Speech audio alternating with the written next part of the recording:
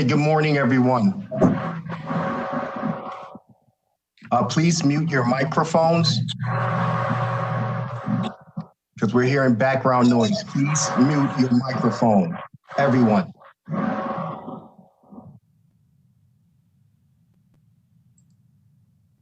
I'm going to start this morning by reading the preamble. Please mute your microphone, everyone.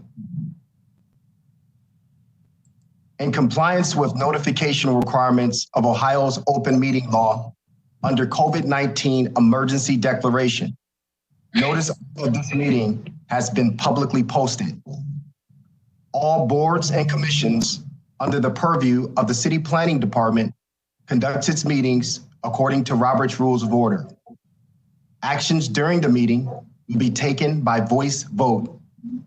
Abstentions from any vote due to a conflict of interest should be stated for the record prior to the taking of any vote. In order to ensure that everyone participating in the meeting have the opportunity to be heard, we ask that you use the raise hand feature before asking a question or making a comment. The raise hand feature can be found in the participants panel on the desktop and mobile version and activated by clicking the hand icon. Please wait for the chair or facilitator to recognize you and be sure to select unmute and announce yourself before you speak. When finished speaking, please lower your hand by clicking on the raise hand icon again and unmute your microphone. We will also be utilizing the chat feature to communicate with participants. The chat feature can be activated by clicking the chat button located on the bottom of the WebEx screen. All meeting activity is being recorded via the WebEx platform.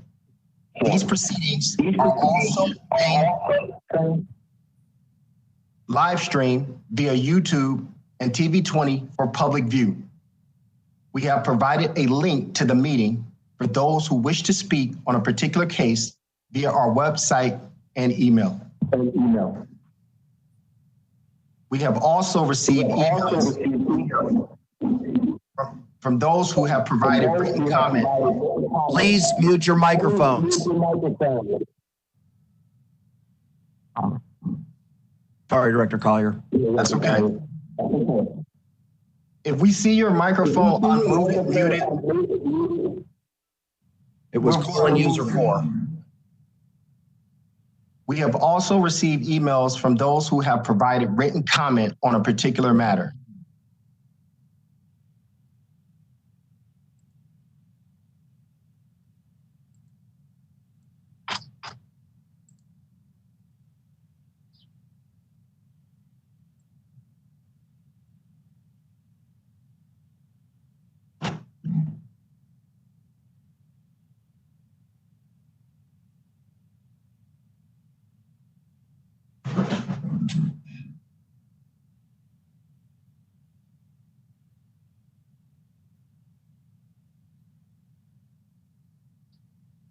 Full screen, please.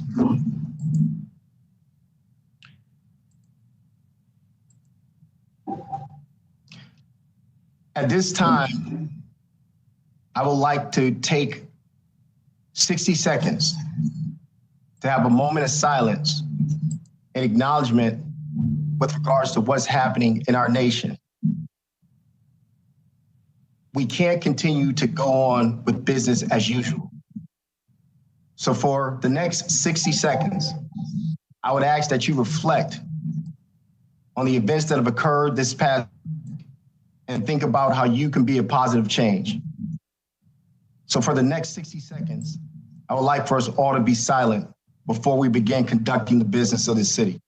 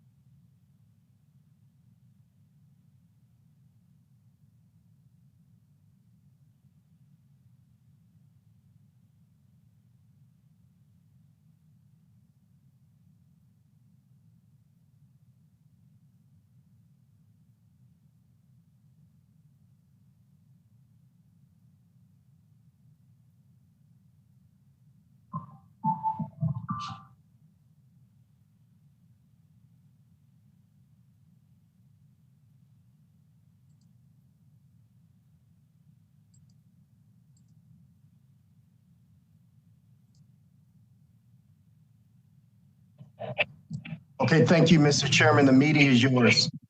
Michael? Thank you, Freddie. Call the roll, Michael. Bowen. Present. Downing. Present. Free. Hall. Present. Slight. Present. We have a quorum, Mr. Chairman. Thank you, Michael. The first is a zoning map amendment. It's an unnumbered ordinance. Councilman Zone, changing the use, height, and area and height district of parcels of land south of Cleveland Memorial Shoreway between West 79th and West 70th Street. Who do we have to speak to this? Good morning, Shannon Leonard, City Planning. Good morning, Chair. Good morning, Commission. Next slide, please. So this rezoning really came about from Councilman Zone as well as our neighborhood planner, Adam Davenport, to kind of look at this area and try to change some of this legacy zone, industrial zoning, to change some of that into residential, to ensure that our side streets are more residential in nature, and so that we can maintain and preserve and pretty much promote Detroit to be more like the commercial economic corridor, the spine of the neighborhood, as well as to preserve some of the pocket green spaces in this neighborhood. Next slide, please. So the current zoning, as you can see here, is a mix of industrial. There is some two-family, multifamily, and a little bit of local retail business. The local retail business that you see north of this rezoning proposal was done through a map change back in 2017. That area was zoned general industry. So kind of just going forward with that and moving this area into more residential within the side streets off of Detroit. This will help improve the quality of life for the neighbors, as well as follow some of the citywide plans, as well as the neighborhood plans for this area. So I'm going to walk you through each section. Next slide, please. So this is the proposal. Again, as you'll notice, more residential along the side streets and to maintain Detroit to be the commercial corridor. Next slide, please. The first sections are the green sections that you see on the lower left-hand side.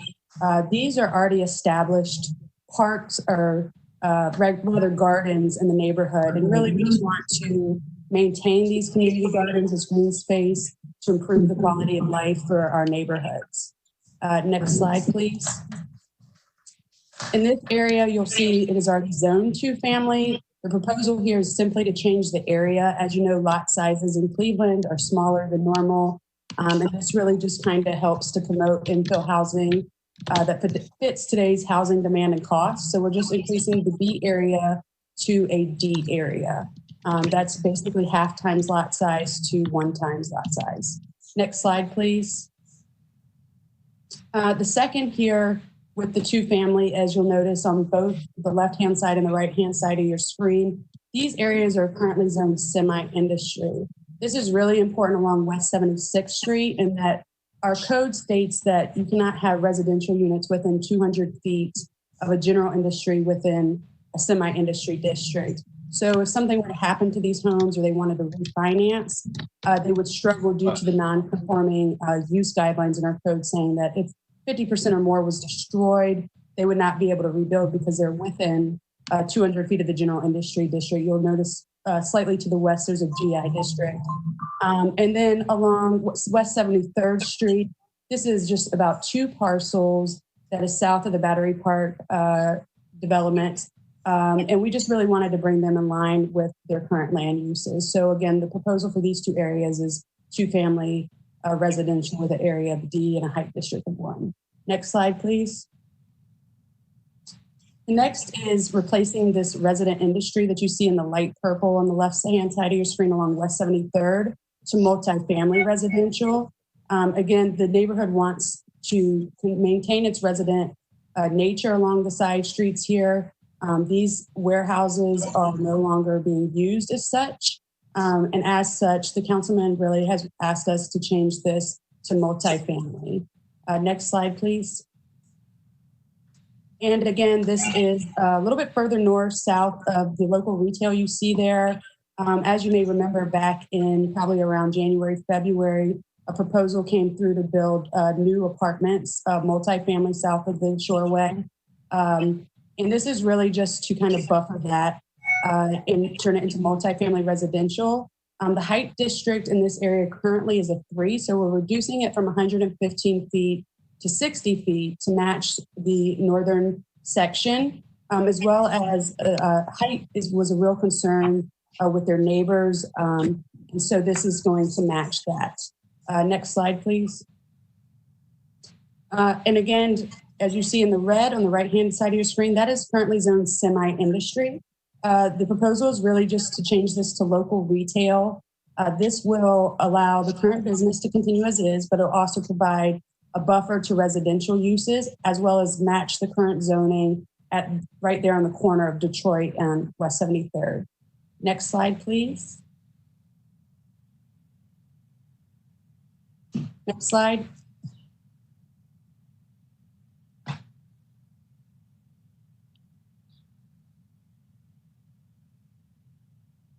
I think you skipped one, Maurice. And this last section here is the urban form overlay along West 73rd, which is that thin green line you see on the right hand of your screen. This will allow for new infill development to match the current setback along West 73rd Street. As you'll notice in the picture on the bottom left-hand corner, the setback is fairly close to the street. The urban form overlay will help encourage that, as well as create a high degree of walkability, as well as pedestrian-oriented building features, as well as enhancing the public safety by minimizing conflicts between pedestrians and vehicles. Next slide, please. And as you can see, this is the general proposal. We met with the Edgewater Hill Block Club back before this was supposed to go before you back in March prior to the pandemic. We had a good discussion. And so we just really want to promote this, to promote the residential along our sign streets, keep Detroit the commercial corridor, and preserve some of the pocket green spaces to enhance the quality of life. There are, I think, some residents here, as well as the councilman and the neighborhood planner for this area. Thank you. Great, thank you. So maybe we hear some testimonies from the sponsors, councilman, and the CDC. Who's here to speak to that? Matt Zone is here, the local council person, but I would defer to if there's a representative from the Detroit Community Development Organization. Mr. Bango, I believe, is signed up to speak. Mr. Chairman, I'll speak until somebody jumps in here. I do want to acknowledge, first of all, Shannon, thank you for the thorough explanation. Kudos to the neighborhood planner in the community, Adam Davenport. Also, Sue Clement, who's one of the co-chairs of the Block Club, is on the phone as well. She may, maybe for the sake of brevity, she could maybe make comment on behalf of other residents who may be on the phone. Just so the commission is aware, we pushed this information out virtually to let people know that this meeting was happening this morning. And as Shannon said, her and Adam Davenport representatives, the local CDC appeared with the Block Club to answer any questions prior to the pandemic really shutting us down. Mr. Chairman and commission members, this plan is consistent with the Gordon Square Arts District Master Plan that we undertook in 2015, which was adopted by this planning commission. We've had extensive outreach in this area, and I am wholeheartedly supportive of this zoning change. And I would defer to Adam Davenport, the neighborhood planner.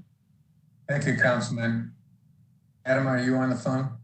Yes, Mr. Chairman. I am on the phone. Thank you. Thanks, Shannon and Councilman, for some detail on the plan itself. I think the one thing, if you're not familiar with this area, just to the north of this aerial is Battery Park, which was obviously a general industry district with over 16 buildings related to that factory. So there's a lot of legacy semi-industry and resident industry, which is why we have this carryover from the previous zoning. So I think it's smart to fix that outright. It's also smart to fix that based on what Shannon explained with refinancing some of these houses over on 76 and 73rd. And then given development patterns that are taking place in Battery Park, it's also smart to read that right in the wall and change some of these parcels to multifamily and keep it kind of consistent with what Battery Park is. Thank you. Thank you, Adam. Mr. Chairman, we have several residents that have signed up to comment on this project. If you are attending right now and you'd like to speak, please use the raise hand feature so we can identify you. And let's first hear from proponents, those people in favor of the zoning change. We'll hear from proponents, those people in favor. And then after that, we'll hear from opponents, those people against the zoning change. very good. Keep your comments to 3 minutes or less so we can move on to other matters too. So proponents, anyone, please raise your hand. Yes, we have a Sue Clement, and I'll unmute your microphone and you may speak. Hi, good morning. Thank you for considering this. I definitely want to say that as the co-block leader for Edgewater Hill, we definitely appreciate the change in the zoning for multifamily. I also appreciate that we're going to try to keep those green spaces as they are. That's a really important component of our neighborhood. And so I appreciate that. And that's really all I have to say. Thank you. Thank you. Do we have any other proponents for this zoning change?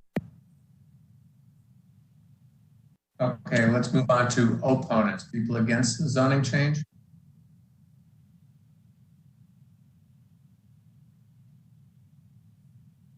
Mr. Chairman, I am hearing no more raised hands.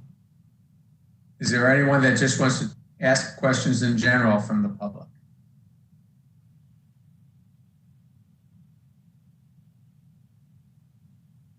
And we are, again, not hearing any raised hands. Okay, I'll slam down the virtual gavel.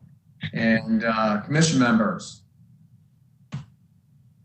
I move to approve August Fluker. I'll second Stami Paul. Motion and second. Further discussion? Hearing none, all in favor, signify by saying aye. Aye. Aye. Any opposed, same sign. I'm sorry, we usually, we're calling the names for each vote so that we know who is Okay, voting thank you, in what Michael. capacity. So I'm going to call each name. Bowen, Yes. Downing, Yes. Fluker, Yes. Paul, Slide. Yes. Okay, thank you. Thank you, Michael. The next is the lot consolidation lot split. This is for permanent parcel number 016-13117-3209 West 46th Street. This was tabled. Are we taking action on this today?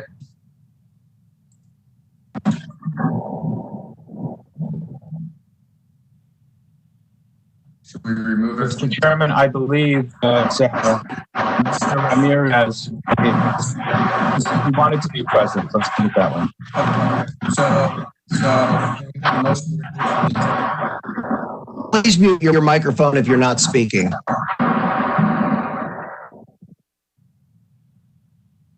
So moved. Slide. Second, Downing. Call the roll, please. Bowen, Yes. Downing, Yes. Fluker, Yes. Paul, Yes. Slide. Yes. So who do we have to present this today, please? Mr. Chairman, we have Jorge Ramirez. Mr. Ramirez, I believe, is online. We'll unmute you. Can you hear me? Yes, we can. Go ahead, sir. So pretty much the plan that we are thinking of for the parcel is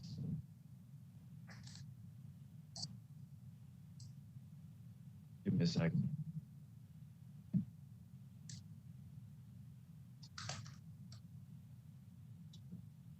Yeah, we just want to split the parcel from the 3211 and the 3209.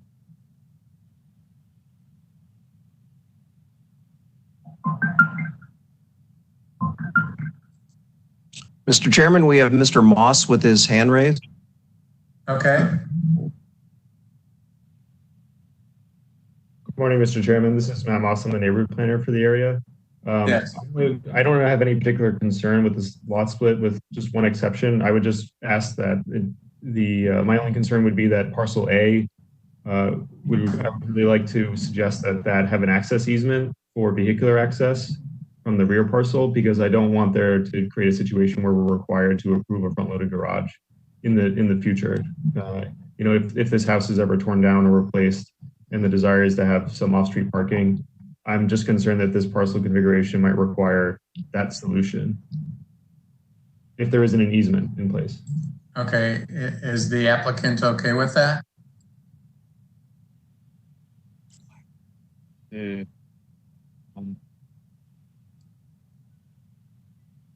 Mr. Ramirez? Can you hear me? Yes. Sorry, I'm explaining to my father. He's the one he's the applicant. Are you okay with having an access easement just in case? So that's basically like for the parking spot? It's just in case someone builds something different, that they would have access to a garage. Instead of having a front-loaded garage, it would be a rear-loaded garage. Is that right, Matt? That's what I'm suggesting, and I'd be happy to connect with the applicant after the meeting to go over the details of how that can work to their advantage. Okay. Because that backspace is only for the 3211.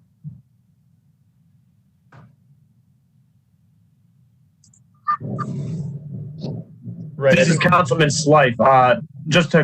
May I ask a question to clarify to Matt Moss? Yes, Matt, what you're saying is to maintain an access easement on the part of parcel B that extends down to the roadway, so that if parcel A ever needed to get to the back, they could drive on the driveway that's actually on parcel B. Is that what you're saying? Essentially, yes. My concern is not necessarily with what the applicant is likely intending to do. I just worry for the long-term future, if this parcel configuration were to remain and for whatever reason the house on parcel A is replaced, without an easement, that parcel isn't large enough to have its own driveway. That's my only concern. Where So does I'm thinking long-term.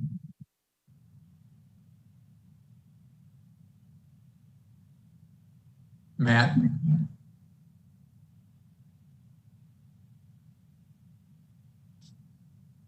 Anyone?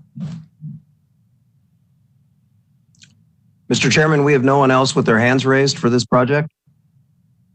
Okay, commission members?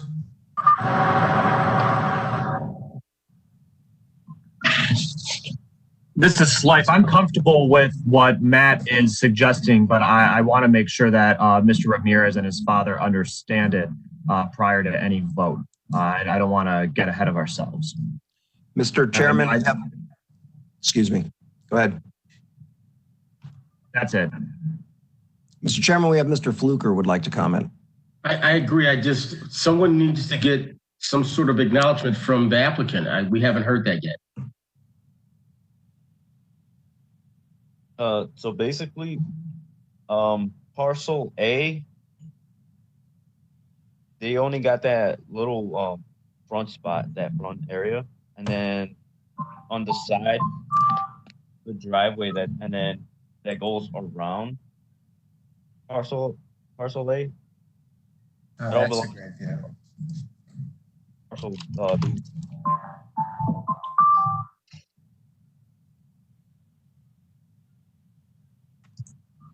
I think an easier way to explain it may be just to say, are you comfortable with allowing for a shared driveway between the two properties?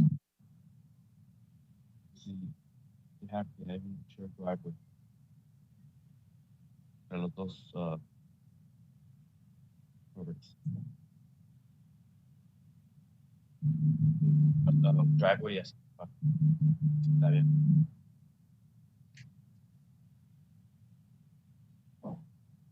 I'm having a hard time hearing Mr. Ramirez. The thing is that we won't really have space to come in though. The entryway is too narrow.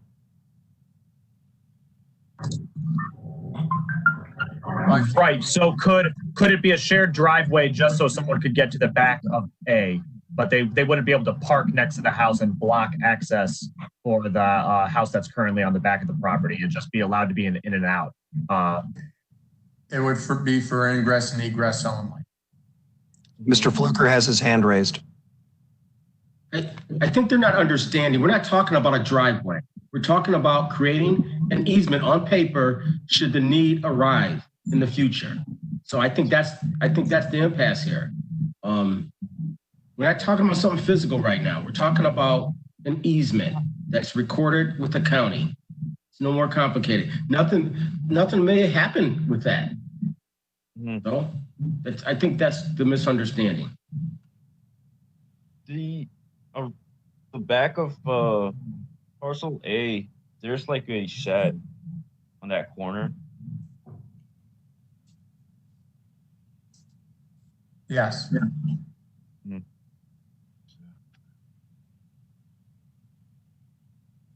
So you're saying that if they could park back there, but there's a shed that way. No, what we're saying is that it would be for ingress and egress only. And if someone needed to get to the back of the building, not to park their car, but to get back there, maybe to pick something up, they could drive back there, do whatever they need to do and leave. Just for ingress and egress. Or if they took down the shed and put a garage there, they could park in their own garage, but they couldn't use the driveway to park on.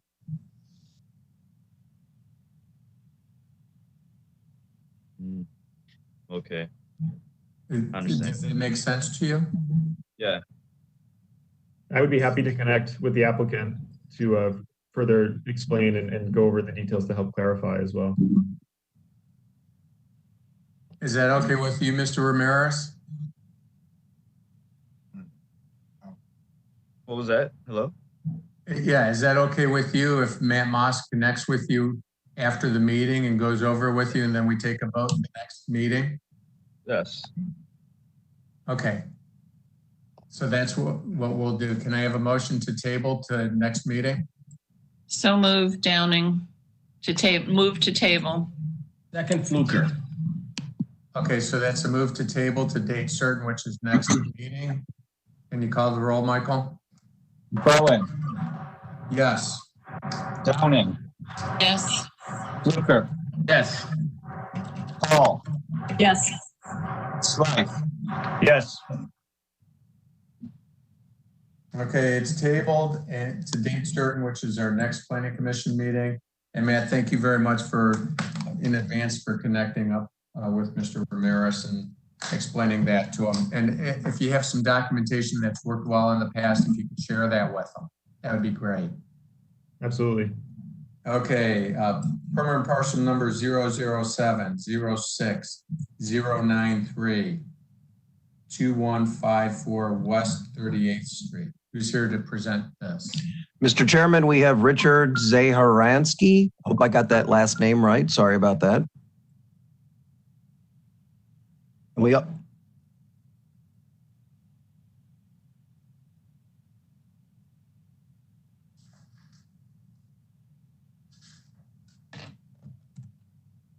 Are you able to hear me? Yes, we can hear you, sir.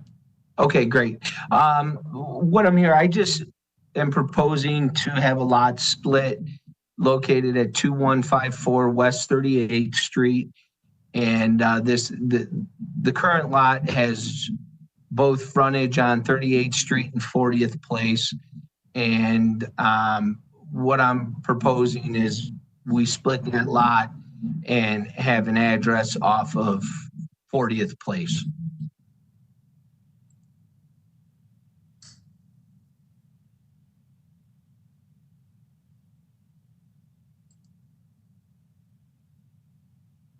House, the current condition of that house is much different. We have done an extensive renovation to the house you're looking at now. And so it's a much different view than what you're looking at there. Thank you for the clarification. Mr. Chairman, Mr. Bozak has his hand raised. Michael? Thank you. I just wanted to give you a little background information here. You gave this conditional approval on June 21st, 2019. At that time, the applicant was proposing to develop a new house in the back there, and also had initially talked about putting a garage for the front house on that property. So there was some talk about an easement, there was talk about a site plan. So those things were said. And then Mr. Zaharansky came back to me and said, I don't want to do any of that. I just want to split the lot and I want to sell off the parcel. And that's why he's here today, even though he had already received conditional approval for this. Gotcha. So this is a change. Thank you, Michael. Commission members? Mr. Chairman, we have Donna Gregornis from, I believe, Detroit Shoreway. Thank you. Good morning. This is Donna Gregonis with Ohio City Incorporated. Oops, sorry about that. Oh, no, it's okay. There's a lot of places here. Good morning. And so I have a question about this. If it were to be approved, does that mean that that everything would likely be loaded off of one central curb cut still that comes off of Kiefer Court? I guess that's my question. And what is your long-term goal with this plan? This is sort of new for me to look at. It sounds like I'm not familiar with Kiefer. I'm not familiar with Kiefer Court. This property has frontage on West 38th, and the back of the lot is on 40th Place. So if the lot split is approved, any future development on the new lot would have a 40th Place address. Similar to what you're looking at now, you see the 2154 West 38. If you look 2 lots to the north, you have an apartment building on 38th, on 40th. So whatever future development happens on this potential lot, it would look similar to that, I would imagine. Another question, excuse me. Have you gone to Block Club with this new plan? I'm not familiar with the Block Club. I don't live in the current home and I'm not familiar with the Block Club. I know I've talked to many residents in the area and there doesn't seem to be any opposition. Mr. Chairman, we also have Matthew Moss, our neighborhood planner, with his hand raised. Matt? Thank you, Mr. Chairman. Similarly, my only concern with this lot splits like this, especially when they cut access from parcels fronting main streets from alleys, is that as long as there's an access easement, I think that's an essential requirement, frankly, to avoid the need in the future if there's ever a request for a front-loaded garage. Mr. Chairman, Donna is asking, where is the access? Sorry, where would be the access if you did split this lot? That is my question. I guess The access to the new property or Yes. to the existing? And the front and the existing. The access onto what right now, currently, there is no driveway in this house. It's all street parking. So 2154 would have street parking and the access to the new lot would be off of 40th Place.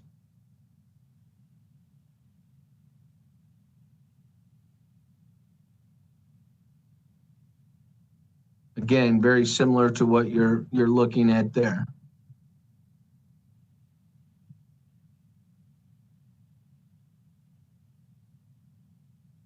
raised. Anyone else care to speak?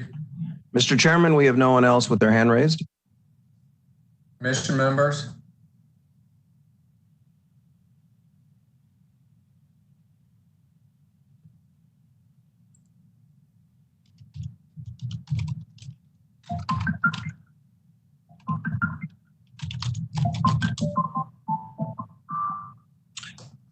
We have Ms. Paul with her hand raised.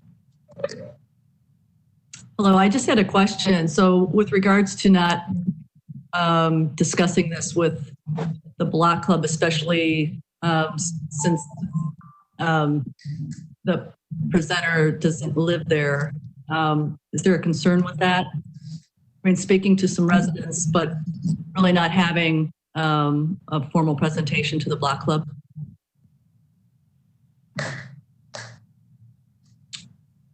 Go ahead, Donna.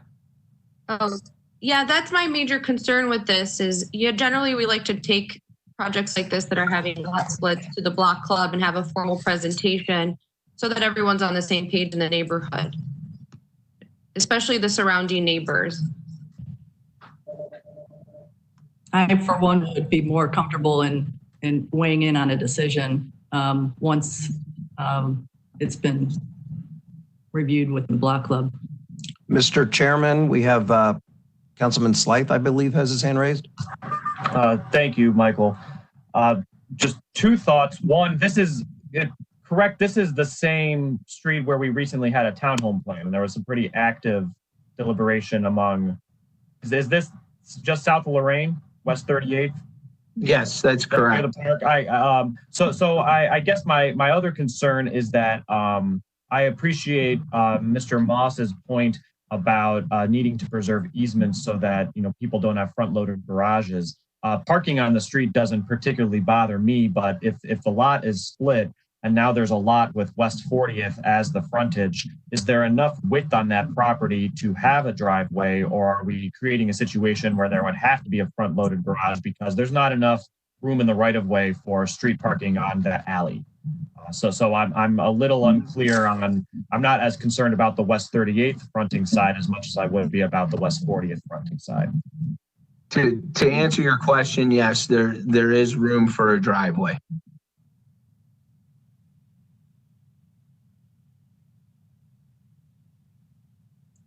Actually, in the future, whoever would buy West 38th Street could potentially go in front of the Planning Commission and get an easement for a curb cut. And there's room for a driveway on West 38th Street as well, because we did tear down the addition that was put onto the original home.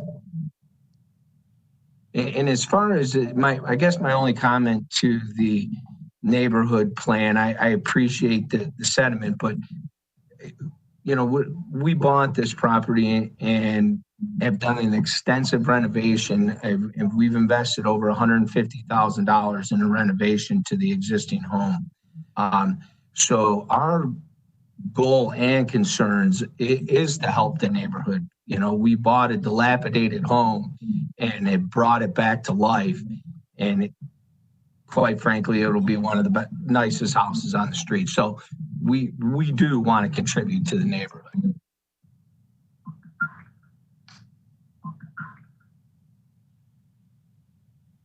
Mr. Chairman, we have Matt Moss with his hand raised. Matt? Thank you, Mr. Chairman. Sorry to jump in again, but I want to, again, thank the applicant for their investment. It's always great to have people willing to invest in properties in Ohio City and in the city of Cleveland. I just want to reiterate my concern that was further added onto by Commissioner Slythe, that I just want to avoid long-term any concern if there's a future owner at 2154 West 38th who now wants to provide off-street parking, either for themselves or for a tenant, that without an access easement from West 40th, it would likely require a garage solution that isn't compliant with the zoning code because, or would require substantial alteration to that structure, just given the size of that building and the proposed lot dimensions. a huge concern of mine, and I think we've done a lot in working with the residents and the CVC in this area to really preserve the character of these streets. And I just think we should be intentional about that in making this decision today too. So Matt, have you worked with this applicant? I reached out to the applicant through the CDC as well to make this request in the past, but I have not had an extensive conversation with them one-on-one. All right.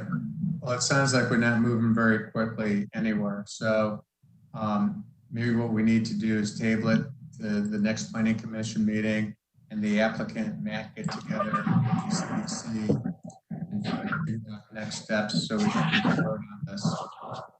Matt,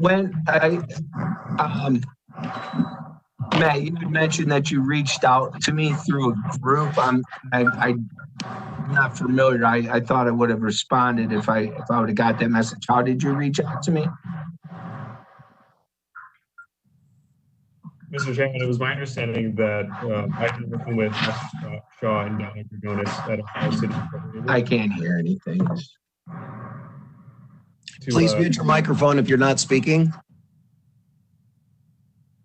I've been in contact several months ago with Ashley Shaw and Donna from Ohio City Incorporated. And they had, I believe they were attempting to reach out to the homeowner in order, or not the homeowner, the property owner, in order to coordinate any community engagement in terms of what's been going on with this property. I've also gotten emails from neighbors directly who have been asking for information about what's been going on at this property because they see work being done and they are curious.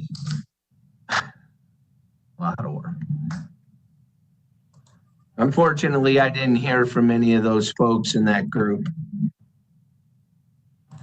Mr. Chair, before we take a vote, if Mr. Moss in discussions with the applicant could go over some of the nuances of parking within our zoning code, because I mean, if you look over on West 40th, those two cars that are parked between the houses, my understanding is that that's actually that's illegal technically, and that this kind of falls into a category of things that we often do, but are not permitted through our code. And that's a larger conversation. We're looking to, broaden our code, but I've always been told that we are required to be able to drive to the rear of the property and to park, and that anything outside of that would require a variance. So I just want to make sure that however we land on this, the applicant knows that splitting the lots could set us up a situation where creating off-street parking would require a zoning variance, and this body can't guarantee the receipt of that variance. So it's that there's, to a certain degree, we're hedging our bet. So if I'm wrong on any of those details, please let me know. I don't think any of them are insurmountable, but I think it's important to understand the totality of the situation as we're coming towards a final decision. So I go back to the commission members. I can't make a motion or second it. So what's your pleasure? So it's Downing. I move to table to date certain next city planning commission meeting. Second, Fluker. Motion and second, further discussion. Hearing none, all in favor signify, well, call the roll, please. Bowen. Yes. Downing. Yes. Fluker. Yes. Paul. Yes. Slife. Yes. Okay, the motion carries. We're tabling it to the next planning commission meeting. Matt, can you get a hold of the property owner directly and work through those issues with them? Yes, I'd be happy to meet with them and talk about what our goals are in more detail. Thank you, Matt. Do you have my contact information, Matt? I'll chat you in the WebEx if that's okay, and we'll exchange information.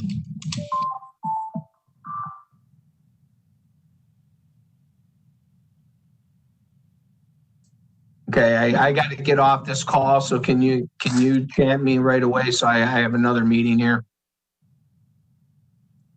All right, Matt, take care of that, please. All right, we're moving to permanent parcel number 004, 03, 047, and 048. This is 2153 West 20th Street. Who do we have for this one? Mr. Chairman, we have Wesley Harper. Hey, Wes. Yeah. So here to discuss a couple parcels on the block south of Abbey, north of Freeman, on West 20th Street in Duck Island. So we're working with Mr. Chura, whose mother lives across the street from the property. He also owns a couple of other properties in the neighborhood and is an existing resident, West 5th Street in Tremont. Next sheet, please. The existing conditions are what you're looking at here. We have a 4-unit residential structure to the north. We then have an existing vacant parcel to the south. And these two parcels extend all the way back to the center line of the block. South of us, we have an existing rental as well.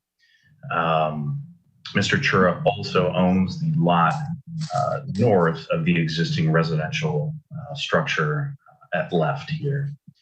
Next page. So here we have an existing site plan showing the 4-unit apartment building, which we are currently producing permit drawings for a rehabilitation of that structure. And you have the vacant parcel 2161 West 20th Street. Both are 33 feet in dimension along West 20th, and then go back just under 130 feet to the rear. So they're good sized parcels. As I mentioned, Mr. Chura also owns the lot to the north, 2147. Next page. So here what we're proposing is a split of the southern parcel to allow for a 5-car garage in the rear of the parcel for the 4-unit structure. Above that, we would propose a carriage house, which would be accessed from a stair on the northern side of that structure. So that would create roughly a 1,200 square foot carriage house above the garage structure. So that would basically create an L-shaped parcel. And with that, you can see that we're proposing a new driveway, which would serve both that 5-car garage as well as the 2-car garage of a planned single-family house on the southern parcel. So with that, we would have a shared agreement for that new house to the south, allowing them ingress and egress over the driveway. And then we have proper clearances behind the existing house to pull in and out of that. The house to the south, we don't currently have a buyer for that, but we're basically just showing that it's possible to get a roughly 1,900 square foot home, assuming a 6-foot wide or 6-foot deep porch, and then some living space on that first floor. So this would most likely be a 2-story house, as opposed to a 3-story townhome typology, as you can see sometimes in the neighborhood here. So this is where we're at. As I mentioned, Mr. Chura is a member of Duck Island Block Club. He's an active resident in the neighborhood, and I'll open it up to anybody for questions. Commission members?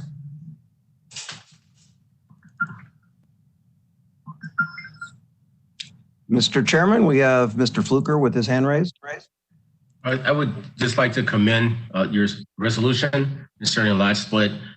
Considering the issues we had with the previous ones, I think this is a nice solution that acknowledges the situations that exist when you split lots like this, and it's respectful. So I appreciate that, Wes. Thank you, August.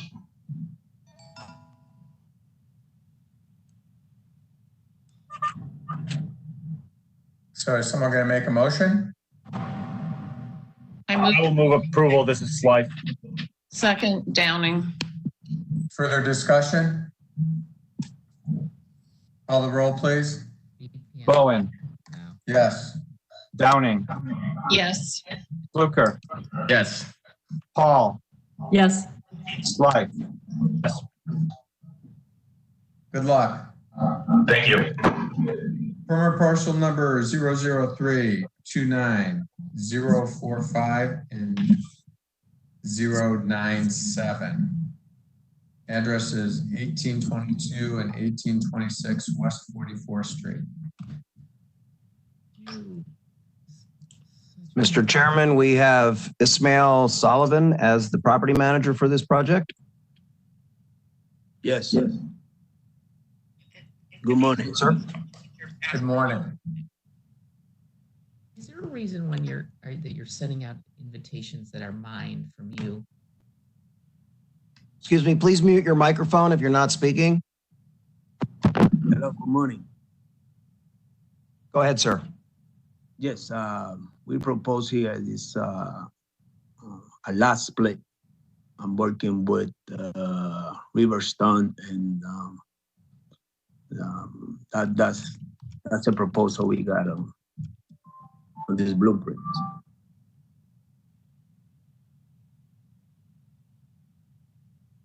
Hello?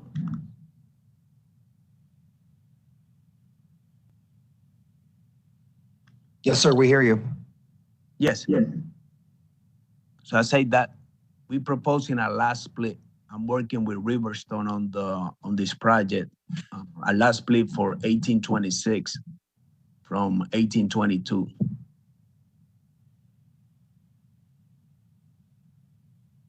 So there's two separate houses on this? Yes, it's our two separate houses. It's an existing easement already on the driveway. Actually, it's two easement, easement A and easement B, to have a shared driveway. And then we're proposing to split. So 1826 parcel B be able to have, like a storage area, so they can be able to park in front of the garage and put the lawnmower and stuff like that in there.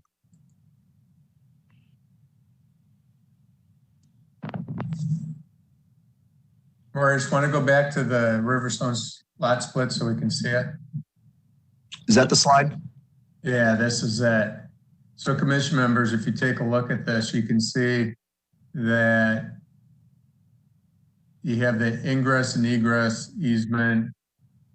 It goes back to the garage, and then part of the garage goes with one lot, and where you pull in goes with, the garage doors go with the other lot. Parcel AA.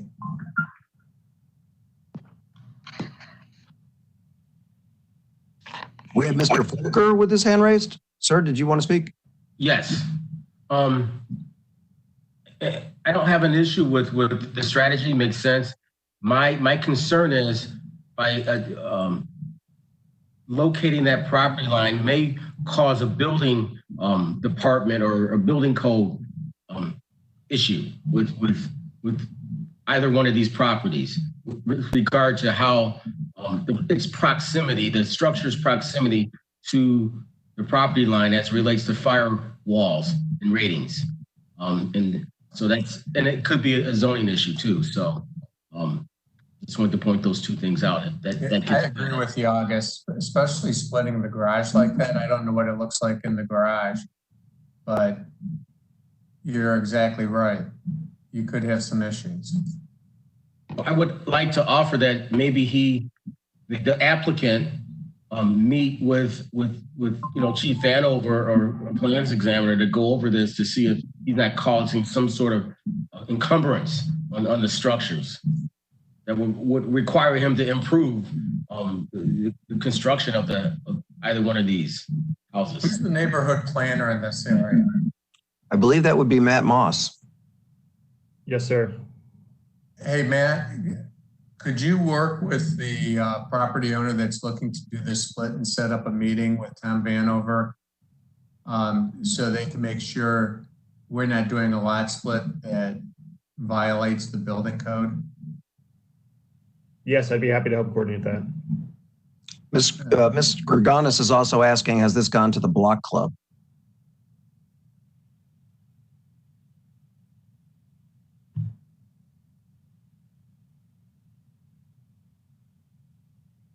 Well, Matt? Hello? Yes, sir, we can hear you. Yes, no, we have not been on the Black Club. We spoke to Riverstone and he created the, the plan, the blueprint, and the reason we're splitting this up because the garage is right in front of the storage area is right in front of the property line for 1826. So it made more sense to have that last split and build a 2-hour or 1-hour fire rated wall. I mean, whatever you guys recommend, right on the property line. All right. So since there's a building code issue involved with this, maybe Matt, you can bring the applicant through the process so we can help expedite this. Is that okay with you, Matt? Yeah, Mr. Chairman, I'm not aware if anyone in Building and Housing has seen this proposed split yet, but I'd be happy to coordinate sharing this information with them to see if they have any issues along with the applicant. I think we have the ability to do that virtually. Okay, perfect. Thanks so much. So, and if you can, go on the chat and give them your contact information so we can do it right away. I take a motion to table this. I move to table this applicant's proposal, the caveat that he works with Mr. Moss to actually unpack what this might mean from a monetary or fire code perspective. Yeah, life safety is very important. Thank you. A second, Stami Paul. Okay, we have a motion and second. Call the roll, please. Bowen. Yes. Downing. Yes. Fluker. Yes. Paul. Slight. Yes. Thank you very much. Permanent parcel number 00402 110 014 2001 West 17th Street. Mr. Chairman, we have Dave Mancini here to speak on behalf of this project. Yes, this is Dave Mancini via phone. Yes, this is just to consolidate a small landlocked lot that we purchased back in February with the other lot. And the purpose is really dependent on what the final grade plan of the house that's to be built turns out to be.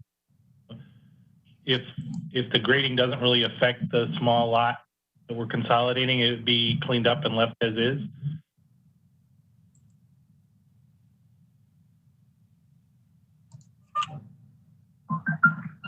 So these are two lots and you're changing it to one. Correct. Mr. Chairman, we have Mr. Moss wishing to comment. Go ahead, Matt. Thank you, Mr. Chairman. I have some prior information to share about this particular lot consolidation request. That parcel in the back, the small, Maurice, if you could go back to that slide, thank you. That small sliver of land at the rear of this property line, it was actually a small land bank parcel. So we encourage the new owner of this parcel to apply for that, to consolidate this into one parcel, because that piece of land, I think, is about 80 square feet and really just has no business being in the city land bank anymore. There's nothing we can really do with it. So it just made sense to turn this parcel into a full rectangle again. Good call, Matt. I'll move approval. This is Slight. I'll second Downing. We have a motion and second. Further discussion? Mr. Fluker? No brainer. Yes. You said this is a city land bank lot Yeah. and it's being deeded back to a property owner? Yeah, it's just that little sliver in the back. It's hard for me to see. I have a question. Is that going to be sold? Is it appraised? I mean, how? Sold. I purchased this is Dave Mancini. I purchased that sliver of land in February of this year, and just want to consolidate it with the other lot. You purchased it from the city of Cleveland? Yes. Okay, that's fine. I just wanted to clarify. Mr. Chairman, this is specifically, the landing parcel is specifically the really tiny rectangle at the rear of the property. The large parcel on the screen was privately acquired, to my knowledge. Yep. Call the roll, Michael. Bowen, Yes. Downing, Yes. Fluker. Fluker, Yes. Paul, Yes. Spike. Yes. Good luck to you. Thank you. Permanent parcel number 004-18033 and 034. Location is West 6th Street.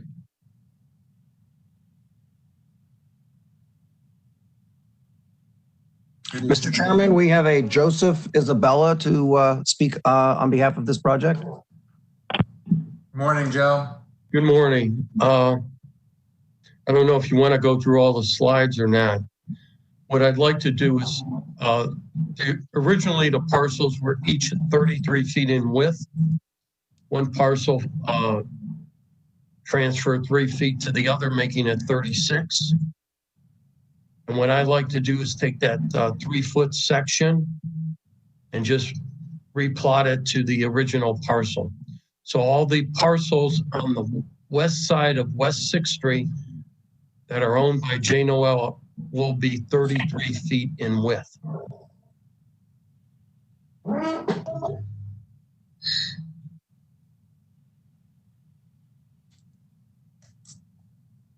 I wonder why it was split in the first place. I have no idea. Again, some outside noise. I don't know why they were split originally. When I acquired the parcels, they were already plotted like that. So maybe a neighbor, picked up 3 feet or whatever. Okay.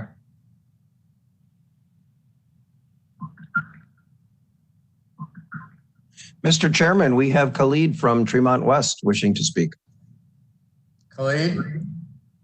Yeah, I just want to, can you go through that real quick again as far as what the current lot is and what you're proposing 33 feet for all the lots, but what's the current size?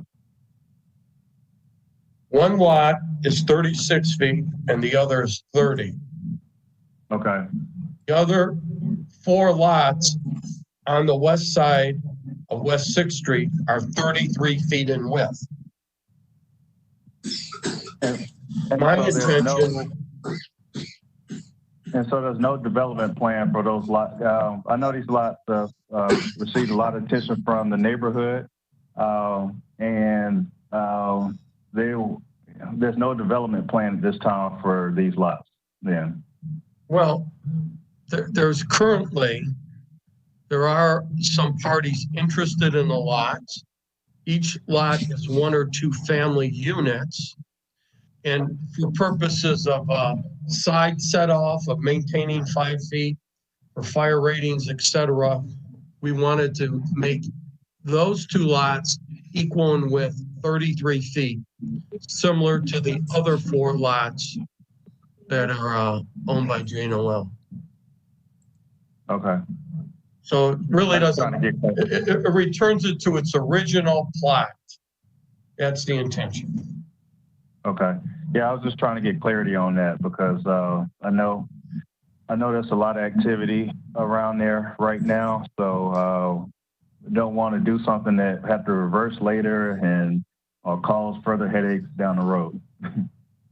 Actually, it makes a lot more sense looking at it because it makes it more regular. Mm-hmm. Okay.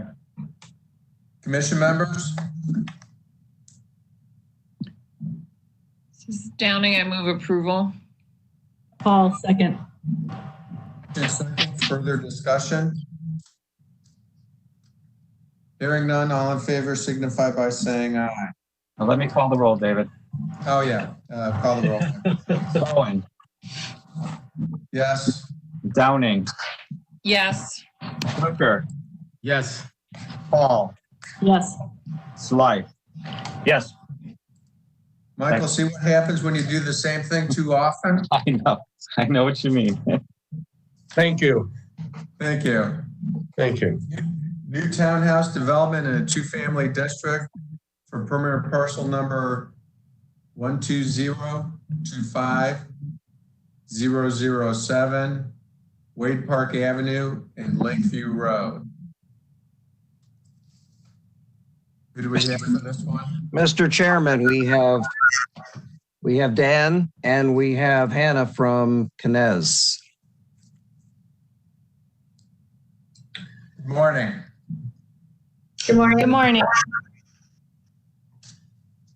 Gillian, I'm also here as well. So I was going to start off and just kind of give you an update on where we are since we last met a couple weeks ago.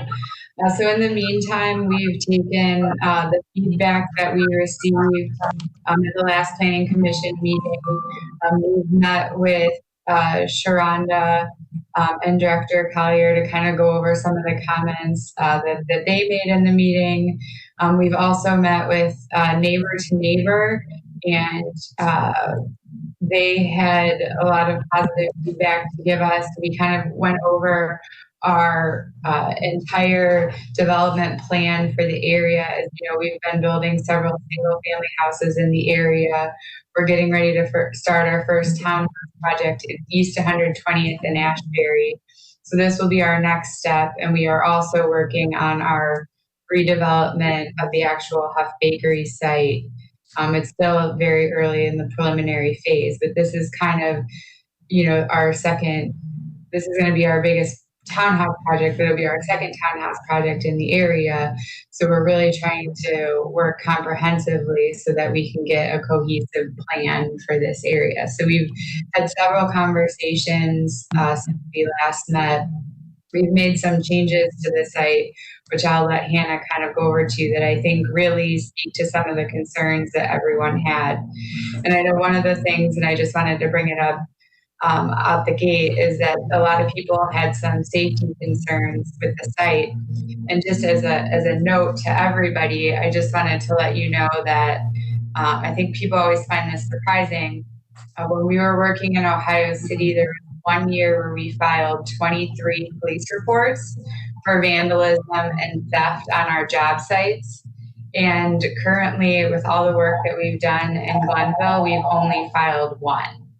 So I know that safety is always a concern everywhere, but I just kind of wanted to get that out and let the board know that that is one of the safest areas we are working in. If I might interrupt for a minute, Mr. Chairman, Mr. Bozak had pointed out that this was tabled, I believe, at the last meeting. Mr. Bozak? Yeah, just to clarify, we did not have this on the agenda under new townhouse development in a two-family district for the last meeting. We just had it under design review. It was tabled under design review. So I just want to be clear. Now we're looking at it from the townhouse and the two-family district, those criteria that are on that sheet that we have, and then it'll have to be heard under design review. So I just want to make that very clear. So Michael, thank you for bringing that up. What page is the design review? So we probably should take both together. Mr. Chairman, I'd also like to, Mr. Collier would like to comment. Yes, Mr. Chairman. Mr. Chairman? Yes. I was going to strongly suggest that you look at this in both the design context and under the auspices of the townhome district for this reason, because it's in 2 places on the agenda. I think it's appropriate if we take it all now, or we can take it later in the agenda. I think we should take a look now. I think we should do the design review because one informs the other. Correct. So there's two things we need to do. First, I'm going to need to swear in the applicants because we're going to do both the design review and the the new townhome development in a 2-family district. So if you both can raise your right hand. Do you solemnly swear to tell the truth, the whole truth, and nothing but the truth, as you shall answer under the penalty of perjury? Yes. Great, thank you. Let's take off the design review. It's page 21 on your agenda, commission members. So can I get a motion to remove from the table? So moved, Slife. Second, Downing. We have a motion and a second. Call the roll, please. Bowen. Yes. Downing. Yes. Fluker. Yes. Paul. Yes. Slife. Yes. Okay, carry on. Hannah, do you want to kind of go over the changes that we've made thus far? Yeah, I actually wanted to start off just by addressing our thoughts on the townhouse use in a 2-family district. If you could move forward to one of the aerial images, please.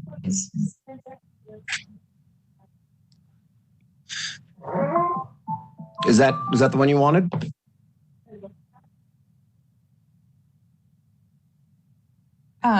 If we could get to the next slide, please. Let's see, I'm still seeing the cover sheet. Oh, if you could go back one, that would be. There we go. Yeah, there's a delay.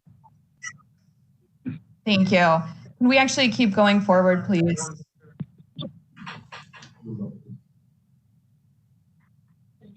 Keep going. Next slide, please. Okay, this is our project site. We are at the corner of Lakeview Avenue and Wade Park. It is a very long, narrow, rectangular site. The zoning on our site is 2-family. The zoning to the west of our site is primarily 2-family. To the northwest of our site is local retail, and then the northeast of our site, which is the Hop Bakery area, is zoned semi-industry. So it's a real transition point in the neighborhood between the 2-family character moving towards the more commercial character on the Lakeview. So we think that this makes sense for townhomes as a transition between purely residential building up in scale towards the commercial. We also think that the townhouses will provide a nice diversity of housing types in the neighborhood. Townhouses will not be new to the neighborhood. We have another townhouse project that's just a block around the corner from this at East 120th and Ashbury that will hopefully be under construction soon. And there are multiple other examples of townhouses in the neighborhood on 118th Street. Can you go to the next slide, please?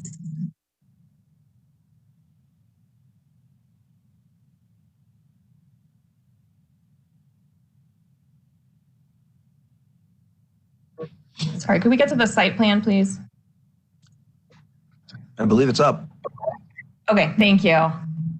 So we are presenting you a revised site plan. Since we were here for the last planning meeting, we took in a lot of the comments and tried to address everything to the best of our ability. And we feel like we're coming back with a site plan that's really the best possible configuration for this site. And we feel very strongly about it.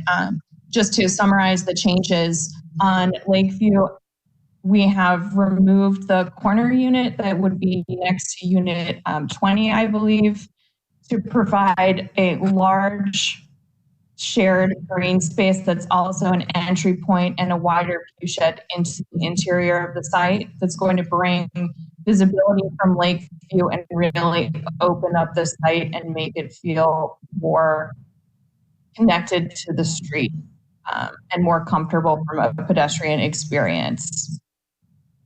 We have also reduced the footprint of the units in the back of the property on the southern property line to about as small as we can possibly make them in order to widen the strip of space between the back of our units and elevated railroad bridge that exists there. So we have been able to widen that space, and it's now about 15 feet from our building to the wall of the bridge. And you can see we can accommodate more landscaping back there. We think it's a much more comfortable, safe, and secure space.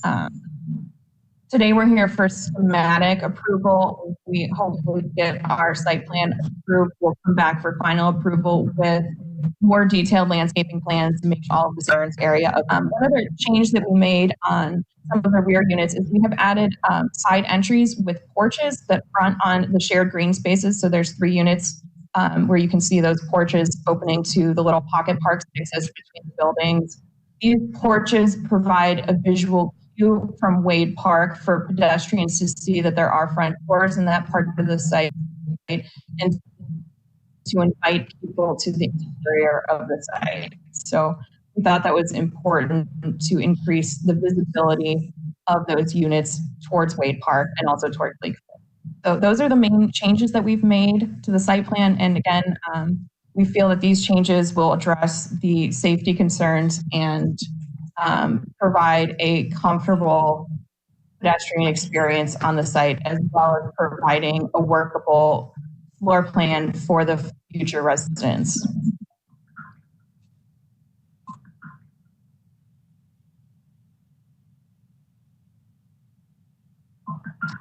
I don't know if we want to go through the elevations or if the commission has comments on the site plan, but if we go through the next slides, you can see the revised exteriors of the buildings. Excuse me, Mr. Fluker, would you like to make a comment? Yes, I still think there needs to be some consideration to a pavement change in that drive court so that you can acknowledge that someone is walking back there. There's an area. It's just, as opposed to just having all concrete, or at least change the color or do something that accentuate and acknowledges that people will be walking down there, so it doesn't feel like an apartment building for cars. It's like a double loaded corridor for cars. Again, I'm not asking you to materially change your design. I'm just asking or requesting that you consider how people live, how people move, how people walk. Yes, and we have 3 crosswalks that cross over that drive lane, and it's a little hard to see at the scale if you zoom in, but we have designated them to be stamped concrete. So there's a clear difference for where the pedestrians should be walking versus the... Not laterally, I'm talking longitudinal, so it runs parallel as well. In the drive lane? Yep. We can certainly be open to adding that. We've done that on previous projects where we use the stamped concrete to provide a cue for where the pedestrians should be walking when they're in that space. So that's definitely something that we are open to. Especially because us adults, we're smart enough, I think. However, when you're dealing with adolescents and kids who are younger, it'll help define that space, in my opinion. Thanks.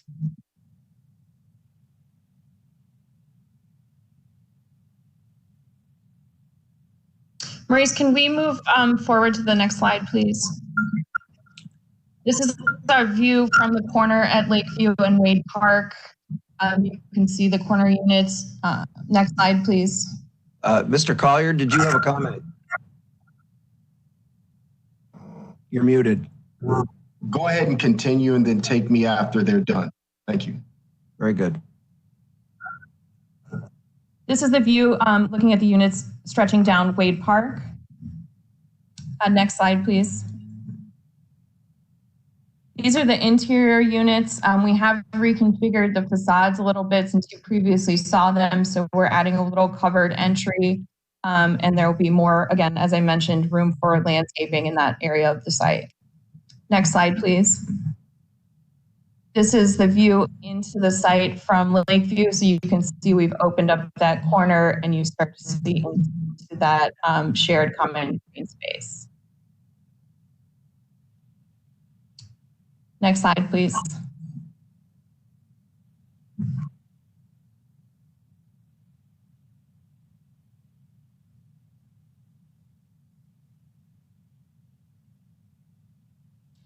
Actually, Maurice, if we could go back to the site plan, that's probably the most productive slide to stop on, unless anyone wants to go through the elevations in further detail.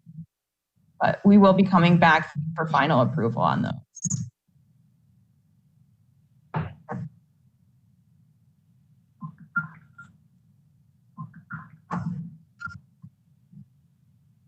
Thank you.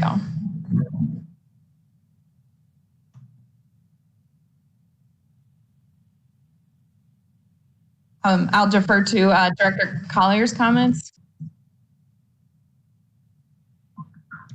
All right. Thank you, everyone. So a couple of points I want to make about this since the conversation last week. And there were a couple of points that were, I think, really serious sticking points, particularly with respect to the safety concerns. And we had some dialogue this week about this site and what you can do to better ensure that there is a sense of safety. The particular concern was around the rear units facing the tracks and how you would have this long, narrow corridor. And the applicants outlined a suggestion that I had made from the last meeting, which really was to open up the Lakeview corner, which provides you a significant view shed into that corridor so you don't feel like you're walking necessarily down the alley with no visibility from the main street. The other is the building configuration was shrank a little bit to allow for about 13 feet in depth between the walkway by the rail tracks and the actual units themselves. And then the other point that I wanted to emphasize was the fact that outside of how the buildings lay out and opening up the site to better view sheds, lighting and other things need to be enhanced in order to ensure that sense of safety. The other thing is, many of you may be familiar with the WXC development at the corner of 118th and Euclid.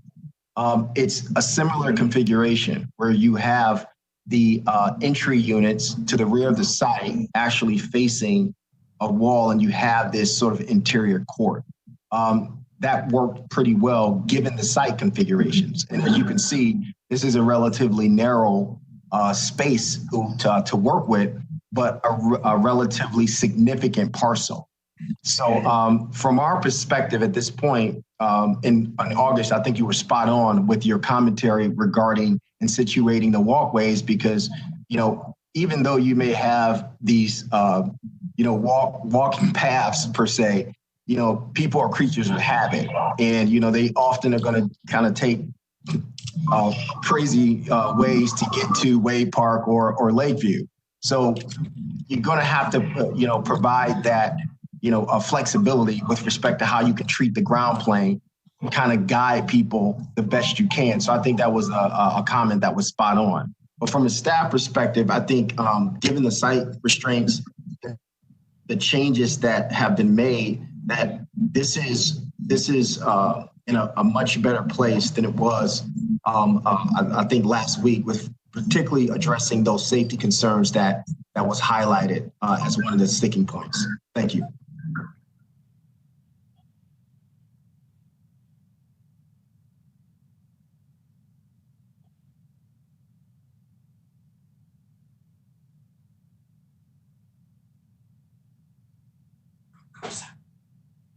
All right, there was one more thing I just wanted to add too, is we had a conversation with Councilman Conwell yesterday as well and forwarded the plans over to him. He was going to try to make it this morning. I don't know that he's on, but he was very excited about this project.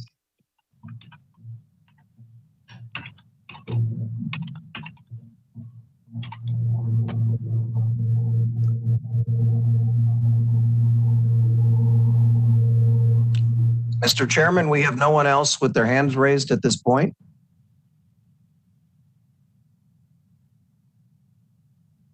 Okay, is this for schematic approval, Mr. Chairman?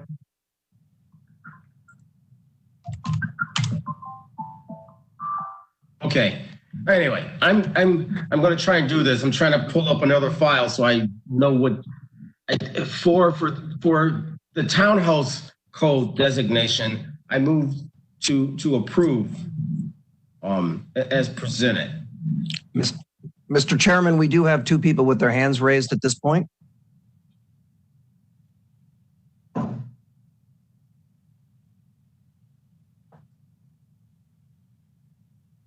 Mr. Chairman?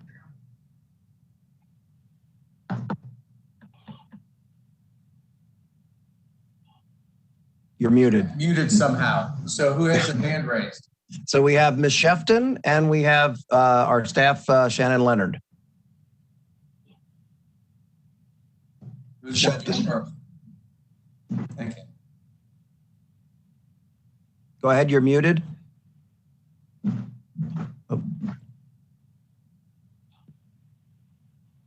Good morning. Can you hear me? Yes, we can. Good morning. This is Chris Shefton, Director of Real Estate Development for Famicos Foundation. Just wanted to thank the Knez team as well as City Planning for taking some additional time to come up with a solution that provides additional green space and a better view shed for safety. And we're excited for this project to move forward. Thank you. Thank you. We have also Ms. Leonard. Yes, this is Shannon Leonard from City Planning, the zoning section. So for this to be for the conditional use of site plan specific, I did want to remind you that we did add the 10-foot specific max setback along this lot a few months ago for this project, as well as we're working on a rezoning proposal for this area that we've moved through with the CDC and still working on it. But the proposal calls for this area to be multifamily in the future. So I just wanted to just add that to this for you to consider. Thank you. Thank you, Shannon. So we have a motion to approve. A second, Paul. A second. Further discussion.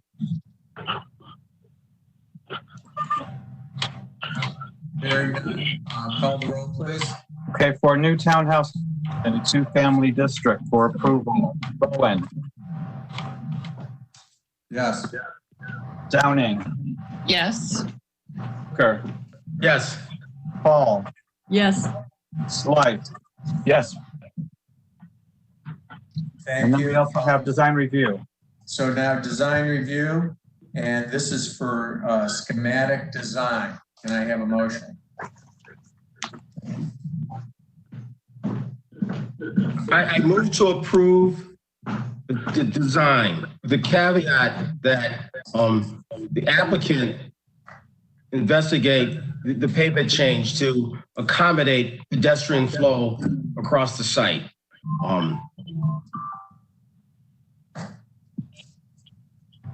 I'll second Downing. We have a motion second. Further discussion. Hearing none, call the roll, please. Bowen. Yes. Downing. Yes. Hooker. Yes. Paul. Yes. Slight. Yes. Good luck. Look forward to seeing the final result. Thank you. Mr. Chairman, we have Brian with his hand raised. Brian? No, I just joined the meeting. My hand is not raised. I'm Councilman Brian Mooney. Okay, thank you. Just didn't want to miss you. As we're transitioning, just a point of clarification. Does anyone know if we have permitting approval and design approval over the Huff Bakery site? I know it's split between Cleveland and East Cleveland, and I think it has an East Cleveland parcel number. Mr. Chairman, if I may. Yes. Given any area of that site that's in the city of Cleveland we have jurisdiction over. If it's new construction or any alterations to the exterior. So if it's in Cleveland, yes. We do not have jurisdiction if a portion of the site is in another city. I will do some digging on that, but I would imagine that we can't decision a parcel that sits in another jurisdiction. I think that the building's actually half in Cleveland, half in East Cleveland. So that'll be an interesting one. So let's think through that if we know it's coming down the pike, how that works. Yep. Thank you. Okay, so this is townhouse in a two-family district, permanent parcel number 00708 138 and 067, West 34th Place. Who's here for this, Maurice? Mr. Chairman, we have Dan Direcko, Can you the hear me? developer. Can you hear me? Dan? Yes, we can, sir. Okay, yeah. So do you have any slides on this that I've? Okay. Yes, sir. So, Just tell me when you want me to advance them. I'll be more than happy to. thank you. So the existing brick building is right behind Planet Fitness. It's I had renovated that. It's a two-family that I've kept. I don't know if you're familiar with it behind the Planet Fitness. So what I'd like to do is I own the property all the way to Kuiper Court, and I wanted to build 3 smaller fee simple townhomes that I wanted to keep and rent out. It'd be roughly around 1,150 square feet. So we can, finish off this corner, and I'd have some green space in the front with a walk in front. The 4-car parking we already have for the building already for the tenants there. So I'm trying to finish off this project on the corner. You can advance. So looking from 33rd, you would see the 3 units, and advance one more. And then from 34th place, we'd have the garages loading from 34th. You can advance again. So yeah, keep going. One more. Okay, that's all I have. Okay, you can back up to the plot plan if you want. Yeah, so right now the front of the brick building is facing 33rd right now. And that's why I want to keep the townhomes also there. And plus, it affords me the ability to have green space, which we're lacking down there.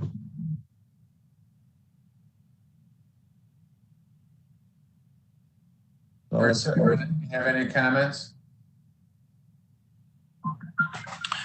We have someone with their hands raised. We have Mr. Moss. Good morning, Matt. Good morning, Mr. Chairman. I just want to briefly say that Dan has been working with staff. This project, given its size and number of units, falls under administrative approval for the design. But Dan's been really great in terms of adapting and learning the nuances of the townhouse code. And I think it's pretty exciting to see some 2-story townhomes being built or being proposed in this area. We see a lot of 3-story homes, so it's nice to have some variety. And I think Dan's really thinking about the city infrastructure here with the alleyways and really just bringing a really unique and compelling project. So I just want to say that he's been working really well with us, and this is, I think, an exciting project to have, and hopefully we'll see more of this type of townhouse project moving forward. Thanks, Matt. Director Collier has his hand raised. Director Collier? Yeah, I do want to call out something with respect to these types of proposals. And that's the economic benefits of these types of proposals. When someone owns an actual site and has the ability to do additional units with a particular piece of land, we believe that it actually creates not only opportunity, but actually stability in some of our neighborhoods. This is something that we were exploring as a part of the form-based zoning scenario when we were looking at some east side neighborhoods. And Anthony, I see you're on the phone, Mr. Whitfield. We talked a little bit about this prospect in the Fairfax neighborhood. So I just want to highlight that, there's the design conversation, but there's also the economic opportunity scenario that this actually creates when you're able to create income and also create different housing options and types. So I just wanted to go on record highlighting that. We didn't just look through sort of the lens of the physical, but we also looked at the economic scenario that we believe that projects like this can actually create. But it needs to be an opportunity for everyone everywhere to be able to do this. Mr. Chairman, we also have Mr. Fluker with his hand raised. Yes, could Mr. Ruins, could you go back to the aerial? Yes, aerial. Was there an aerial? I don't think there was an aerial with this one. Okay, I was just trying to put it in context, guys. That's all. You know me. It's just the site plan. I'm sorry. I think it's great, but I don't have context, guys. And it's hard for me to render an opinion solely based on the postage stamp. Oh, I'm sorry. Dan, you might want to, can you fill Mr. Fluker in maybe with some more detail on the area? Yeah, I can share my screen if you want. Prefer not to do that. Well, actually, okay. Are you familiar with Planet Fitness? You're muted, Mr. Fluker. Not for my benefit. You can describe all you want. I just think it's for the benefit of our commission and our board to understand how this fits into the neighborhood. And we don't have a context. That's all. Unless this was a bad project. Let me see if I can bring up a quick aerial.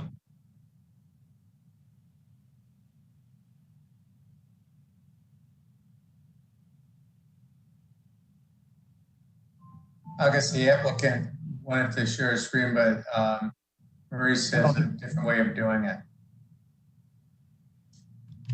I just hope in the future, again, I always preach this, having a complete presentation helps us make an informed decision so we can move on. Not trying to hold you up, sir.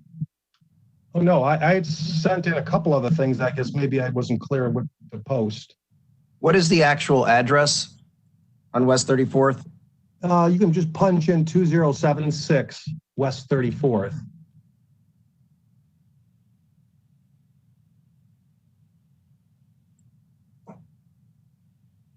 Okay, hold on 1 second.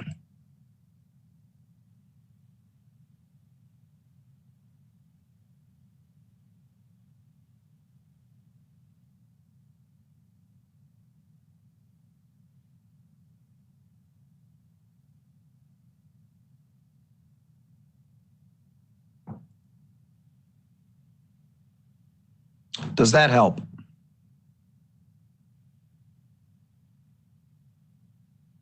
Why don't you zoom in a little bit more for... Zoom in a little more? Yeah. Okay. And then can you go to Street View?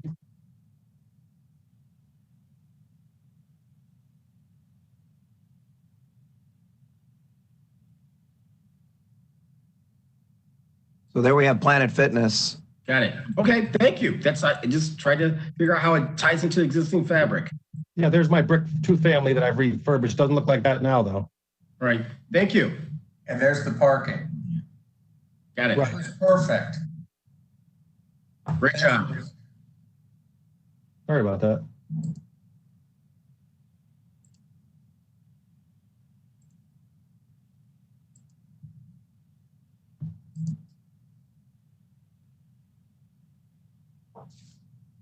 Any other questions from commission members?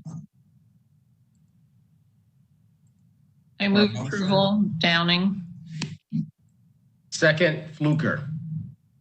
We have a motion and second. Further discussion? Hearing none, all in favor signify by star. I'm going to call the roll, Mr. Chairman. Bowen. Yes. Downing. Yes. Fluker. Yes. Paul. Yes. Slight. Yes. Thank you very much. Thank you. And good luck to you. Thank you, everyone. Mandatory referrals. This is an amendment to establish a moratorium on the review issuance of zoning permits, C of Os, and other licensing permits applications for small box discount stores.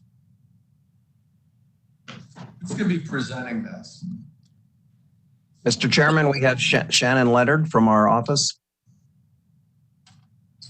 And before we begin, I want to put some context to this. The actual piece of legislation that is being dealt with here is 4/11/2019 and was presented by Cleveland City Council. And this is a moratorium for what is referred to as small box discount store. The moratorium is one piece of the conversation, which is really what the focus is today. However, there's other details with respect to how regulations need to be established or could be established, which is something that we're looking into. But I just want to be clear that this conversation today is focused on this prospect of a moratorium that was presented by council. Shannon's going to walk you through some of the details of what we understand this means. Good morning, Shannon Leonard, City Planning. So just to give you a little bit of background, as Director Collier did, the small box discount store moratorium is just a temporary solution while we work on a long-term solution to this. And so to give a little context, there's a growing proliferation across the country in urban areas as well as rural areas to kind of oversaturate the area with these types of stores, usually knocking out current local mom and pop type grocers, as well as kind of preventing bigger grocers to come into areas. This business model is across the board. There's lots of research and academic journals that support this business model that they have. To give you a little bit of context, there are currently 106 small box discount stores in operation in Cuyahoga County, 70 of which are in the city of Cleveland proper. So kind of to give you a little bit more context into how they are oversaturating some of our near east, southeast, and near west sides of the city.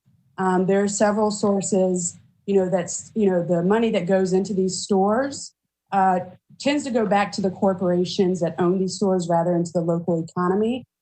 There's also growing concern around safety with these stores and the residents that they're nearby, as well as cleanliness. They also typically only have a small size of workforce. And so the city is really just looking for a temporary solution for now while we work on a longer term permanent fix. So it's not that we necessarily do not want these types of stores. We just do not want to oversaturate the market. And as we can see that is happening, knowing that there's 70 within the city of Cleveland proper already, we are pretty heavily saturated. This also allows for a democratic process once we get legislation in place so that the neighborhood and the council folks, as well as planning and as well as you guys, can weigh in on whether a store that becomes new or new proposals are what the city or the neighborhood wants. Additionally, so that pretty much sums that up. But again, this is just a temporary. Also, any applications for these types of stores that are already currently in process will continue to move through the process. This applies going forward once this becomes in effect. Thank you. Shannon, thank you. I got a couple of questions because I've only read it briefly and maybe I don't have the whole document, but as I read it, it could pertain or C-stores coming in. So if I have a gas station and I'm redoing my C-store, many of the things are under $10. They supply a lot of the same goods. And so I'm worried how it's written may affect other products that might want to come onto the market that might be a betterment for the city. The other thing is I didn't see anything that was like a date certain, a moratorium for 3 months or a moratorium for whatever it would take us to do. And I'm just wondering if a date certain would be good, because maybe retailers that we would like to see in Cleveland read this and say, well, I can't do business in Cleveland, and move on, and we come off the table for them. But if they see a date certain, then maybe we stay on the table until we finish our legislation that would help protect the city. Mr. Chairman, there's two things I would like to respond to with respect to your comments. I think the date certain comment is obviously, I think, fair. But I do want to, Shannon, if you can just kind of reiterate the definition of what small box is. Because one of the things that I think we need to be clear about is that this is not a witch hunt to weed out certain stores. We referenced the fact that this is a concern around the proliferation or oversaturation of these things, which we get, we've heard many, concerns about from a community perspective, but also some of the statistics that Shannon gave are not just, from a place perspective, but it's also, from a economic perspective, and there's a ripple effect as it concerns these things. So Shannon, if you could just kind of hit on the definition of what small box is as it pertains to this legislation, I think that would be helpful. Sure. Let me just interrupt real quickly. Mr. Fluker, did you have your hand raised? You're muted. No. Okay, thank you. Go ahead, Ms. Shannon. Yes, so Shannon Leonard, Chair. So thank you for your comments. So the definition is kind of, obviously everybody's big question. So currently, it's basically a retail store between 3,000 and 15,000 square feet, which dedicates less than 15% of shelf space to fresh foods and produce, and sells at a limited assortment of physical goods, products, and merchandise directly to the consumer, including food or beverages for off-premise consumption, personal grooming and health products, household goods, and other consumer products that generally cost less than $10 or 20% to 40% lower than grocery or drugstores. In addition, there's also some exclusions that are in this moratorium. And so this does not include your retail stores that dedicate less than 5% of shelf space to food sales, sell gasoline or diesel fuel, contain a prescription pharmacy, or dedicate at least 15% of shelf space to fresh foods and produce. So when you reference the C-store, your general convenience stores would be excluded from this moratorium and most any legislation that we put forth going forward. We also don't want to weigh out your mom and pop small grocery store. A lot of those are generally less than 3,000 square feet. These small box discount stores, their average is about 10,000 to 12,000 square feet. And they do not sell, the fresh produce or the fresh frozen food. It's more like frozen food that's been, can't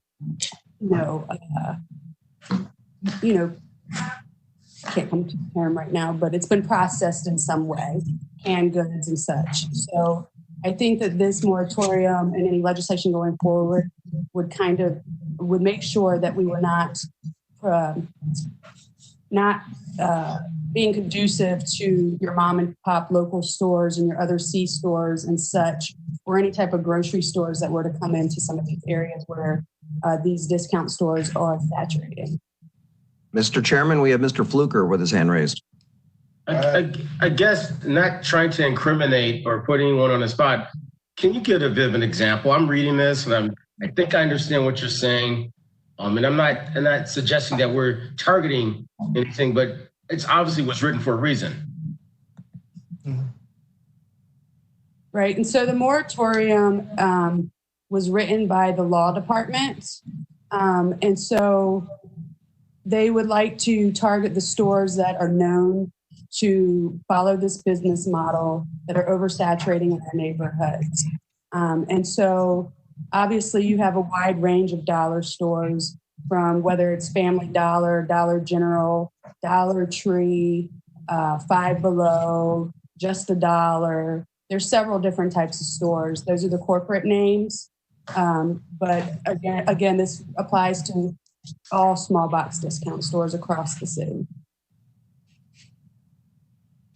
And again, this wouldn't prevent any stores that are currently in operation. It wouldn't prevent them from maintaining or doing maintenance to their property or any type of renovations, as well as any applications that are currently going through the process. I think it's my understanding that there are maybe 1 or 2 applications for new small box discount stores currently working its way through building and housing. Those would be able to continue on as this moratorium would be put into effect after the application process began. And I also do think that if you all would like to add a date certain, that would be, that is a good question. Can you work with council to talk about what that date certain may be? We don't want to rush the process, but we don't want it to drag on forever. Understand.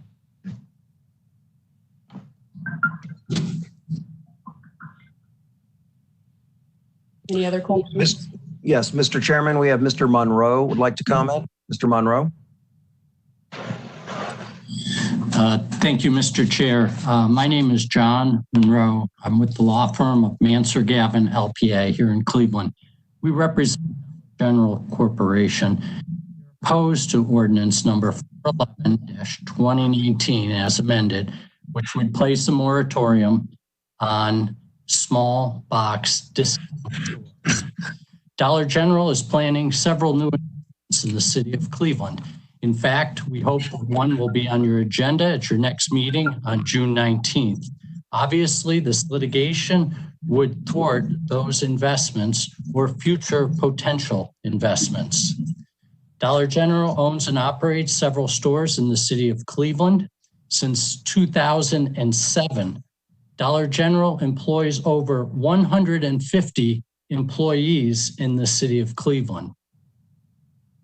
We are not sure that the cited issues are necessarily valid, but we suggest that this solution is overly broad and unnecessary.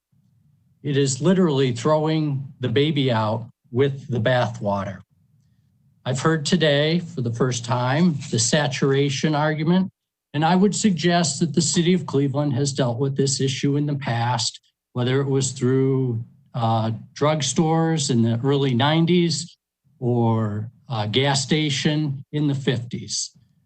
We don't believe that that is a valid legal reason to place a blanket moratorium. First of all, secondly, I'd like to remind this commission that this is a legal use in the city of Cleveland. Retail stores are a legal use. And what is discouraging is when I hear that part of the rationale is so that the city and neighborhood can pick what they want. I think that is a very dangerous precedent. That's why we have permitted uses in the city of Cleveland. That's why we have laws. And if that use is permitted, it should be approved. It is not the whim of what the neighborhood wants or even what the city wants. It is what is permitted by law. So I would suggest that this is a dangerous precedent. At very least, we would suggest that the ordinance include some reasonable time period, not to exceed 3 months. If this is really an issue, then the research should have been done before the legislation was introduced. And again, we would respectfully request that the Planning Commission give a negative recommendation of this proposed ordinance to Cleveland City Council. Thank you. John, thank you.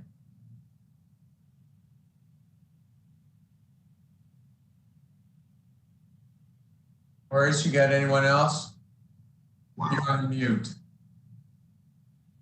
I'm sorry, Councilman Slife and Mr. Collier as well, Director Collier. Thank you. And being a newer member of Cleveland City Council, I actually haven't been too engaged with this issue on the council side. However, I guess the luxury of doing these meetings remote is that I'm in front of my computer and I can pulled up an old paper that I did within graduate school.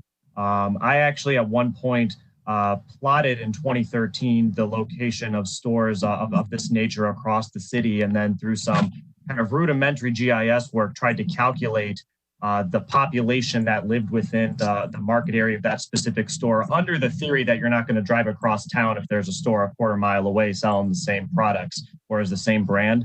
And what I found at that time was very much a clustering of stores in areas that would have a very low exclusive market, under 3,000 people, and also a clustering of stores near, kind of smaller non-corporate mom and pop stores. I appreciate that there's, any people are able to, research and move towards opening a retail outlet in the city of Cleveland. However, I also think that this commission has an obligation to think through, future uses. And what I see, the proliferation of stores in neighborhoods where population continues to decline, is a recipe for vacancy and blight if trends were to continue. And that's why I think that this moratorium could give us the ability to begin to think through, how this commission in the city of Cleveland is working to ensure that we're not perpetuating problematic issues across the city. So that's just a comment that I have, and I'm eager to get more involved in this with Councilman Griffin. Thank you very much. Mr. Collier. Yes, I just want to reiterate some of what Mr. Slife said. I think that this is really about carefully analyzing this. One comment that the gentleman made earlier that I found really interesting was he indicated, and he can repeat himself again because I would like to be clear, that it's not about, shouldn't be up to the community and residents. That is a comment that, is concerning to me. And we're here as legislators and administrators to evaluate laws and make laws that benefit, the people and our residents of our city and our community. And I find it hard to digest that commentary. And I do want to also just state the fact that, yes, this is a moratorium. Yes, it needs to be a certain amount of time. I agree with that. But also with respect to us doing the analysis and digging in and giving this the type of attention and rigor that it deserves, is not a bad thing. You indicated it in your comments that research should have been done already before this has been applied. I think that's unfair. And I do want to just go on record saying that to Mr. Slife's point, we, working with council and others, intend to do this analysis and do things in a manner that actually makes sense.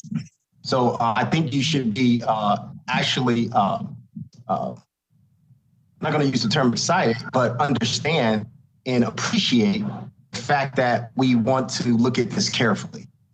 Thank you, Mr. Chairman. Thank you, Freddie. Ben, did you want to say anything?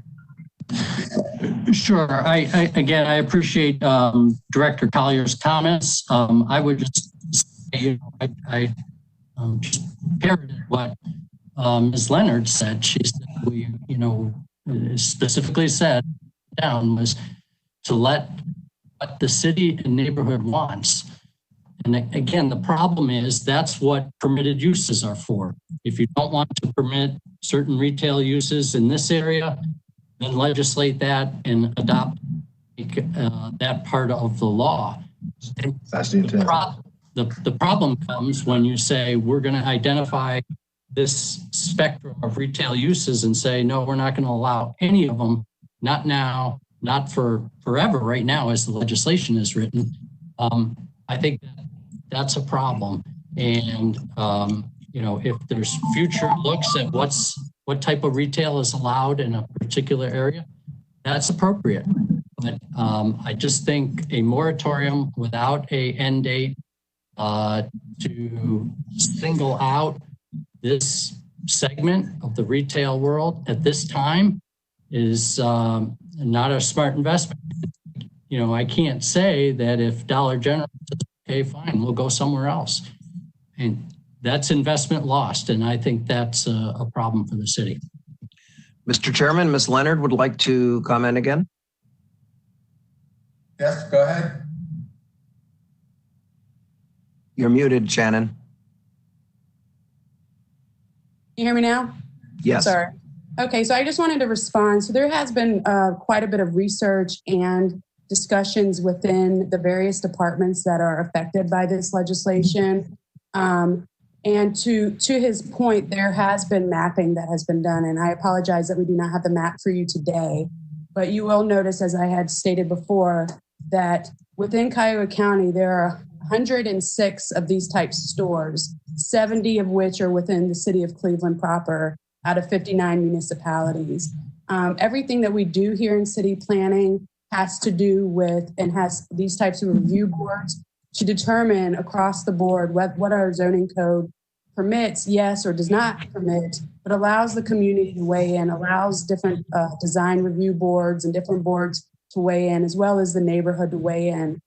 So to think that this legislation or this temporary moratorium is in any way just to prohibit some sector of the retail, for the moment, it's a temporary solution. Maybe you could do a 6-month, 9-month moratorium date certain to allow the city to get into the proper legislation in place, because there, regardless of what the gentleman has stated, there is oversaturation, and often it is in our lower income and people of color neighborhoods within the city of Cleveland. There's definitely an overconcentration in the near east side, and southeast sides of the city.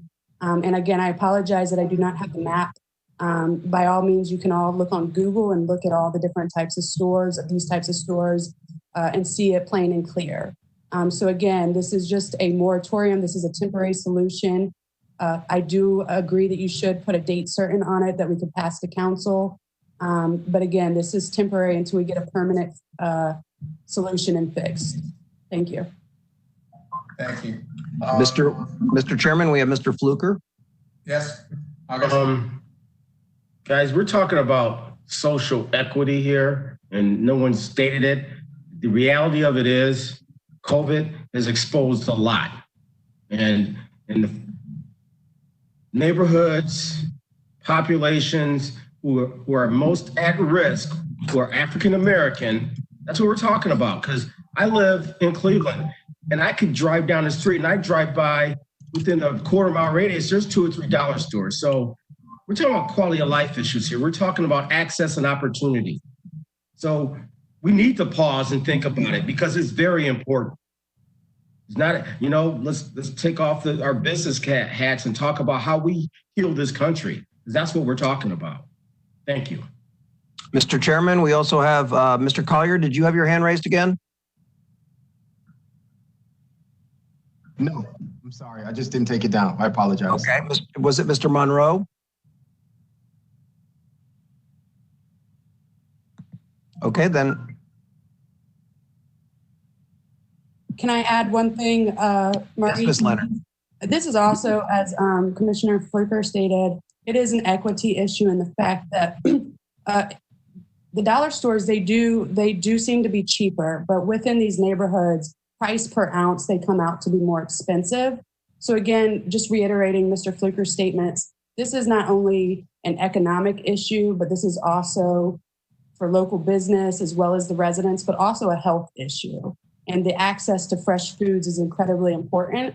And so that's some of the driving forces that were behind going into this moratorium, and as well as to look at legislation to make sure that these are not oversaturating our neighborhoods. Thank you. Thank you. I kind of think it's really important to put a date certain. I don't think 9 to 12 months is a good date certain. I think it needs to be less than that. I think it needs to be 3 to 6 months. I think we need to put our nose down to the grindstone for a number of reasons. One, any small box discount store that comes in may look at it and say, okay, with the new legislation, these are how we stock the stores. So logistically, they're prepared to come into Cleveland. And then it becomes more equitable to Fluker's, Mr. Fluker's comment. So I think it would be great, and I'm not sure exactly how we do it, Freddie, but to suggest at least a date certain. Mr. Chairman, this is Diane Downing. I'd like to suggest November 1st as the date certain. November 1st, you said? Yes. My dad's birthday.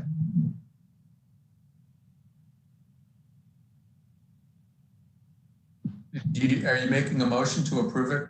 Yes, I will move approval with for the moratorium to extend to November 1st, 2020. Second. I'm sorry. Where's Tommy? Second, Paul. We have a motion and second. Further discussion? Just to clarify, is this solely related? This motion solely related to the date, or related to the entirety of the piece? With the entirety of the piece, but adding a date certain. Got it. So at that point, the moratorium would be off.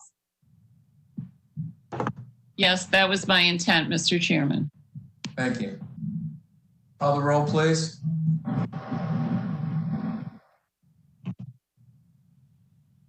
Mr. Bozak? Right there. Bowen. Yes. Downing. Yes. Fluker. Yes. Paul. Yes. Swank. Yes. Great job, guys.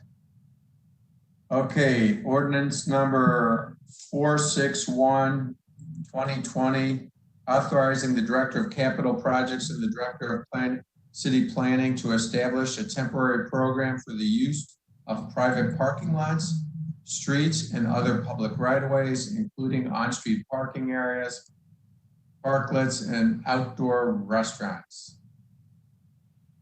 Who's up for this? Yes, how are you? This is Director Collier. I'm going to be discussing this piece. Let me know when you can see my screen, please. Director Collier, this is Councilman Slife. This piece was passed under suspension by City Council on Wednesday. Is everyone aware of that? It's our understanding that this was introduced yesterday, but even if it was passed under suspension, you do understand that this piece still has to be mandatory to refer to the Planning Commission. Okay, thank you for that clarification. Yes. Because typically what happens if a piece is passed and is not heard by Planning Commission, that piece can become void at passage. I just want to be clear about that. However, we are in a very vicarious situation with COVID-19. For that clarification. Thank you. Right? Can you all see my screen? No, Director Collier, we do not see it yet. Okay, hold on, please.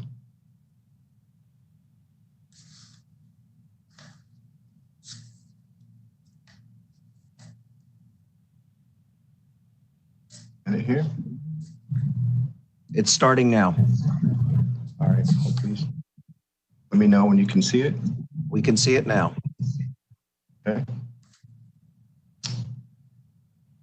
Okay, this piece of legislation basically authorizes the Director of Capital Projects and the Director of City Planning to establish rules and regulations permitting temporary expansion areas of outdoor patios. This is a very important piece of legislation, particularly during this time of COVID-19. One of the mandates by the World Health Organization and the governor with respect to social distancing would require that restaurants have the space and capacity to be able to honor that particular mandate. Cities around the country are starting to basically look at how they can. Yes. Excuse me. We cannot see the screen. We're just getting a blank screen. If you have a window in front of the browser, we won't be able to see it. Okay. Sorry to interrupt. Oh, please. No, it's okay. There we go. Now I can see it again. Okay, hold on. Yeah, hold on. Sorry to interrupt. No, it's okay.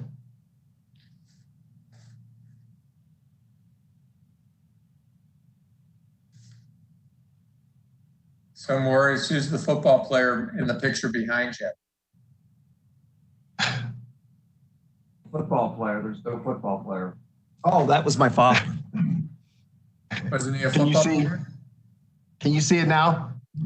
No, it's a blank screen. Okay, hold please.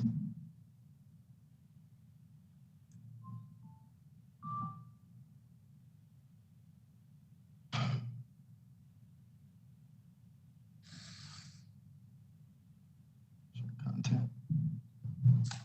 1 second.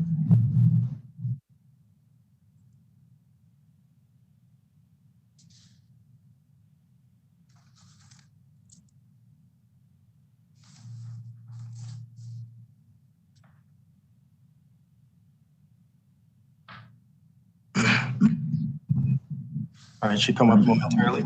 It's coming up now. Okay, you're going to want to maximize that, and then there you go. Now we can see it. Okay, everyone can see now? Yes, Yep. sir. You might want to switch to slide mode. There you go. Perfect. Yep. Okay, so with respect to the capacity that's needed for restaurants throughout the city, I'm going to just kind of share with you the analysis that we've been doing internally based on the legislation that allows us for us to pursue this. We've been working through Chief Brown in operations to identify districts within the city that can actually accommodate the expansion of their outdoor patio space. We've developed several typologies that allow for us to measure what we think is feasible and what could be done in specific geographies of the city. I also want to outline the fact that we do have our existing patio regulations that allow for businesses to expand in front of their facility within the right of way. And I also want to go on record stating that one of the things that you're going to see is the parklet concept, which is something that we've put forth to the Planning Commission several years ago, as far back as 2015. Given current circumstances, this situation actually is ideal for that type of scenario. I'm going to walk you through a couple of the districts and what our approach is to this point. We are going to be working closely with City Council and CDCs with respect to this. The regulations are being drafted right now as we speak. But I think this is one piece that everyone, council, the administration, others are looking to implement, but implement the right way. And I just want to emphasize that. And you'll see here that this is not a one size fits all scenario with respect to the application of this. So there is some details that we have to make sure that we work out. So what we're looking at is 4 different typology areas that we're focused on. One, which are parklets, which are modular protected patios and an on-street parking space. We're also looking at parking lot common areas where we're looking to do what's called eating plazas that are physically distant. We also are looking at the prospect of primary streets to maybe take on special event style closures for some of those streets, but we're analyzing that very closely. And then the secondary streets are where we would do full closures at all hours.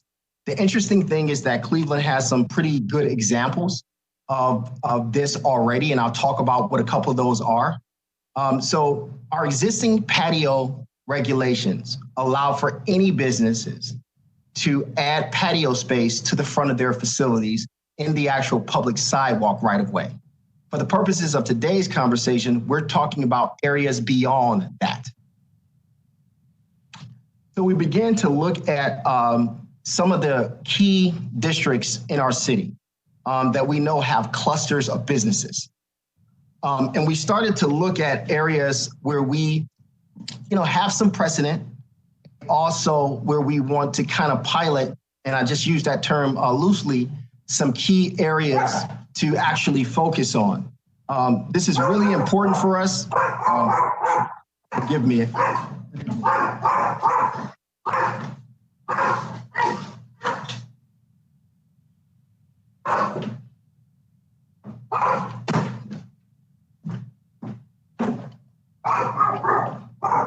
forgive me.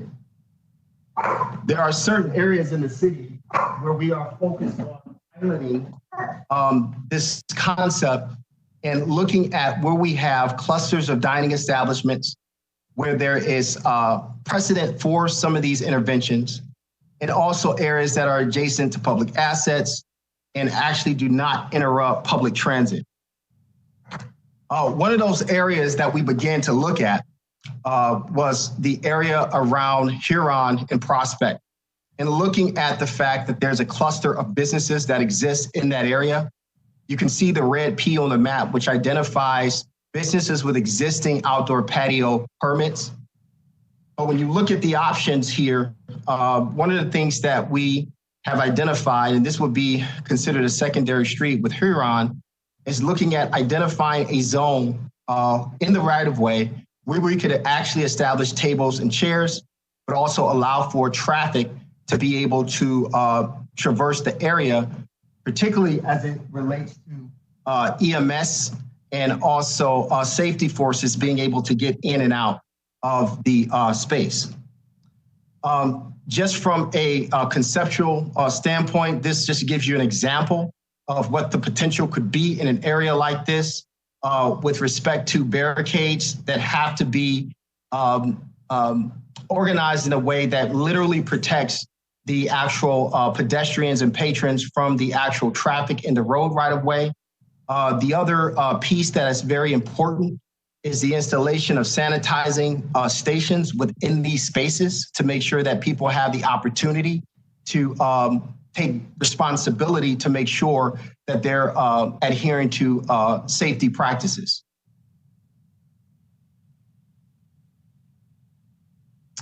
This also looks at an expanded area along Huron, where you see City Tap, Winking Lizard, Buffalo Wild Wings, and really starting to look at the opportunity for parklets in that green band here.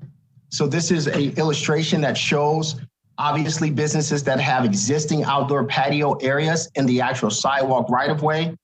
The concept here would be to literally go out into the parking spaces that are in front of the businesses and utilize that for pedestrian and patron type of access.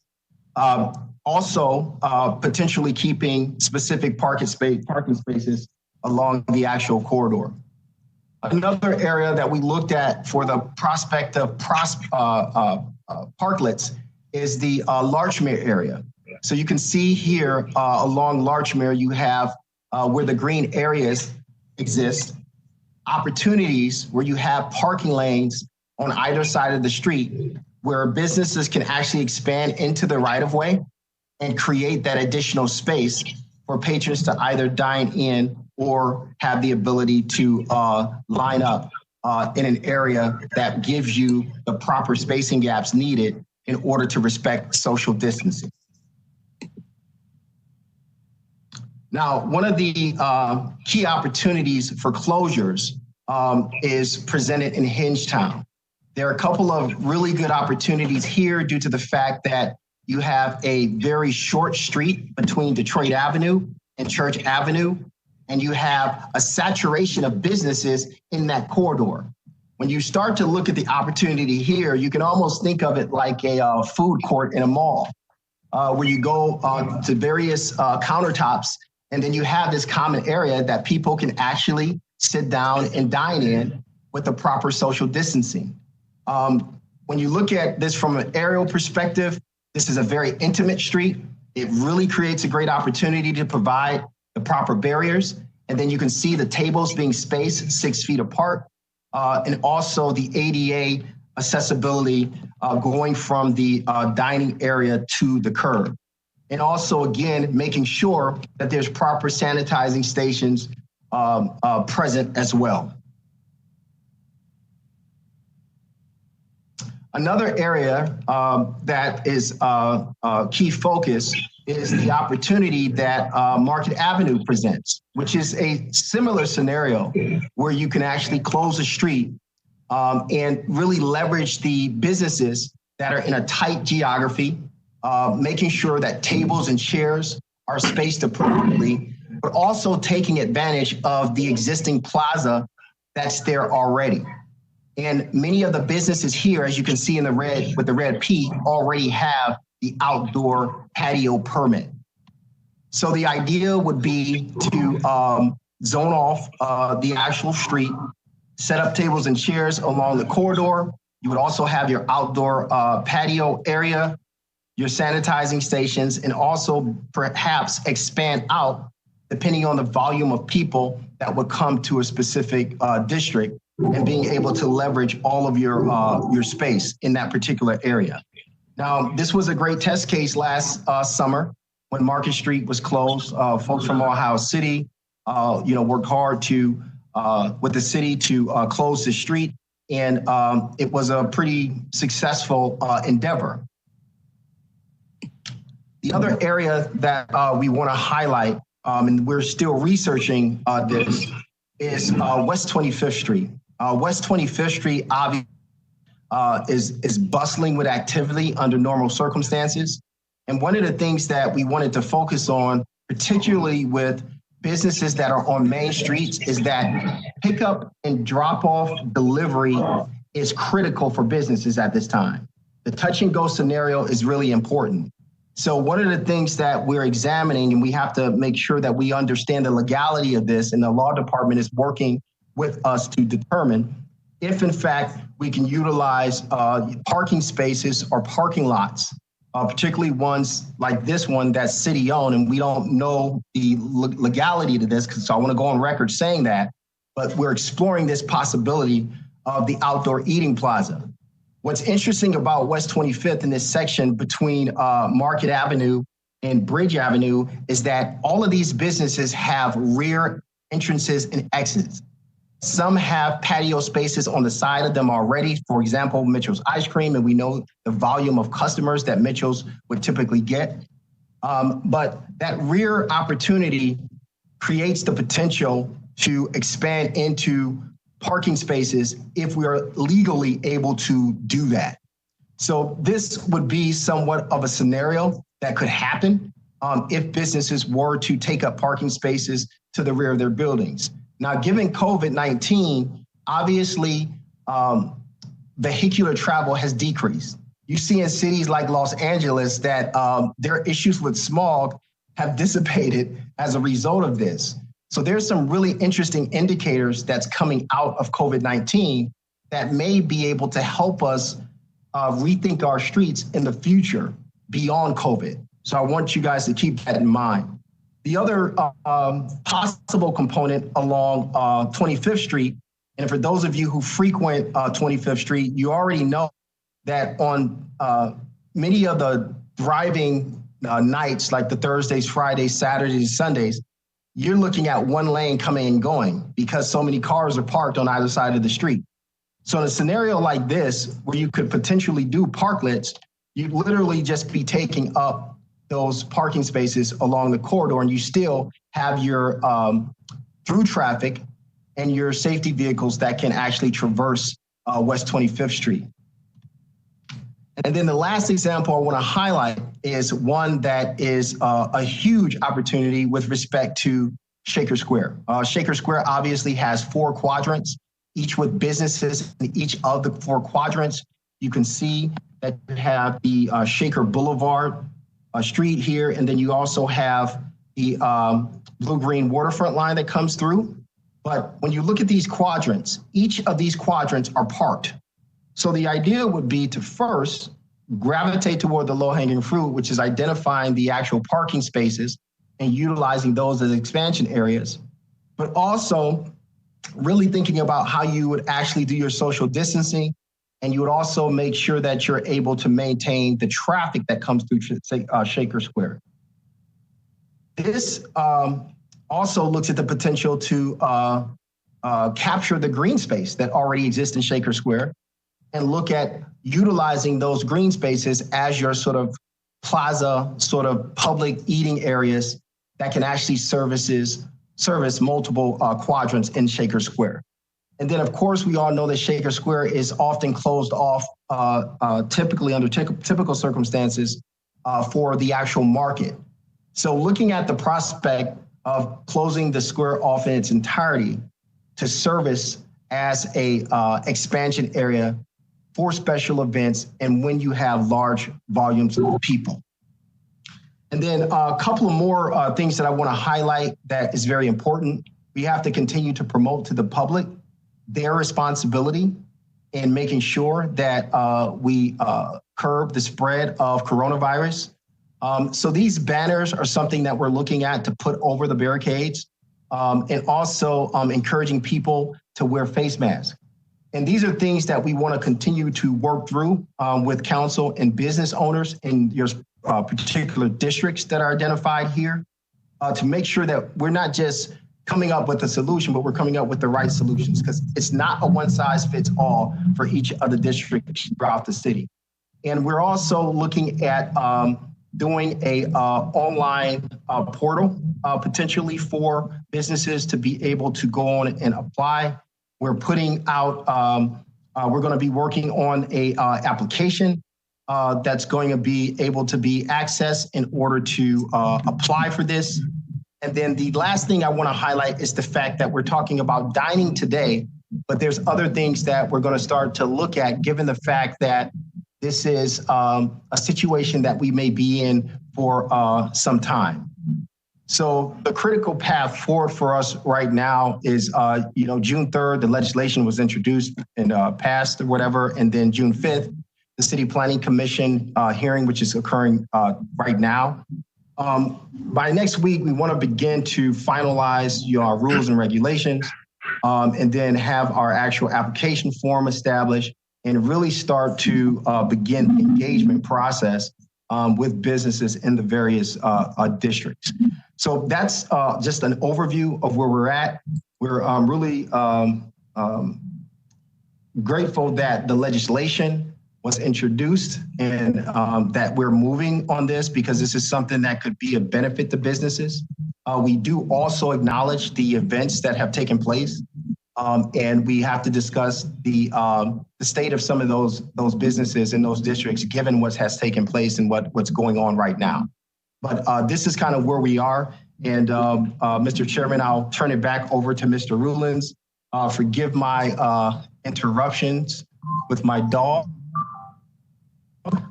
Mr. Chairman, we had Councilman Slife wishing to make a comment, although he stepped up. There he is.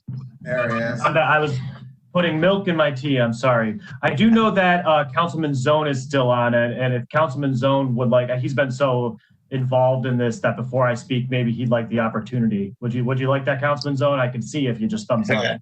Thank you. I appreciate if the director and the commission would give me an opportunity. First of all, I appreciate how much work has gone into planning this. Our planning department has done amazing work. A lot of community development specialists embedded in our community development network have been working on this as well.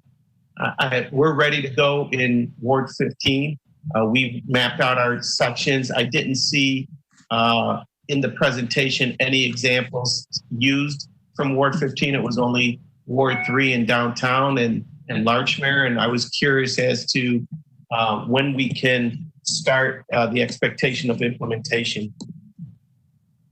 Yes, I'm sorry, I lost you guys for a moment, so I had to log back on here. So a couple of things. The areas that were highlighted in there are some kind of low-hanging fruit examples that we wanted to utilize.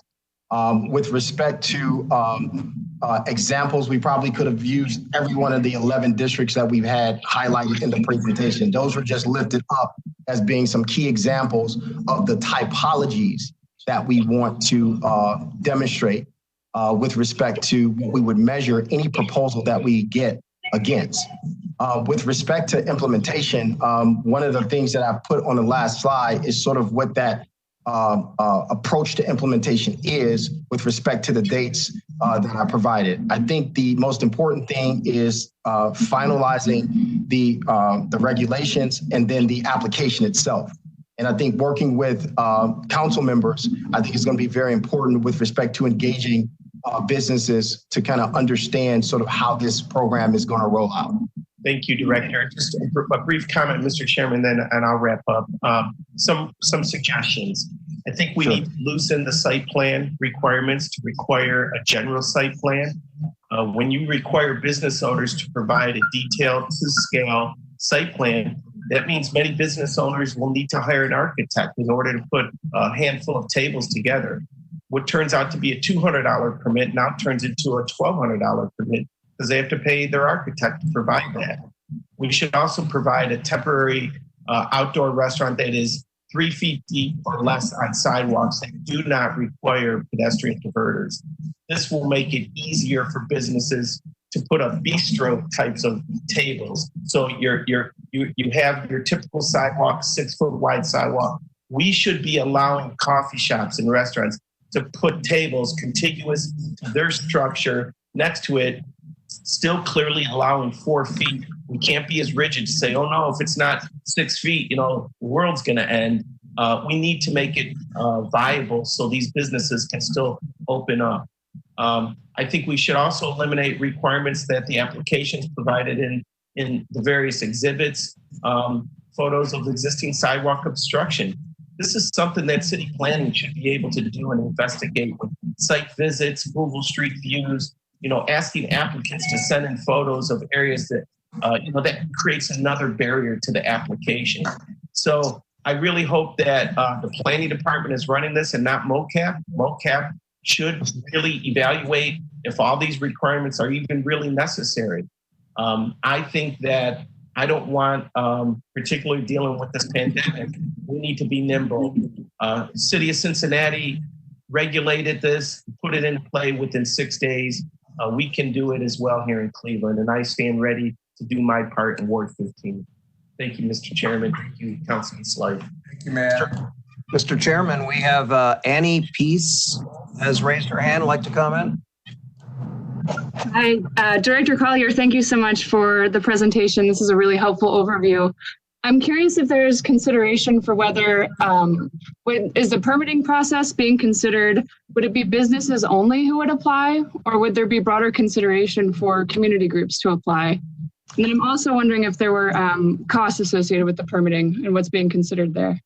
So just to give you some insight on what we're considering at this point, it would be businesses at this point. Again, making sure that we start in a place, that we can make sure that we can manage the prospect of this. I want to respond, and Annie, I'm going to respond to your second question, but I want to respond to something that Councilman Zone had indicated. One of the things about rigidity, the goal here is about adaptability, right? And making sure that we're able to adapt, but do it in a responsible way.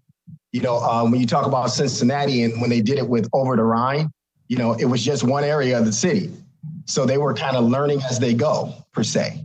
And again, with us, we took a more comprehensive approach because we not only see where we are with COVID-19, when we're looking at some of these areas, it may be an indicator of how we can rethink some of our actual streets. So we want to take advantage of that. Just with respect to the one comment that was made just about the application and submission requirements and things of that nature and a site plan. So the reason why we put together the typologies was to provide that guidance. And so we can have something when a business comes in and say, hey, here's what we want to do. And we need to be able to take that and measure it against something that we can actually support and manage. So you saw the Jersey barriers in the illustrations. Those are things that we can actually supply for businesses. We're right now contemplating the prospect of not having fees for expansion. But again, we're going back and forth because it's designed to help support businesses. So as we examine this, we believe that we're going to come up with the right solution. And I will say this, we do not know how long it's going to be before there's a cure for COVID. And part of what we have to do with what we're learning right now during this time is set ourselves up for if we have to go back into quarantine mode fully, or we have to adjust, we have things in place that we know actually makes sense. Now, you all know the administration and how we operate. We believe in being progressive, but we first believe in being responsible, and that will never change as long as this administration is in office. So we want to make sure that we put ourselves in the best position to be able to execute this and to hopefully do it without incident or without issue. So we're working very hard on this. Chief Brown has been very dedicated. There's a whole team of internal folks that are devoted to this. And we see and believe that it's an important thing to help our businesses. Thank you. Mr. Chairman, we have Mr. Snipe. Sorry, I should have went back to you after Councilman Zone. No worries. I echo much of what Councilman Zone has said, and I supported this legislation. This isn't, I don't want this to be a specific thing towards any business because that's how our current zoning code is set up. And I think that that's problematic. But when we start talking about removing parking lots en masse, I want us just to all remember that there are some in our community who have mobility issues and, kind of rely on being able to arrive to destinations easily. And I want to make sure that we're not unintentionally preventing all people from being able to access our businesses as we're trying to help them reopen. So I don't have an easy solution for that. I think we all know it. I just want to underscore it and know that it's something that we need to be focused on as we are actually implementing this out. So it's just a comment for the good of the order. Appreciate that. If I may respond really quick, because I want to make sure that we're clear, because I know that there's quite a bit of people on the phone or maybe media on the phone. The illustrations that you see and what we're examining, these are areas that in the slide deck show where we know that the potential for larger volumes of people could happen during these warmer months. One example, to Annie's point, and I want to I think I missed her second point. I want to reiterate the fact that in areas, for example, of like Uptown was designed in a way that focused on creating public space. Often we're looking with respect to this situation, areas that typically don't provide the adequate public space that COVID-19 commands.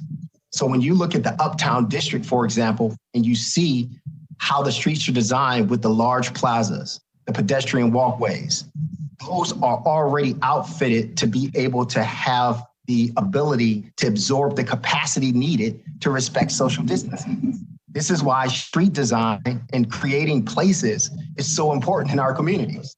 So here we are in this situation, trying to figure out where it makes sense for these existing districts that are very dense and urban in nature.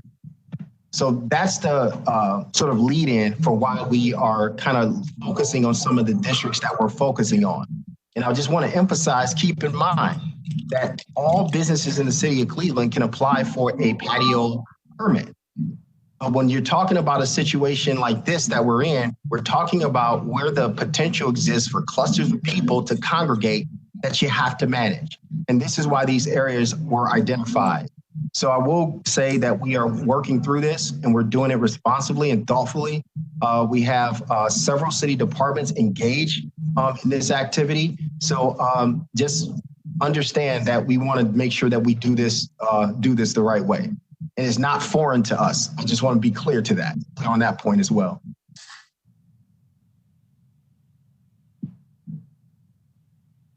Mr. Chairman, we have no one else with hands raised. Mr. Chairman, I move approval. Diane Downing. Can I comment real quick? I didn't have my hand raised. This is Khalid Hawthorne with Tremont West Housing Economic Development Director. I also represent as co-chair the citywide economic development professionals throughout the city. We've actually presented 10 CDCs that actually presented options for parking lot streets and right-of-ways that we would like to see as part of any program. We want this yesterday, right? Our businesses are asking for this yesterday. They're struggling right now. They're looking for they're looking at 50% or less capacity in their current facilities. Some people are not able to open, period, because of the small size of their establishments. So this is a critical element that we see as another COVID response from our perspective. We would like to see that the permit process be as simple as possible. even to the level of a form-based code almost to a certain degree, where you just follow guidelines, or we are even ready as economic development professionals who are on the ground to help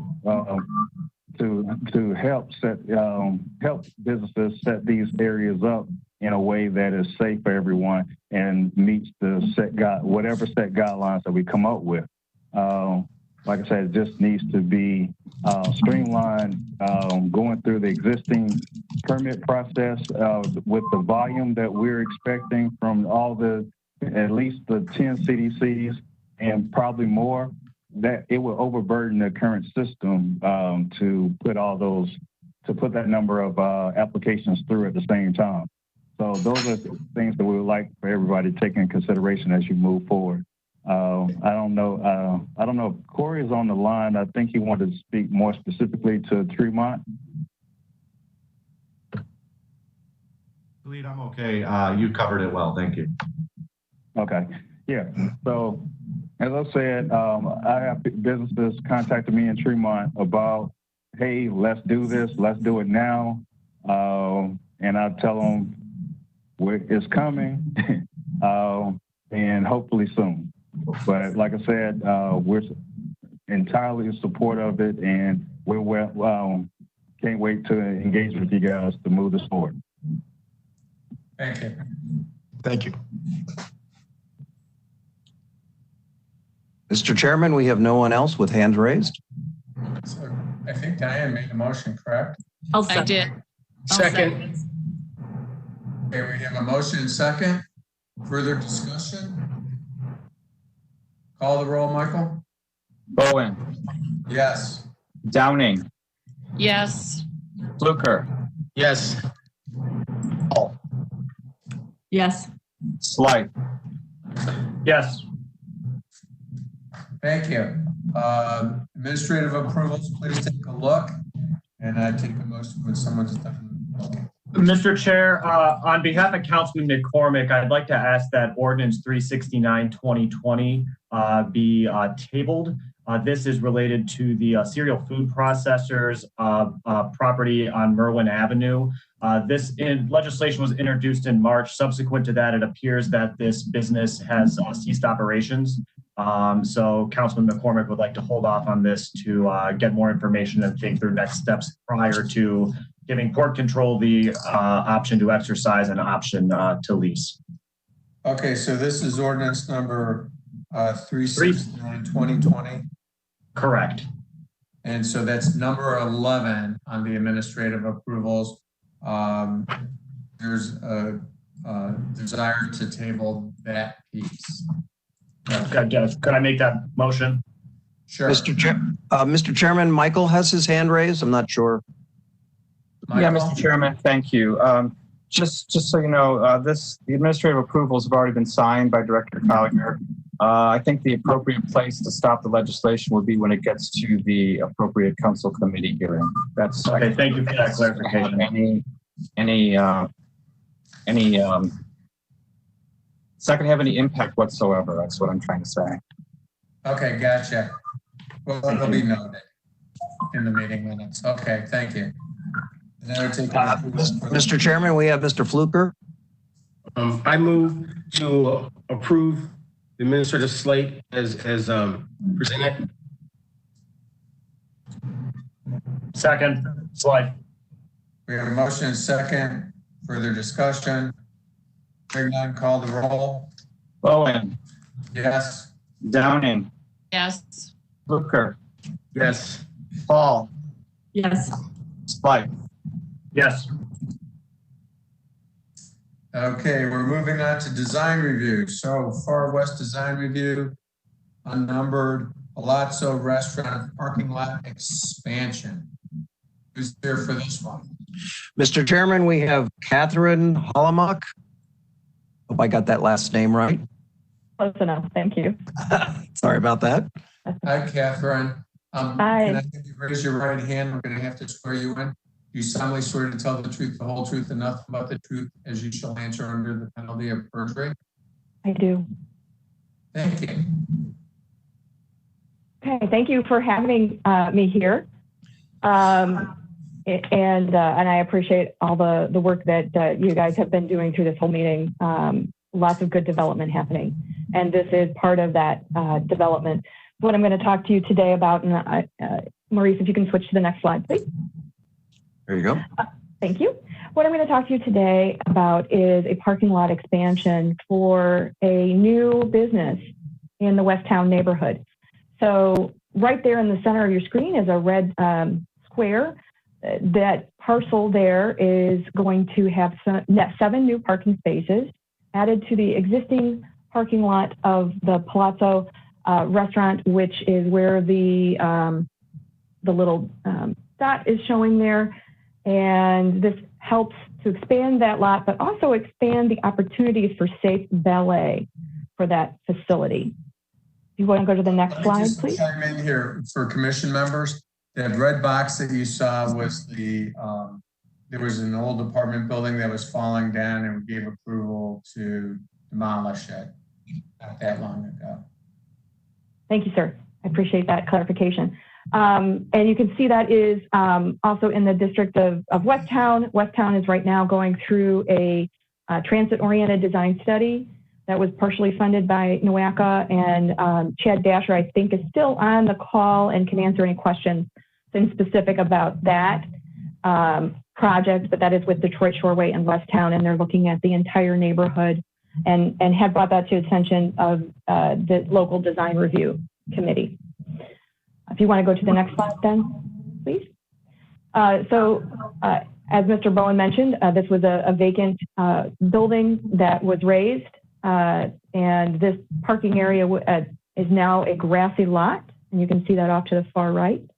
You can see its proximity to the GCRTA, and again, as I mentioned, Westtown and Detroit Shoreway are studying this area as a transit-oriented design. And the existing restaurant, as we've discussed with the local design review committee, does not have a lot of existing parking to the facility itself. If you want to go to the next slide, we can take a look at that.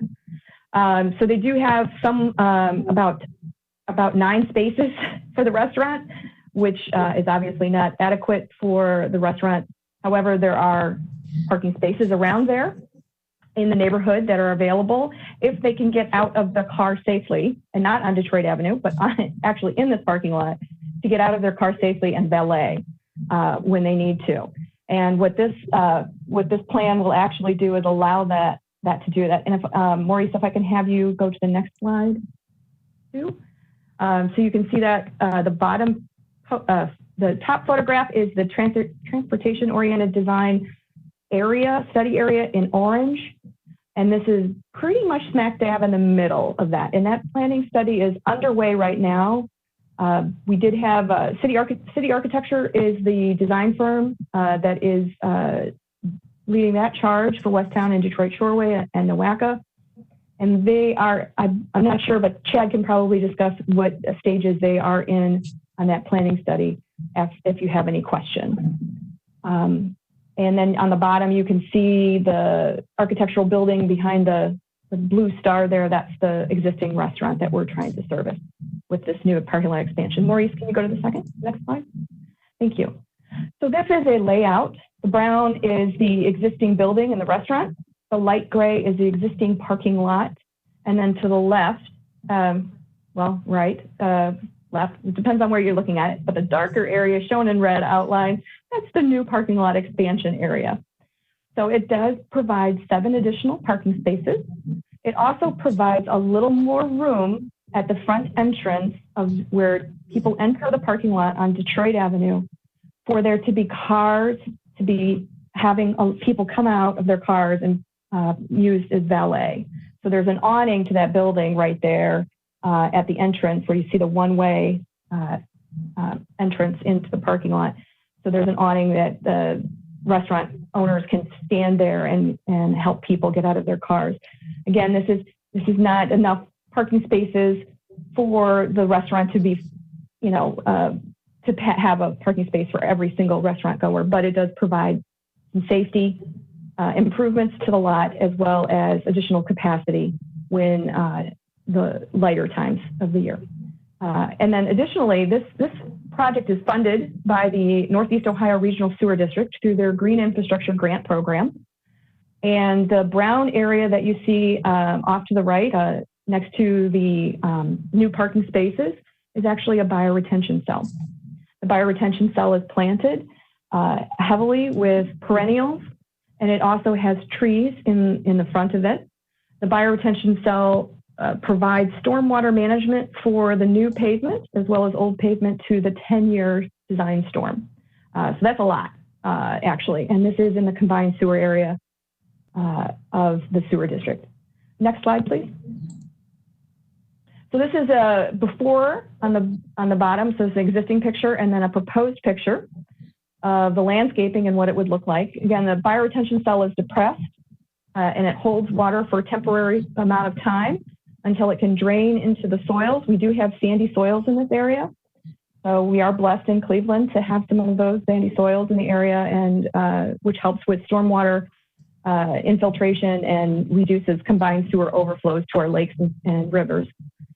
We did go before the local design review committee, and they did request that the plant material coloring be red rather than yellow in tone. So we did change our plant palette to that.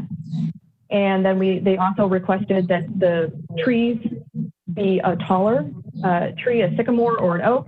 The oaks do not do well with stormwater inundation, especially with carb pollutants. So we did pick the sycamore, and we did push those outside of the bioretention cell so that they will be healthy and strong. Next slide, please.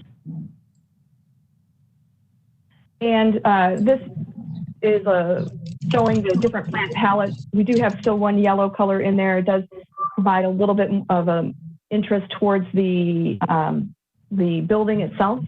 One thing I do want to mention, Maurice, if you can go 2 slides back to the plan. Thank you. I did want to mention that we do have on-street lighting and building lighting already. So we did not feel that an additional light would be needed to light this 7-car additional parking lot. The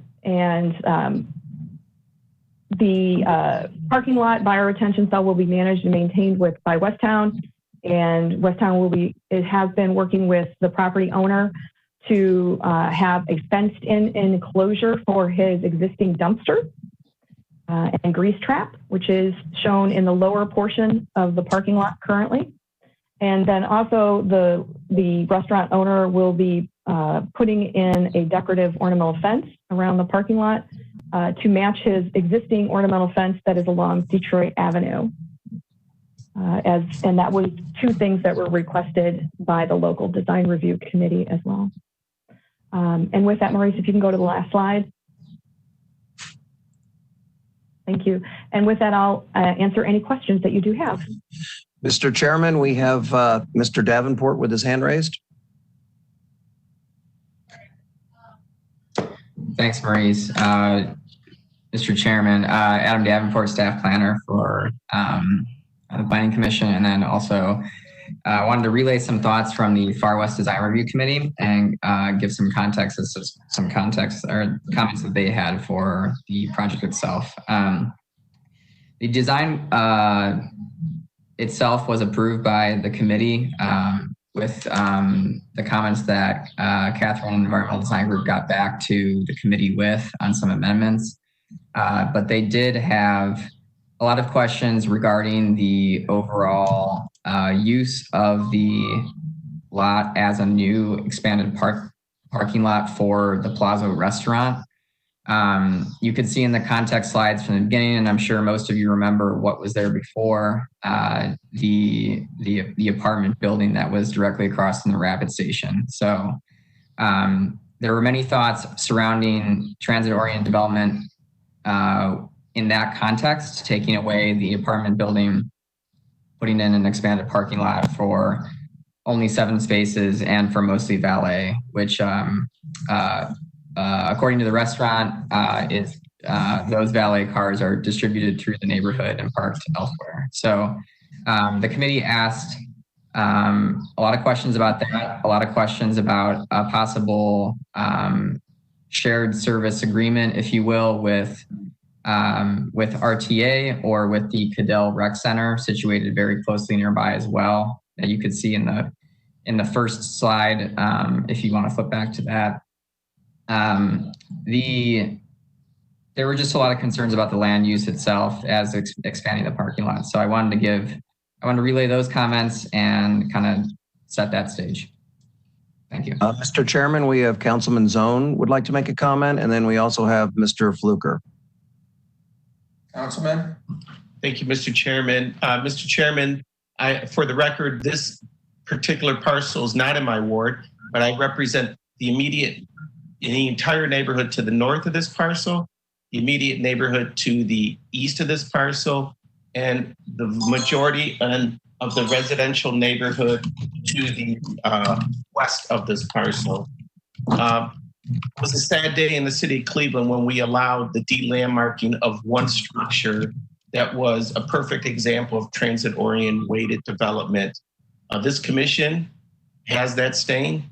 You were the one who approved the de-landmarking. That was something that we should never do in the future. I think we need policies to make sure that legislatively we can't, just like we shouldn't do spot zoning, that we do spot removal of landmark structure. I'm disappointed that that structure is down. Now we need to deal with and make it the best environment it can be. I'm disappointed that we're at this point. I'm not necessarily opposed of this parking lot. It would be nice if we had something that better defined the corner. Plantings are nice. They look really nice, Catherine, in your illustrations, but it does nothing to hug and protect that corner. A decorative aluminum fencing is nice, but it really does nothing to respect and hug that corner. People will cut through this lot. This is a very dense residential neighborhood. I'm glad that you're substituting the trees and going to plant hardy sycamore trees, because all you need to do is drive up West Boulevard. They're all London planes and sycamores, and that's consistent with what's on that street. I would like to see something, maybe a brick structure built, a wall that hugs that corner, that defines that. The other thing is, I want to remind this commission that the city of Cleveland demolished that structure. It spent over $100,000, and we did it under the guise of walking safe routes to school. Am I muted or not? Yeah, you're on mute. Somebody's phone's not mute. Yeah, it was Mr. Dasher. Go ahead, continue. So we demolished and spent over $100,000 to take down a building that the taxpayers of the city of Cleveland paid for. And then the lot was cleared and the title was cleared through the Board of Revision, and it was sent over to Westtown Development Corporation. I'm bitter that we did that, and it's not good public policy. And I wanted to put those comments on the record. Mr. Chairman, I know that Mr. Fluker, I believe, has to leave, and I think he had a comment. No, I just need to go on the record that I have to leave for a board meeting. Thank you. And Thank you, Mr. Fluker. Thanks, guys. We have, Mr. Chairman, we have Mr. Dasher. Yes, Mr. Dasher. Go ahead and unmute yourself. Okay, this is Councilman Brian Mooney. This is my ward. I'm at Chad Dasher's desk at Westtown Community Development Corporation. I'm fully in support of this. That building that was there, I understand the consternation, the angst, and the wailing of what happened. However, that building was unsafe. It needed to come down. There was no buyer. They couldn't find the owner. And in the fire department, everybody said the building had to go. So Westtown owns the parcel. This restaurant needs parking, only had 7 spaces. This is a well thought out plan. I mean, it looks beautiful. This shouldn't be delayed. I understand people are trying to fight the battle that was fought a year ago. And I would say that we should move forward. This will provide just 7 spaces with a bioswale. The way it is now currently, there's a lot of cars that park there and stuff. So this will be nice and a nice addition to the neighborhood to serve the restaurant. And, you know, that's the area. The RTA station's in my ward. The area west of this is in my ward.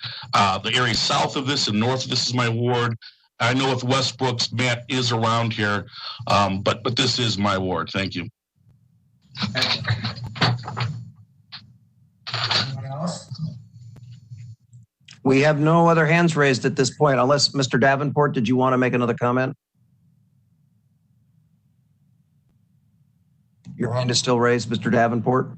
Oh, sorry. I just had one more contextual comment about that I don't know if I mentioned it before, but the valet, I think Catherine explained it a bit, but the valet cars are just to be moved elsewhere in the neighborhood. That was according to the design review committee presentation. Thank you. Thank you. Commission members? This is Slife. I would move approval contingent on the recommendations put forth by the design committee and adding the exploring the possibility of wrapping the corner with some sort of decorative item as Councilman Zone had suggested, just adding that as something to research. And I like that comment a lot. I think if we did something of substance as a knee wall, especially because the street's so wide there, it gives someone a place to pause and relax that might not be as mobile as other people. It does pronounce that edge there much better. So I think that's great to look into. I agree with you. So we have a motion. I'll second Downing. We have a motion and a second. Further discussion? Mr. Chairman, can I make a comment? Sure. There's no budget for that. This is a grant. So if you require that knee wall, that'll kill the project because this is a grant from the sewer district. So there's no monies to do anything additional, just so you're aware. Yeah, I think it's to look at it and all that. Okay. Okay, we have a motion and second. Call the roll, please. Bowen. Yes. Downing. Yes. Hall. Yes. Slife. Yes. Motion carries. Good luck. Near West Design Review, Gas City new construction seeking final approval. This received schematic approval with conditions on March 6th. This is at 3074 West 14th Street. Who do we have for this one? Mr. Chairman, we have Carlton Moore for this project. Carlton, are you out there? Yes, I am. Can everyone hear me? Can hear you fine. Thank you. Okay, good morning, everyone. Thank you very much for looking at our project. Should I go right ahead now? Go ahead. Yes, sir. Okay. Just let me know when to change your slides. Okay, we can just start right there at the site plan. As you know, we came before this committee for preliminary site design approval, and we got that from you. We've also gone before the Near West Design Review Committee. We had our second follow-up meeting within the past week, and we received approval on that. Based on the last time that we met, there were comments that were made, and we made those changes and revisions to it. And the comments were design canvas. If you could switch over to the elevations, please. Next slide.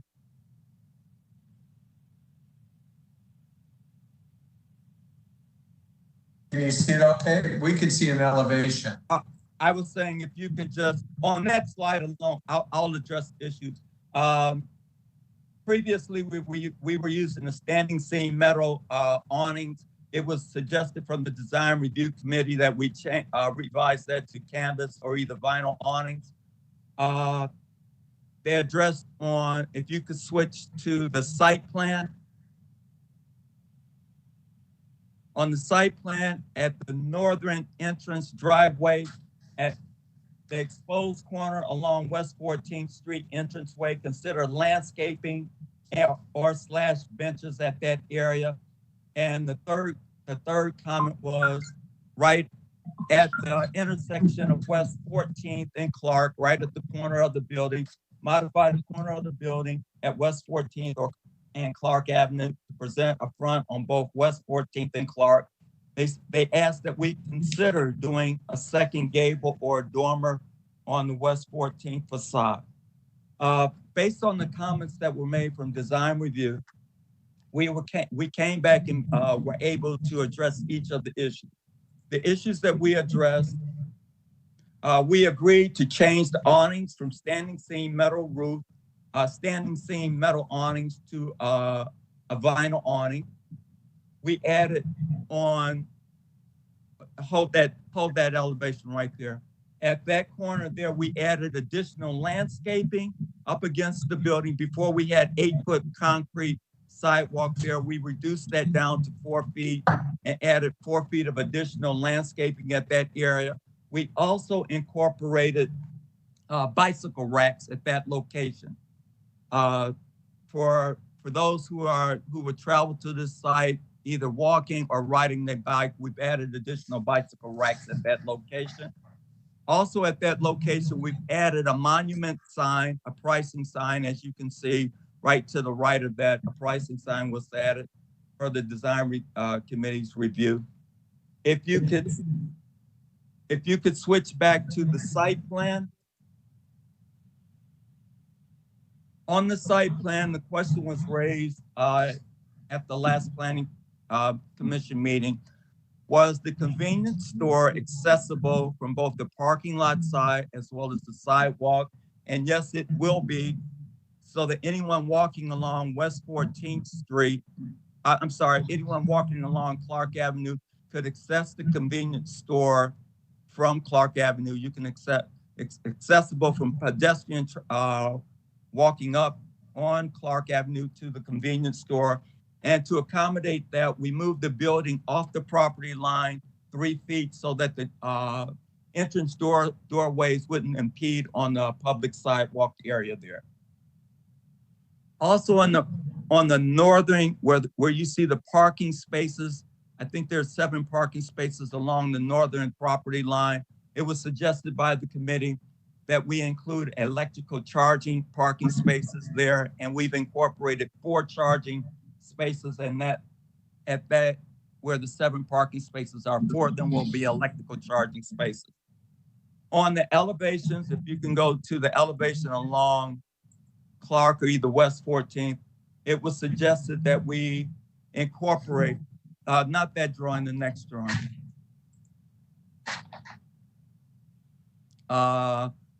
Along that elevation, we've incorporated gooseneck light fixtures along both Clark Avenue as well as on West 14th Street.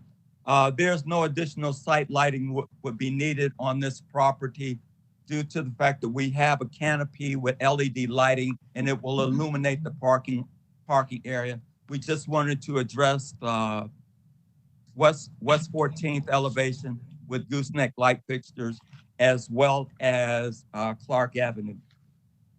Those are the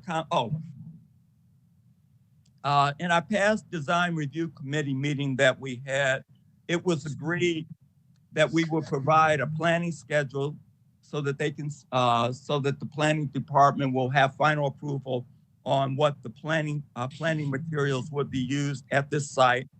They asked that for the brick, I submitted a brick sample, and they asked that we use a brick that used a mortar joint and more of a traditional brick. And finally, as far as the corner treatment, if you can go to the perspective drawing again. This one? Yes. There was discussion before as what that corner would look like if we would have another gable, if we had a second entrance there.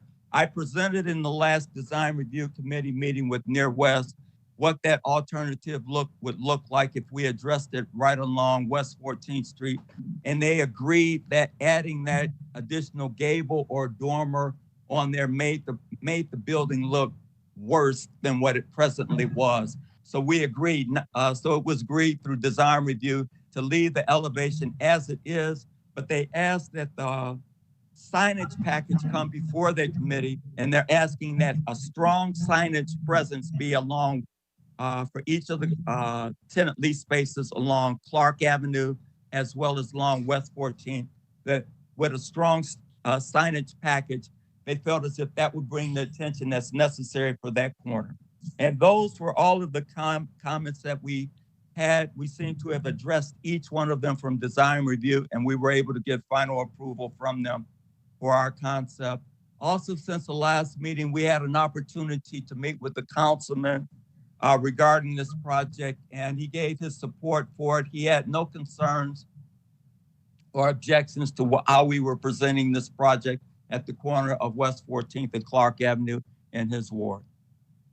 With that, I have nothing else. Matt, is there anything you would like to add to this? Yeah, Mr. Chairman, we have Matt Moss with his hands raised. Hey, Matt.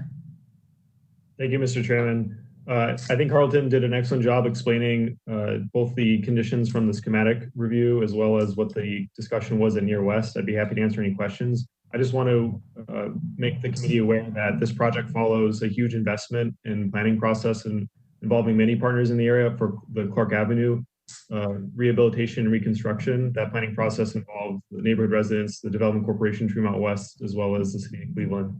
And so it's great to see this investment following that.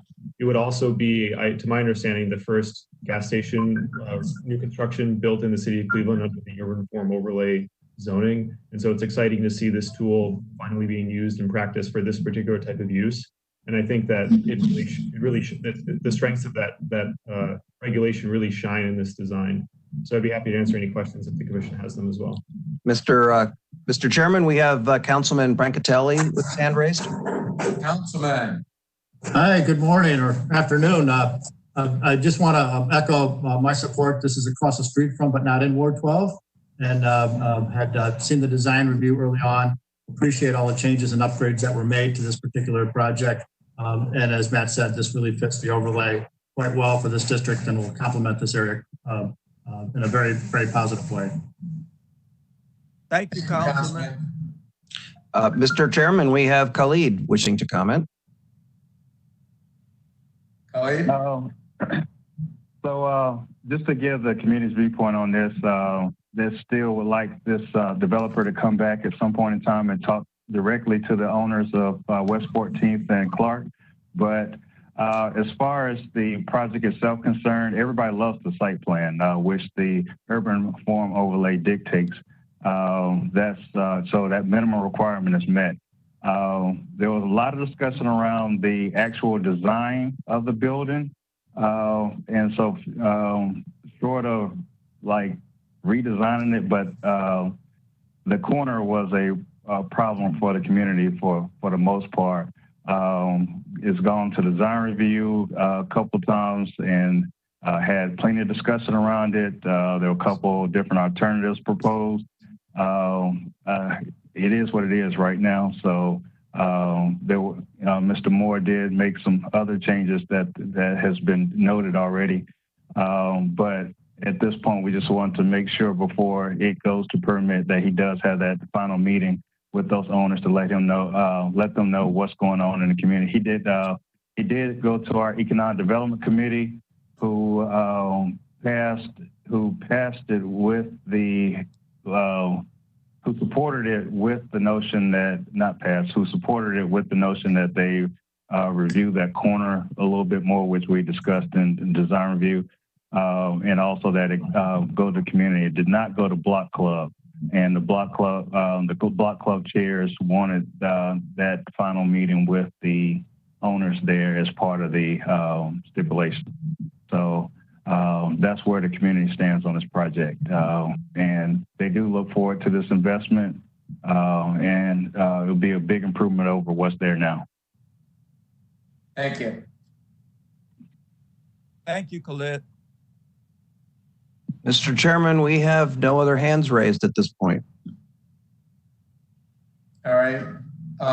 Commission members? I move approval. Downing.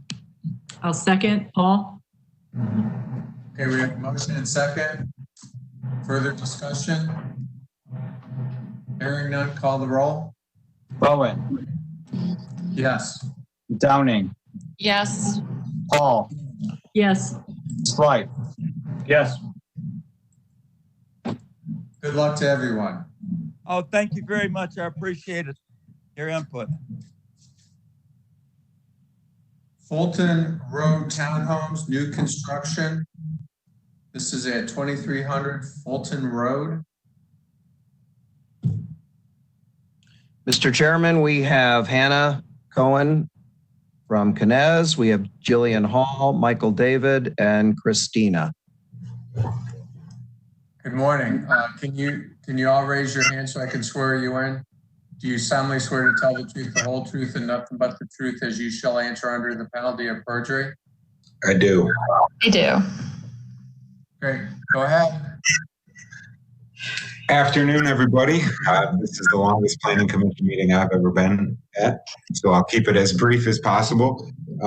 This is the site on the corner of Fulton and Bailey, the former junkyard. We received schematic design approval a few weeks ago from city planning. We returned to design review where we received final approval, and now we're here today to seek final approval from city planning. Hannah's going to discuss some of the minor changes that we've made since you've last seen us, and we'll go from there. Thank you. Thanks, Mike. Maurice, can you go forward to our site plan, please? Thank you. So as Mike mentioned, we are on the southwest corner of Fulton and Bailey. We are proposing a townhome project with 56 units organized around a large central courtyard as a public green space. We could just move the slides forward to the site plan, please. As Mike mentioned, we received final approval at design review recently with some comments about studying and addressing some of the side elevations of the buildings further. So that's something that we are working on currently with staff for administrative approval. So the architecture and the site plan have not changed significantly since you last saw this for schematic approval. If we could just move the slides forward, please. We have fleshed out the final materials for the project and added some of the site features to our presentation so you can see those. Next slide, please.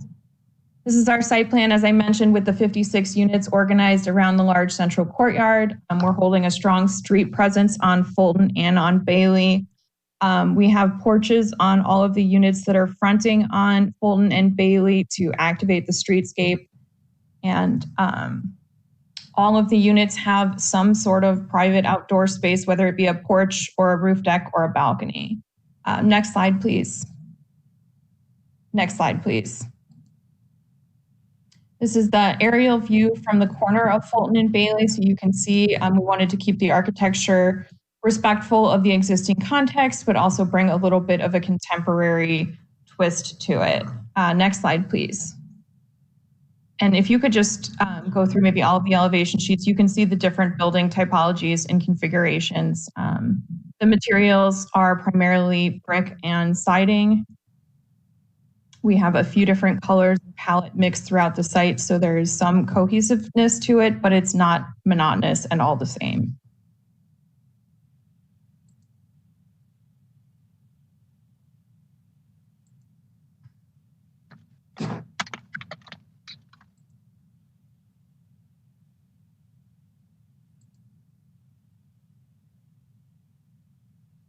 Next slide, please.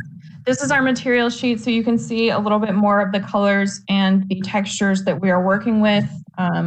We have 2 brick colors and 4 siding colors that you can see there, as well as asphalt shingle roofing to fit in with the neighborhood and some more contemporary entry doors, lighting, and railings. Next slide, please. This is our plantings, just a sample of what's included in our landscape plan, which is in this presentation if you need to look at it further for specific species. Next slide, please. These are some of our site furnishings, and this is new to you. We have samples of bike racks, site lighting, benches, wayfinding signage, as well as a custom design We're calling it an entry trellis that you can see on the left-hand side. One of design review's comments was we've been to make sure we're clearly demarcating entryways, pedestrian entryways into the site. So this is a feature that we think will really add to the development and make it very clear where the pedestrian entries to the site are, as well as bringing a design element to the project. Next slide, please. These are the renderings. The top is the corner at Fulton and Bailey, and the lower one is Bailey. Next slide, please. This is the aerial again. Next slide, please. And then this is our landscape plan. So in summary, the site plan should be familiar to you. We have just fleshed out some of the details since our schematic approval meeting. Thank you. Mr. Chairman, I have a statement that just came in from an Ohio City resident that they would like read at the meeting. Okay, go ahead. This is from Faye Harris. To protect the city of Cleveland, will a developer indemnify it against any lawsuits future residents linked to health-related claims, including cancers and other ailments allegedly linked to soil contamination? Will the developer provide the City of Cleveland Planning Commission members and the law department from an approved Ohio EPA and US EPA company to perform a site assessment phase 1, 2, and 3 instead of an outdated 2013 evaluation? Also, will the city's fire department be able to have access all units in case of a fire? 57 units are very dense for the 6-acre site. Sincerely, Faye Harris, Ohio City resident. Thank you. I'm guessing through the approval process to pull a permit, they have to go to fire. So I'm guessing that's what did you use as far as obviously when you finance this, you have to have a phase 1 and phase 2. Yeah, we actually are working with SME on the remediation, and I'm not sure what 2013 phase 1 she's mentioning. I'm just not sure what she's talking about. But we've retained SME and we are working with them to remediate the site. Okay, so are you going under the VAP program, or how are you addressing it? They've laid out different mitigation plans based on, we're covering, so some of the roadways are intentionally laid out to cover some of the contaminated soils, and we also have radon mitigation systems, and there might be another vapor system that we will need to implement on the buildings. But we wanted to get everything finalized through Planning Commission before we've finalized any of our plans, just in case something changed.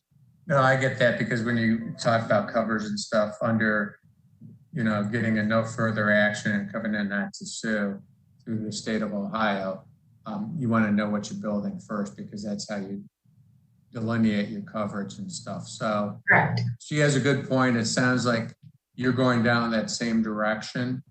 I would just say, make sure they're a certified professional, and good luck. Thank you. Anyone else? Questions? I have no more people with their hands raised, Mr. Chairman. Commission members? I take that back. We have Donna Gregonis. Hi, good afternoon. Donna Gregonis with Ohio City Incorporated. I know I stated this in the past, but we wanted to see more detail and attention placed on the corner units. And it seems that nothing has been updated on that point. And I know they brought it up that design review wanted to see more attention placed on these as well.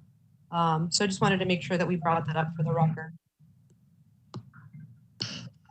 Thanks, Donna. Just to address your comment, that is something that we're currently working through with planning staff administratively. We were told by planning that we could go forward with planning approval while those details were still being ironed out, with the understanding that they will have to be approved administratively.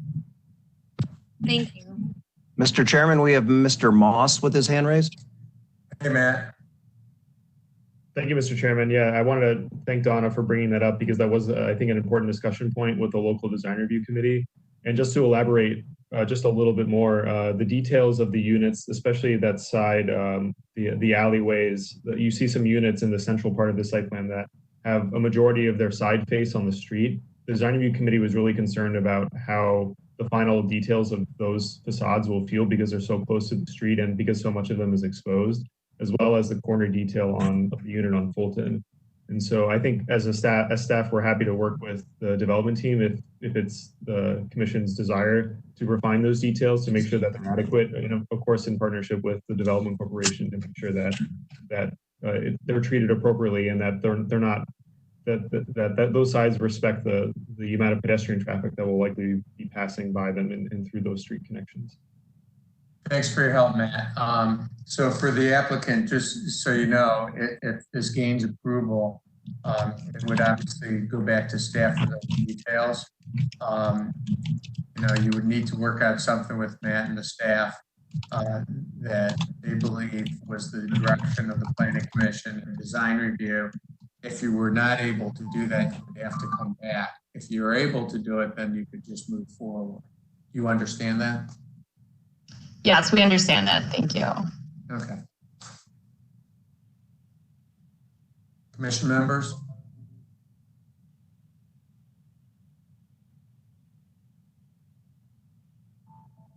I take a motion then?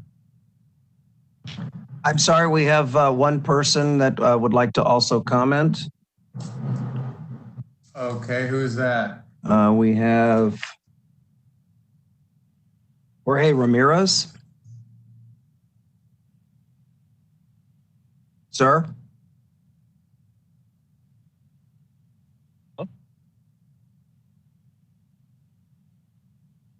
Hello? Yes. Yes, I'm George about the parcel. The parcel split. Yeah, I believe we dealt with that, Mr. Chairman. Yeah, no, that was from before. So we're on to another matter. Oh, okay. All right. Mr. Chairman, this is Matt Moss. I did chat with Mr. Ramirez through the WebEx to send him my contact info, so I'm trying to connect with him. Oh, okay, gotcha. Thank you. Okay. And we have no other hands raised. Thank you. Okay, so I'd entertain a motion.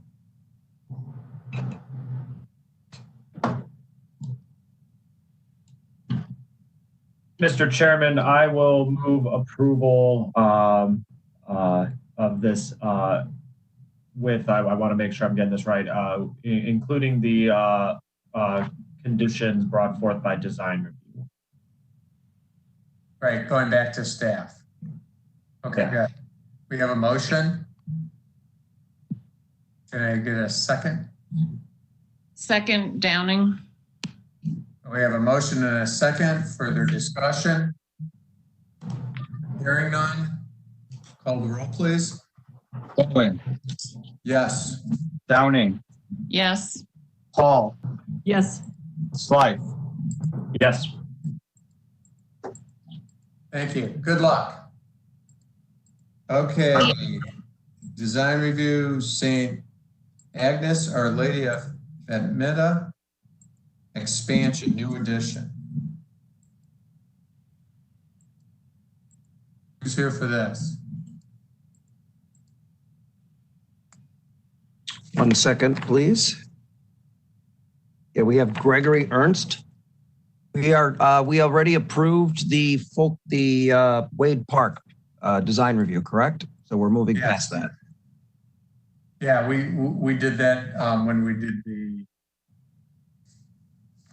Yes, we have Gregory Ernst. Sir, Yes, you can unmute yourself and go ahead. Can you guys hear me all right? Yeah, I need to swear you in. Can you raise your right hand? Yes. You solemnly swear to tell the truth, the whole truth, and nothing but the truth as you shall answer under the penalty of perjury? I do.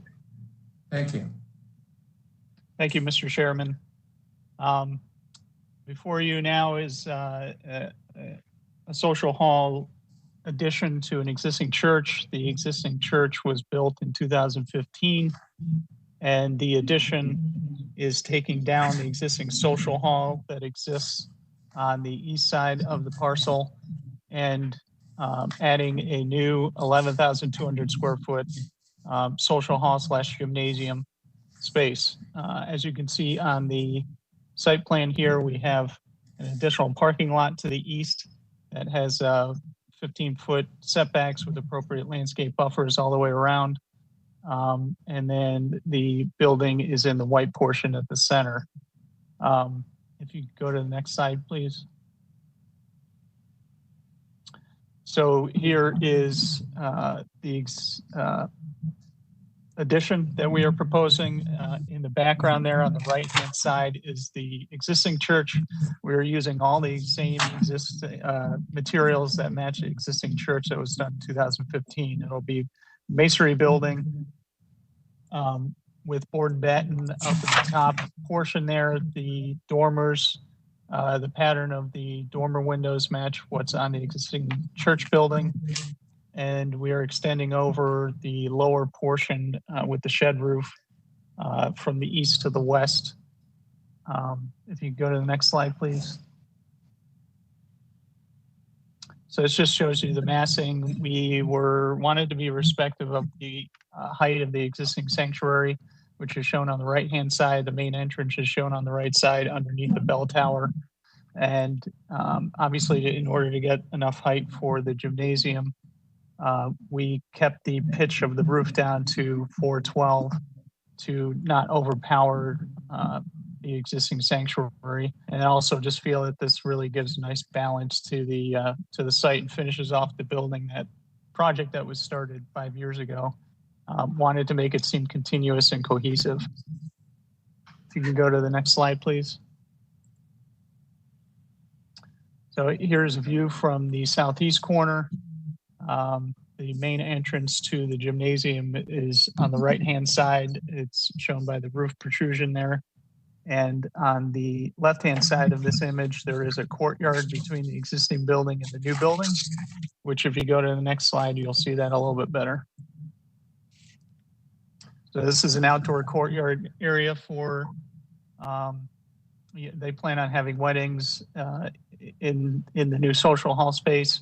And we do have a gallery / cafe, which is shown in the courtyard area with the 3 windows in the background there. So this would kind of be a queuing area or spillover area for weddings and larger gatherings for the church. Go to the next slide, please. Oh, that's all I have. That's all you have. So as I mentioned, all of the materials match the existing building. We aren't introducing any new materials. And I do have existing photos and landscape page if you guys want to see that, or that's about it. Looks good. Commission members? I move approval. Downing. Second, Paul. We have a motion and second. Further discussion? Hearing none. Call the roll. Bowen. Yes. Downing. Yes. Paul. Yes. Slight. Yes. Good luck. Thank you. Okay, the next one.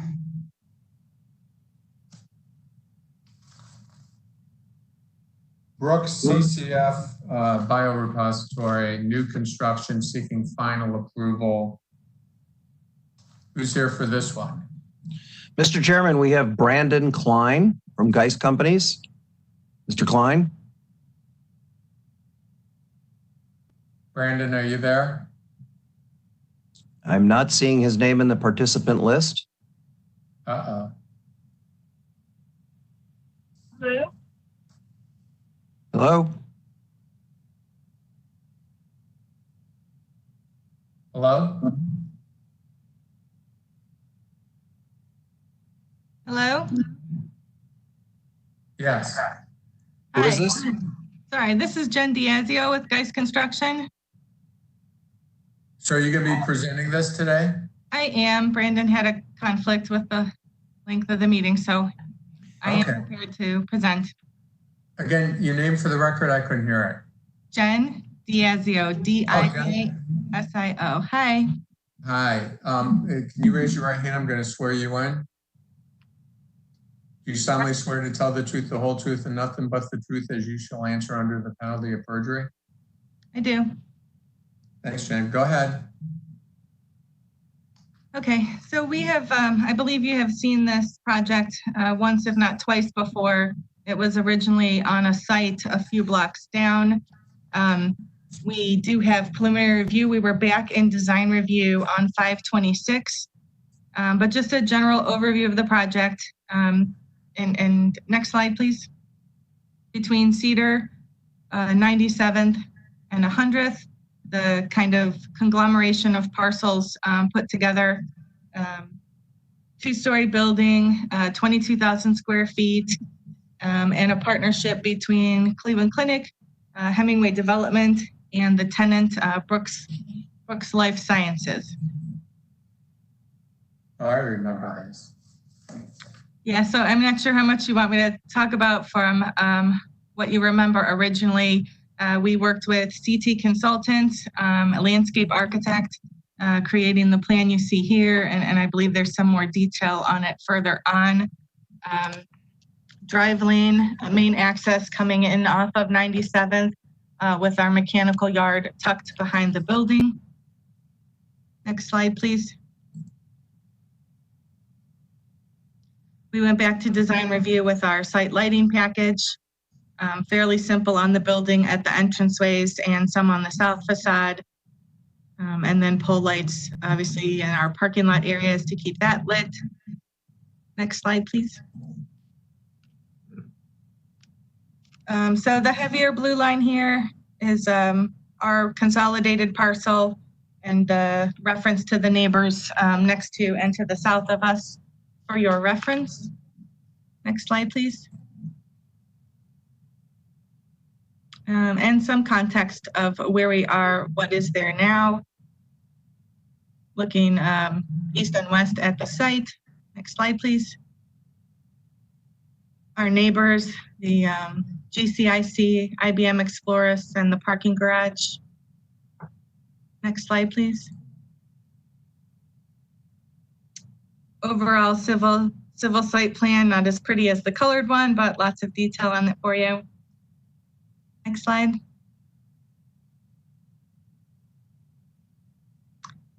Going back to landscape, you can see we've done the street trees along Cedar and along East 100th, although based on feedback from the clinic, they change type of tree. And then kind of our tree park on the left, a stone area inset with trees and some benches for public seating. Next slide, please. Details of that landscape plan. In the upper right, the gravel plaza. I mentioned kind of the tree park. The benches proposed. The stone mow strip will go around the building. The red sunset maples along Cedar. Next slide, please. Massing studies created by Cleveland Clinic. Looking at context of the neighbors. Next slide, please. Overall floor plans, basically Brooks Life Sciences freezer storage, which is what all those white boxes, 400 of them as a matter of fact, represent. Next slide, please. And our renderings looking west. East, or from the east. Next slide, please. And from the opposite side, looking south and east. Next slide, please. Overall elevations. I know there was earlier conversation about just being respectful of our south elevation, have taken all of those comments into account. Next slide, please.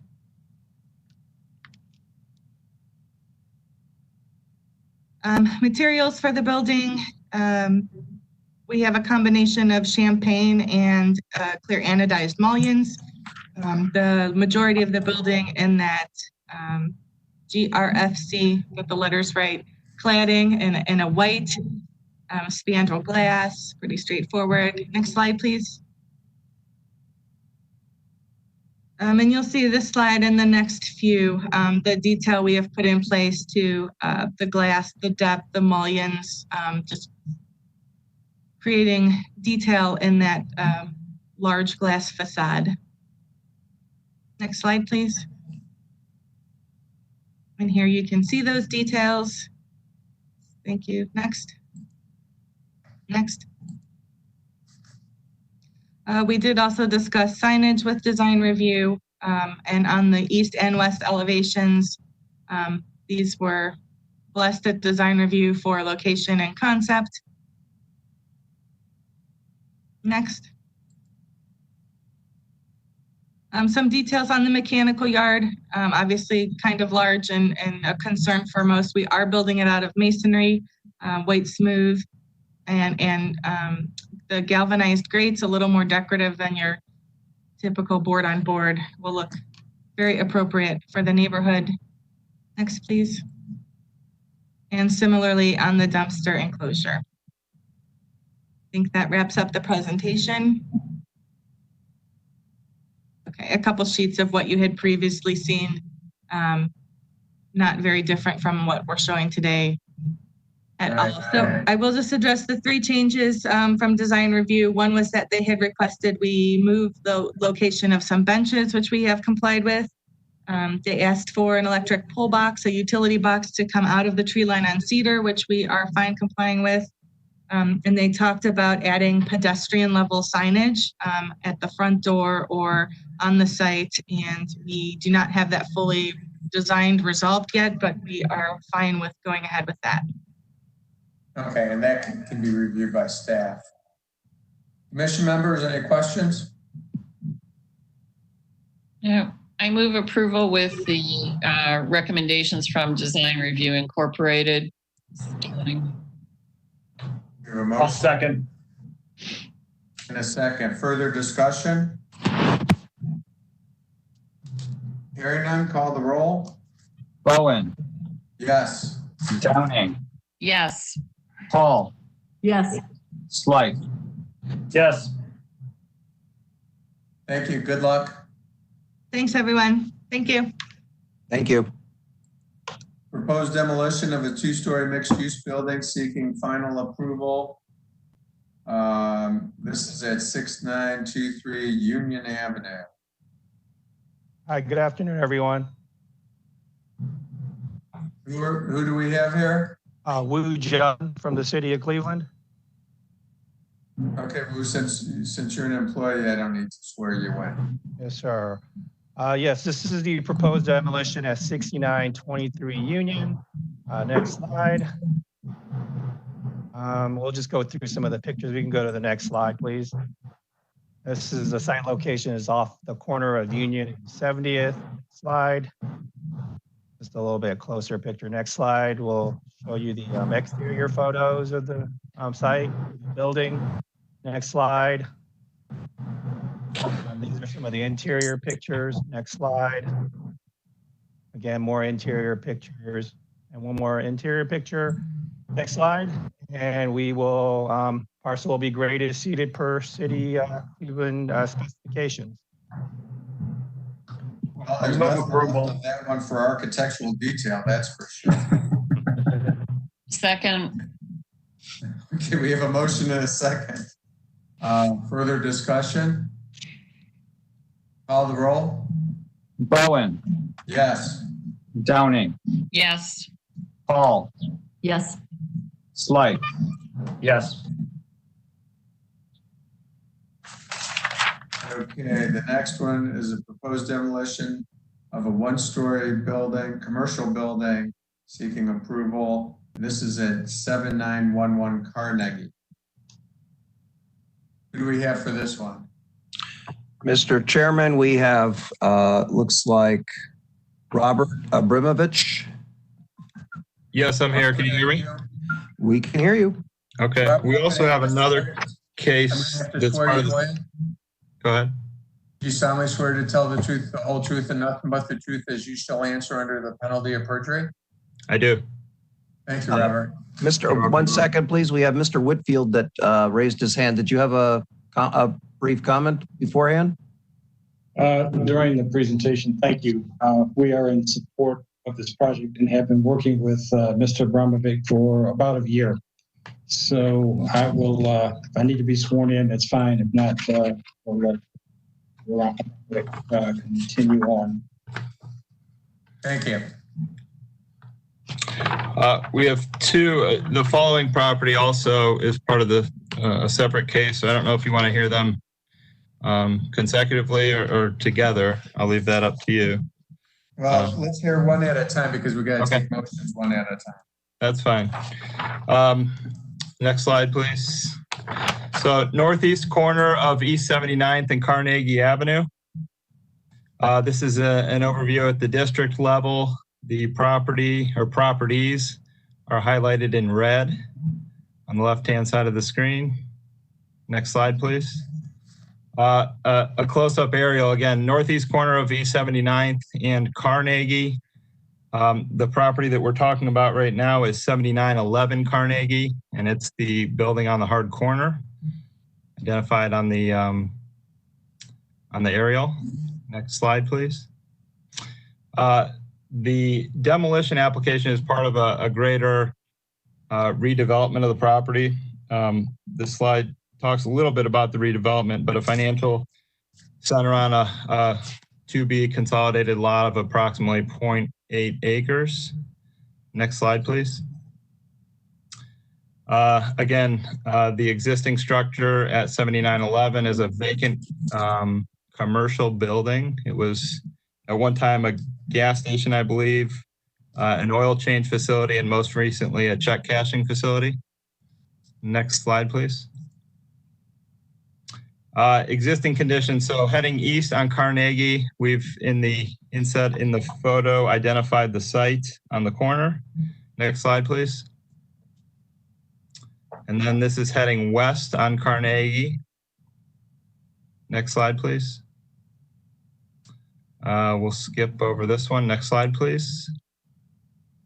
Existing conditions. This is the exterior, an angle shot of the front of the building on the left, and then the side or east-facing portion of the building on the right. Next slide, please. These are some select interior photos of the existing building. It had been partially demolished or taken apart. Next slide, please. This is for the next case. Next slide, please. Next slide, please.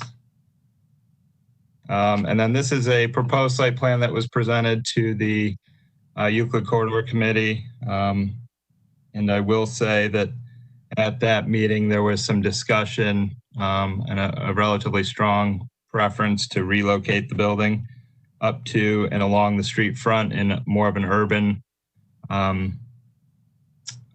streetscape format and in line with the corridor study that was done. So I will say that while this site plan doesn't maybe pertain to the actual demo application, I did want to let the Planning Commission know that we are working with our end user and our tenant, and we'll have, when we come before you, a site plan that is in line with the corridor study and aligned with the local community and their desires to have that building up on Carnegie or up at the corner.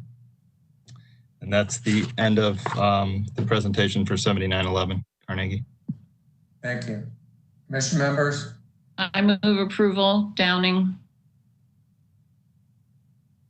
I'll second. Paul?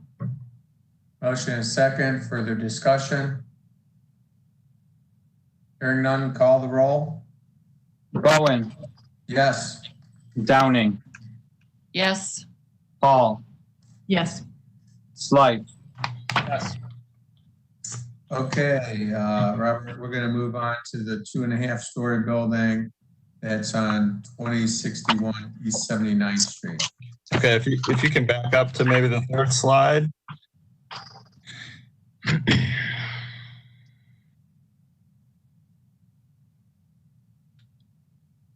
Maybe How one. far back? How far back do you want me to go? Let's go a couple more. Slide 3, if you.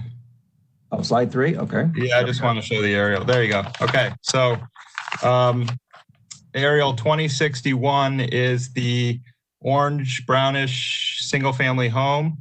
It's flanked by 2 City of Cleveland land bank lots. Next slide, please. With same discussion as the last go around. Next slide, please. Demolition application or seeking permit or approval for 2061 East 79th. It's a single family residential home. Next slide, please. Next slide, please.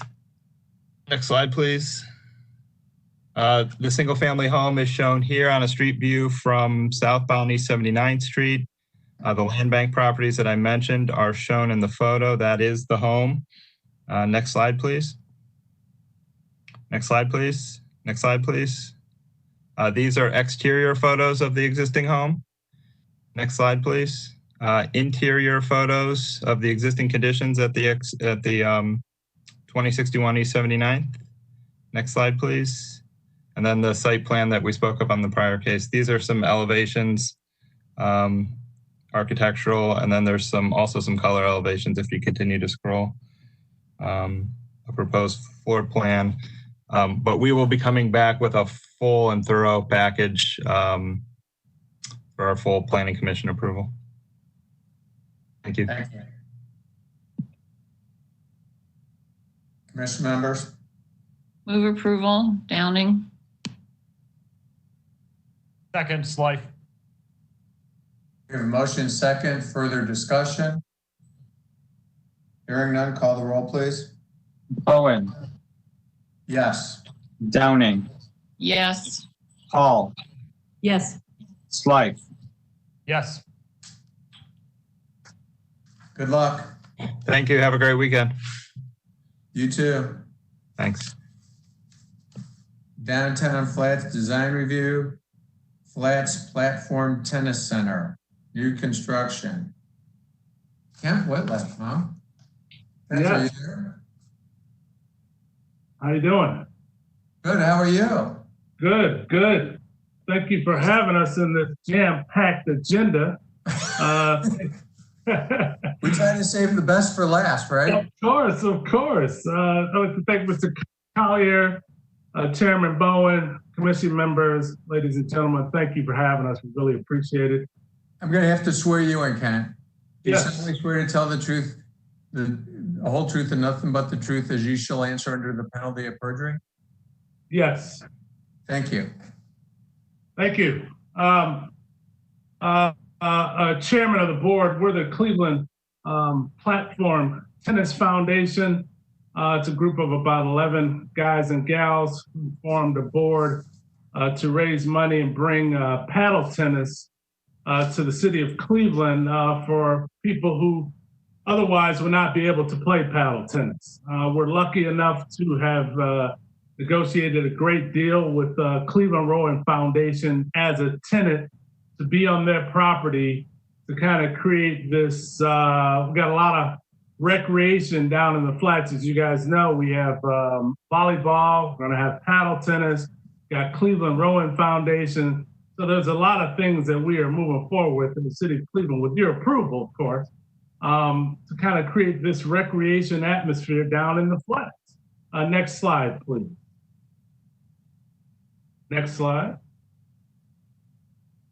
This is the location, the aerial view of the site. As you can see, to the west is the Cleveland Rowing Foundation, and adjacent to that will be the paddle tennis courts. Next slide, please.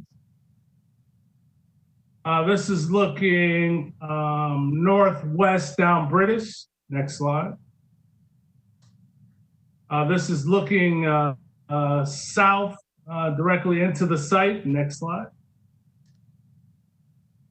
That's looking a little bit northeast from the site. Next slide. That's looking west from the site. Next slide. That's looking due west from the site as well. Next slide. Looking due east. Next slide.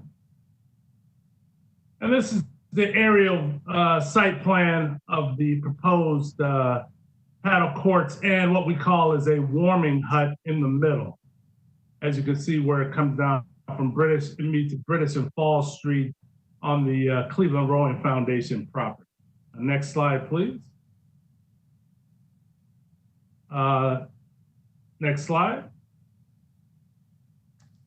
This is the floor plan layout with the courts and the deck area. Next slide, please.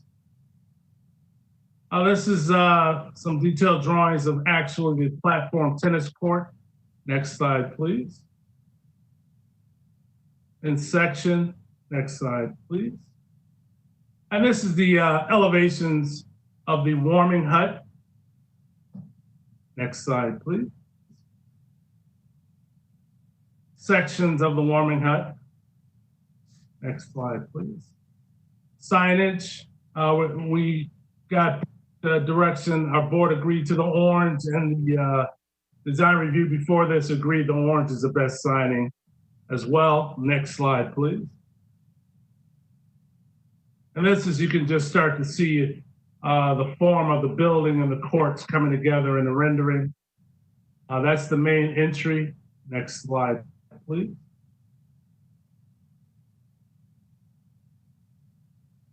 Different perspective of the entry. Next slide, please.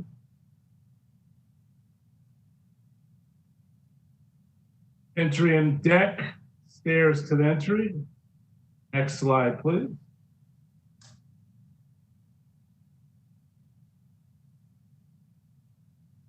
Axon view. Next slide, please. From the courts. Next slide, please. And from inside. Next slide, please. That's it. Any questions from the commission? Commission members? Mr. Chairman? Yes.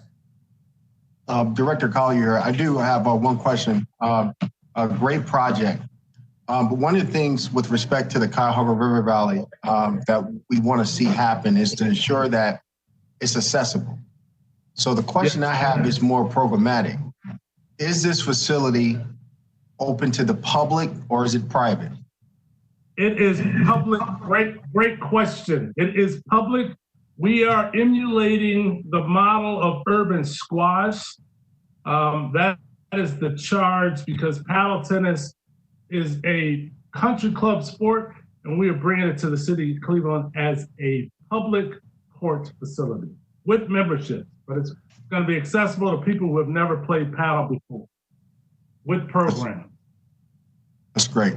You know, I may want to highlight too, Mr. Chairman, I'm sure you're familiar with the Foundry.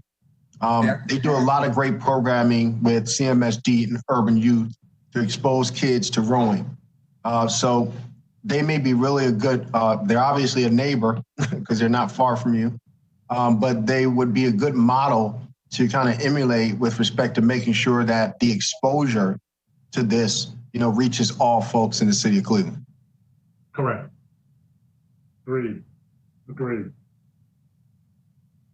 Mr. Kurt Lang was on before. He's the executive director of the Rowing Foundation. Kurt, do you want to say anything? Sure, Ken. Thanks. I appreciate it. No, we really look forward to this future partnership with CPTF. So it's been a great partnership, I believe, over the past, I think, Ken, it's been maybe 12, 18 months now trying to get this deal, completed. Just one thing to note to the committee and to the chair and to the entire board. The Cleveland Rowing Foundation also is partnered with CMSD and has several other outreach programs that we hope to also partner with CPTF on, along with the Site Center, our adaptive and para and veteran rowers, along with high school programs. So I do think this is going to be just a great nexus, if you will, of the preparation with having the skate park, tennis, rowing, as well as Marin's Wharf right upstream from us. So this is going to be, I think, a huge asset and really add to the flats. So I'm very in support of this project moving forward. Thank you. Thank you very much for your comments.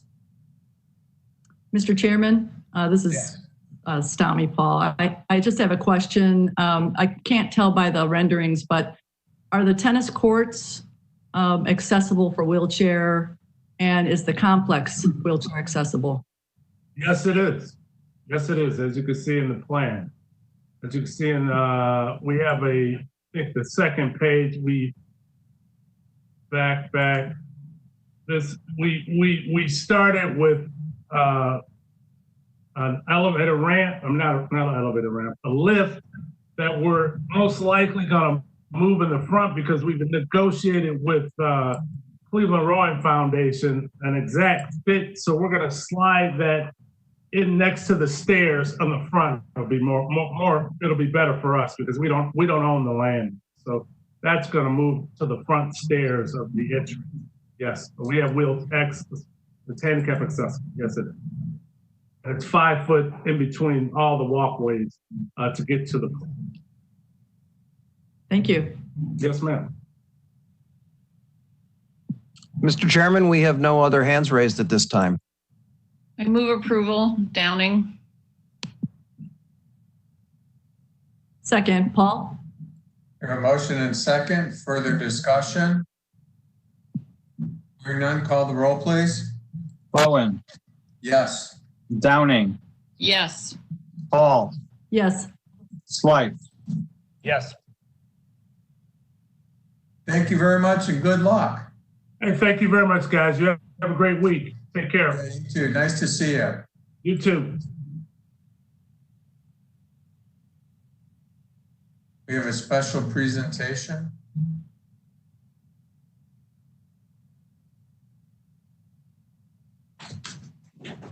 Hello, thank you, Mr. Chair. I think I'm visible here. And thank you, commission members. Thank you for inviting us all here to lunch. I appreciate that. So Freddie, I got a question for you before we get started on the special presentation. Do I swear him in for this? Are we doing an approval? This is the land use plan. Yes, this would be an approval. So yeah, I would go ahead and swear them in. Okay. If you can raise your right hand, do you solemnly swear to tell the truth, the whole truth, and nothing but the truth as you shall answer under the penalty of perjury? I do. Thank you. All right. Thank you again for this opportunity to present the culmination of a lot of work. I'm one presenter, but there's a couple other people on the team, which I'll, I think, present as the deck continues in a moment. And then also want to thank all of the community members in Tremont West and the steering committee for what you see in front of you. You might see more of it than you hear. I don't intend to go through each and every slide and explaining it. So if there are moments where the committee members have questions, I'm happy to stop and explain. But again, in the interest of time, I'm going to try to move ahead through the points that are maybe the most salient for today's conversation. Thank you. Sure. So you can advance the slide. Thank you. So essentially, that was the presentation overview. So the team members are myself. I led the team through my company, Seventh Hill. We also had Ben Clifford Herring on the team. He's an architectural designer. And then someone that might look familiar, Bob Brown, also on our team. You can advance. This is pardon me, where is he from? Yeah. I think Cleveland Heights, but I'm not sure. Not Cleveland, I don't know. So this is the project area that we focused on, which is increasingly referred to as Lincoln Heights. Of course, it's part of the Tremont neighborhood, but is essentially that section of Tremont between West 25th Street I-71, and then Fairfield to the north. And then the steering committee recommended that we extend the study area south of I-49 to include Wade Avenue. Okay, so next. These are some historic photos to set the stage for committee members. Next. As you can see, in some places, things haven't changed that much in a long time. Continue. This is another shot. Continue. Where things haven't changed all that much, the land use and the kind of visibility the buildings in the background have, but this has changed. This at Kenilworth, a shot from 1933 and today. There's a highway there. So this is one of the critical challenges that was at the core of this project, was how do we deal with some of these ruptures to the fabric that were created by the highway. So this is an overview of our timeline. As you can see, the main takeaway here is we had several points of engagement from July to February when we wrapped up the project. So it's great to now have the opportunity to present before you. I know we intended to present much earlier. Next. And we had several forms of engagement in this plan, including community events, focus groups, user experience walks with residents, and even at night. So we could get very detailed feedback. Again, this was before the quarantine, so we're all huddled dangerously close. And one of the takeaways here that you'll see again later in the plan is this view, this vista is something that we wanted to retain of the skyline downtown. So you'll see how we incorporate it later. Next, so summary of community feedback. Basically, we collected a lot of insights from folks in different ways. And it's starting off with this sort of common SWOT analysis, so you can continue. And the way we organized it here is you can see comments, like high-level comments that we heard at the community events, and then information that we heard from the focus group. And this first focus group was actually primarily property owners, developers, folks interested in real estate. So we found it interesting to see how much overlap we had between the broad community feedback and this individual stakeholder groups. That's what you'll see here. Continue. Some of the weaknesses were the visual blight, mobility challenges, and amended general amenities in the neighborhood. Next. But opportunities, we saw some of the development sites, transit access, and opportunity to create more connections through the neighborhood. Next. But some of the threats were significant, and again shared. The problem of lack of affordability came through, parking challenges, and also need for design guidelines. Continue.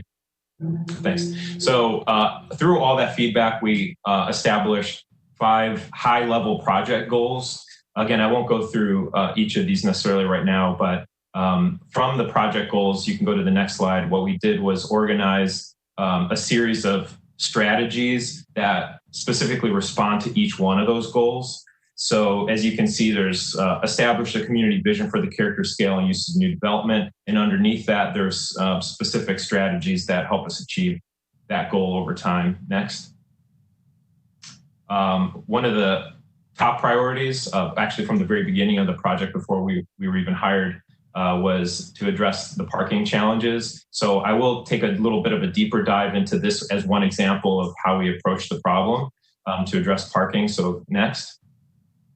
Let's highlight 3.3, identify best opportunities for shared parking. Next. And the way we did that was try to be very meticulous and detailed in our assessment of existing parking and what parking is planned in the future, so that we can at least help give community members solid information to make informed decisions. So from this, again, and then Ben Herring, who's on our team, spent quite a bit of time on this in particular. So looked at the amount of residential, commercial, and institutional parking. Next. And then one of the takeaways were, these are 3 shared parking areas where we felt there could be quite a bit of overlap and collaboration between existing properties and developed properties that are being developed. Next.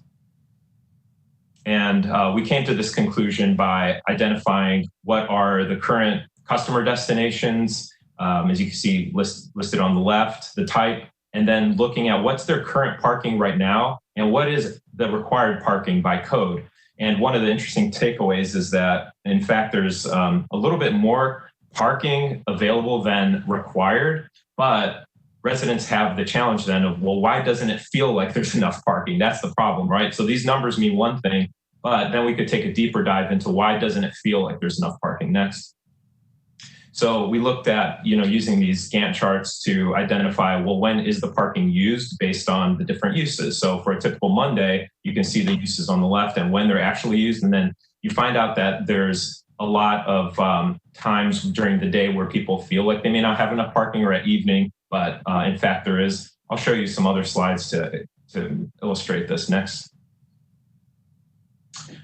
So the way we got some more detailed parking data was we flew a drone over the neighborhood to get the most current aerial information on the site, because things are changing very rapidly here. So none of the aerials that we had access to were accurate. And then using that aerial data, we could count parking spots that are off street, that are hidden, and just accurate to today. Next. And then this was an updated parking inventory map where we can see the range of commercial, residential, institutional, and street parking available. Next. And then you get these kind of graphs at the end of the day where eventually it funnels down into what's the parking utilization. So in some places, like the Nestle lot, it's at only 11%. So in the bottom right, you can see that the parking utilization is 11%, taken at a time when typical parking counts are done in the late evening. So I think sometime between 1 and 3 or so, the numbers were counted on a couple different days. So the takeaway is that there are a significant number of parking spots, but the problem is how are they coordinated in a way when they're needed so that residents and visitors feel like there's enough and you don't necessarily have to build more. Next. Yep, and then in terms of street parking, there's a new street renovation done. So those numbers were also counted. So there's a total of 346 parking spots available on the street. And at the times when they were counted, only 99 were used, which means only 29% of that street is utilized. So now how do we connect the dots between availability and when people use it? Next. 14% on Scranton, in fact, so it's even lower. Next. Again, I'm kind of flying through this a bit, but one response was the initial recommendation to create these shared parking agreements. And another idea was to use park sharing applications. These are apps that are becoming more common now, where they actually use artificial intelligence to identify where the cars are within a parking lot, and then can provide real-time data to a building owner or users on where parking spots are available. Because again, there's just this mismatch between awareness of supply and the actual supply. So on the left is just a few of the parking apps that are available for this, and they can be incorporated into an existing video camera that most of these locations have available for security purposes. Next. Okay, so fortunately, we had great feedback from the community, again, since they saw that we were so thorough in the parking analysis. And even though some people were reluctant to admit that there is capacity for parking, I believe that we were able to move forward together at a level of trust in making some of those recommendations. And in fact, some of those shared parking agreements have already been instituted. So moving forward with mobility connections, there's a range of recommendations from transportation to pathways and roadways that can help connect West 25th Street to Scranton. And then you'll see some of those illustrated in the plan. Next. So one in particular, streetscape enhancements across Scranton and Willie. Next. These are the priority corridors that we identified through community input for streetscape improvement.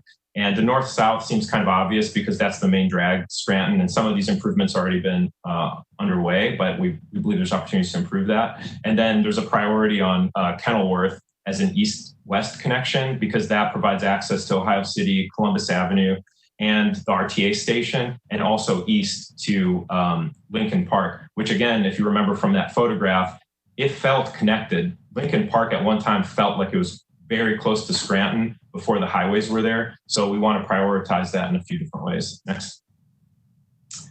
Reusing large scale vacant land, of course, these are the development sites. So we'll show you some examples of that. Next. Next. So affordability was a key component to the project. And one of the recommendations that came through the conversation with residents, the block club, property owners, and Tremont West was using some of the recommendations in the housing inclusion on the Near West Side white paper as a basis for a specific recommendation in this neighborhood, as well as recommendation that was developed in the Duck Island Master Plan. Next. So essentially here are some of the details from a recommended developers fund, which we recognize that the completion of our project would need to be, vetted and maybe even detailed more specifically with the CDC and the different partners. But I think we were able to come to a pretty clear alignment between expectations and the block club in particular. So essentially, I don't know if I should go through much of this in detail, but essentially it's a mechanism to provide a fund, to build a fund over time that can then be used through an approval process through Tremont West staff, the block club, and developer representatives to use that fund for existing residents, improvements to their homes, various expenses that could potentially become create a serious affordability issue for residents, forcing them to leave the neighborhood. But by providing some of these smaller scale grants out of this developers fund, it may allow residents to retain their home and stay in the neighborhood. So this is like one prong of a multi-prong approach for affordability. This one in some ways geared more towards existing residents and seniors that are having a hard time paying their taxes. And then there's a requirement as well for affordability built into properties that would use city land bank lots or other sorts of city incentives. And that's on the next slide. So these are the recommendations, essentially, again, building off the white paper, but being a little bit more specific. One, advance and refine the proposed developers fund, which I showed you. It may need some more flexibility. That's where we left it with everybody. Next, development projects utilizing city land. Okay, well, you don't have to read it all. Vision plan, so I'll show you the images. Okay, thanks. And then, sorry about that.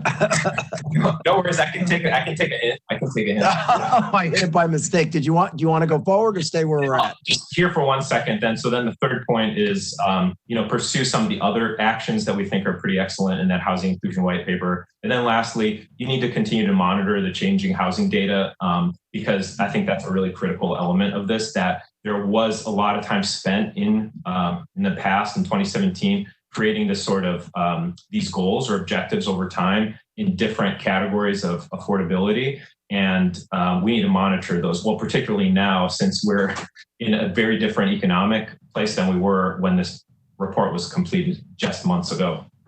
Okay, that's it. Thank you. You can advance. Okay, so these are the pretty drawings. So this is a plan of the current land use. As you can see, there's 11 different land uses in just this small area. So that's definitely one of the characteristics of this place. Next. And one of the key problems we saw was street connectivity. So if you look at street connectivity currently, 40% of the road segments terminate in a dead end. And for an urban neighborhood, that's kind of odd and a problem. Next. So this is the recommended plan with about 23 different elements in it as recommendations, some including projects that are already gone through approval and are just waiting to get built. But we were able to incorporate those into the plan, fortunately, including 15, which is the Lincoln residential building at the corner, at one of the key corners in the neighborhood on Scranton. So I'll advance now. And then again, if anyone has questions, we can go because the other images are more detailed. That's just an overview. So the way we kind of broke this up is existing conditions, plan, and image. And then next, you can see the proposal. So in this location, there's proposed development at West 25th Street and Potter Court area. So this is really the gateway into Lincoln Heights from the north, from Ohio City as you cross the bridge. Go to the next slide, and I think it's easier to read. We tried to make the images very legible to a broad community, to the public, because sometimes these images can get a little wonky and people have a hard time reading land use plans. So the colors of the development are color coded to typical land use projects. And then annotated, as you can see on the left. So at the corner of West 25th Street, you could see Number 10, for example, is a building that's currently almost complete, I think, St. Joseph's Commons. So the scale of some of the buildings are somewhat in keeping to that surrounding precedent. Even though we did hear from some residents, there was like a concern with density and height, but some of the projects along West 25th Street, residents felt much more comfortable with even additional height than shown right now. Let's say for 3, for example, it seemed pretty clear that residents would be comfortable with even more height there because there's overall a gradual integration of that height from 25th Street down into the neighborhood. And I think that becomes pretty clear with the proposal. Next. And then these are some examples of that apartment, little, 5-story or higher, 6, 7, even higher story development that residents found interesting to have a first floor. You have a mixed-use building with an active first floor along West 25th Street was a strong desire. Next. Next site. So this is a really critical site. This is the APL owned site primarily, as well as some additional sites along West 19th Place that have some scattered housing on it. Again, through the process of having the meetings, walking the neighborhood with residents and getting very detailed feedback on which buildings people felt comfortable with, are not really part of the character of the neighborhood. Some are homes that are being rented and don't really contribute to the street frontage. We got strong feedback that new infill development on this site would be, beneficial to the neighborhood character, to walkability, as well as something that could help pencil out for the APL. And number 5, that new Brevier Park, that's the spot of that photograph that I showed you from the beginning. So that's a spot that residents felt was pretty valuable in terms of retaining some identity and the quality of something that they did like about the neighborhood before additional development comes in, and making it more public and visible could actually support that goal. Of course, we're not geotechnical engineers, like that wasn't the scope of this project. So that's going to be a big question in terms of what can be built and exactly where. We don't have that data available. So I think that will certainly have to happen in the future. But because of the siting of a building like 7, if you go to the next one, I think it's a better way to visualize the scale. As you can see here in 7, having a building of like 5 stories or higher seemed like it would have been a challenge to get approval from the neighborhood at the beginning of this project. But again, by working through a process of having people, of understanding what their concerns were and how a project like this could actually more seamlessly get integrated into the neighborhood, we did get very strong approval overall from residents, and some of those being kind of backing off development from the existing residents. Let's say in this drawing on the right-hand side, we did hear concerns like, well, I don't want a new apartment building behind my building and people looking into my backyard. So it was essentially that kind of concern of having an imposing structure that doesn't fit the context, spring up in someone's backyard. So I think we were able to propose like a significant amount of new density, but also provide something like 9, which is a greenway trail connection that provides a cut through the neighborhood that is needed because it's really hard to get from Revere to that southern part of the neighborhood right now. So that public asset also helps spur development adjacent to it. So 8, the new townhomes that are not facing the main street would have a green space or park to look onto, and then also maintaining that kind of height from east to west. Okay, continue. Again, I know there's so much in all these to share, so I'm trying to keep it relatively brief. And then some examples of townhomes that residents liked, including the one on the left that has a kind of shared courtyard, or buildings that are townhomes that are looking onto a green space rather than looking onto the main street. Next. Okay, so this is on Willie and Columbus. Sort of inside our area, but sort of outside, but residents still wanted to have us take a look at it. Next. So I think one of the key recommendations was, if anybody's been down the street, it's in disrepair right now. And a lot of community members that live in Lincoln Heights feel very uncomfortable walking down Willie and back up to Columbus because of the lack of the sidewalks are really crumbled, overgrown completely, lack of lighting, and not only the topography that goes uphill that makes it a challenge, but all those things kind of combine to make it really uncomfortable. But it is the direction to the nearest rapid station, and it's really not that far. So the recommendations are primarily around streetscape improvements, 11 as a new housing development, and then 13 as mixed-use building on the corner that would have really fantastic views of downtown, even though it's kind of in the lower part along Train Avenue. Next. So this is another view of that area. So you can see on the bottom right is basically where the Lincoln is, the APL. You kind of go under the bridge, and then 13 would be a new mixed-use development in the valley across from the industrial building, and then coming back uphill with a new streetscape and signage on Columbus that actually tells people, Lincoln Park is this way and Tremont is in this direction, because I think it's a little less known right now. And as you can see in the kind of top left, that's the West 25th Street, Lorraine Avenue Rapid Station. So it's actually really not that far and reasonable for folks that live here to walk to the train. Next. Next, so this is Scranton and Kenilworth intersection. This is, and go to the next one. Probably a project that some of you are more familiar with that includes the Lincoln Residential Building on the corner. And we're also recommending at 16 a new pocket park on the corner because there's a real lack of outdoor spaces. Now, again, we know this is before the age of COVID, when the design and implementation of public space becomes really important for safety. So all that would have to be, incorporated into any design. But we did hear a lot of positive feedback around having a smaller pocket parks along Scranton that enable a sense of neighborliness, because ultimately one of the core challenges that residents articulated was some existing residents that have been here for a while said they don't feel like a sense of connection or neighborliness with new residents. And we think that in large part that's because there's a lack of places to do that and to build those connections. So as coffee shops come on board online, and the bakery that's now open down in the Tappan, as well as public spaces that can facilitate neighborliness, I think that'll go a long way towards that goal, as well as programming. Next. And we're kind of wrapping up here.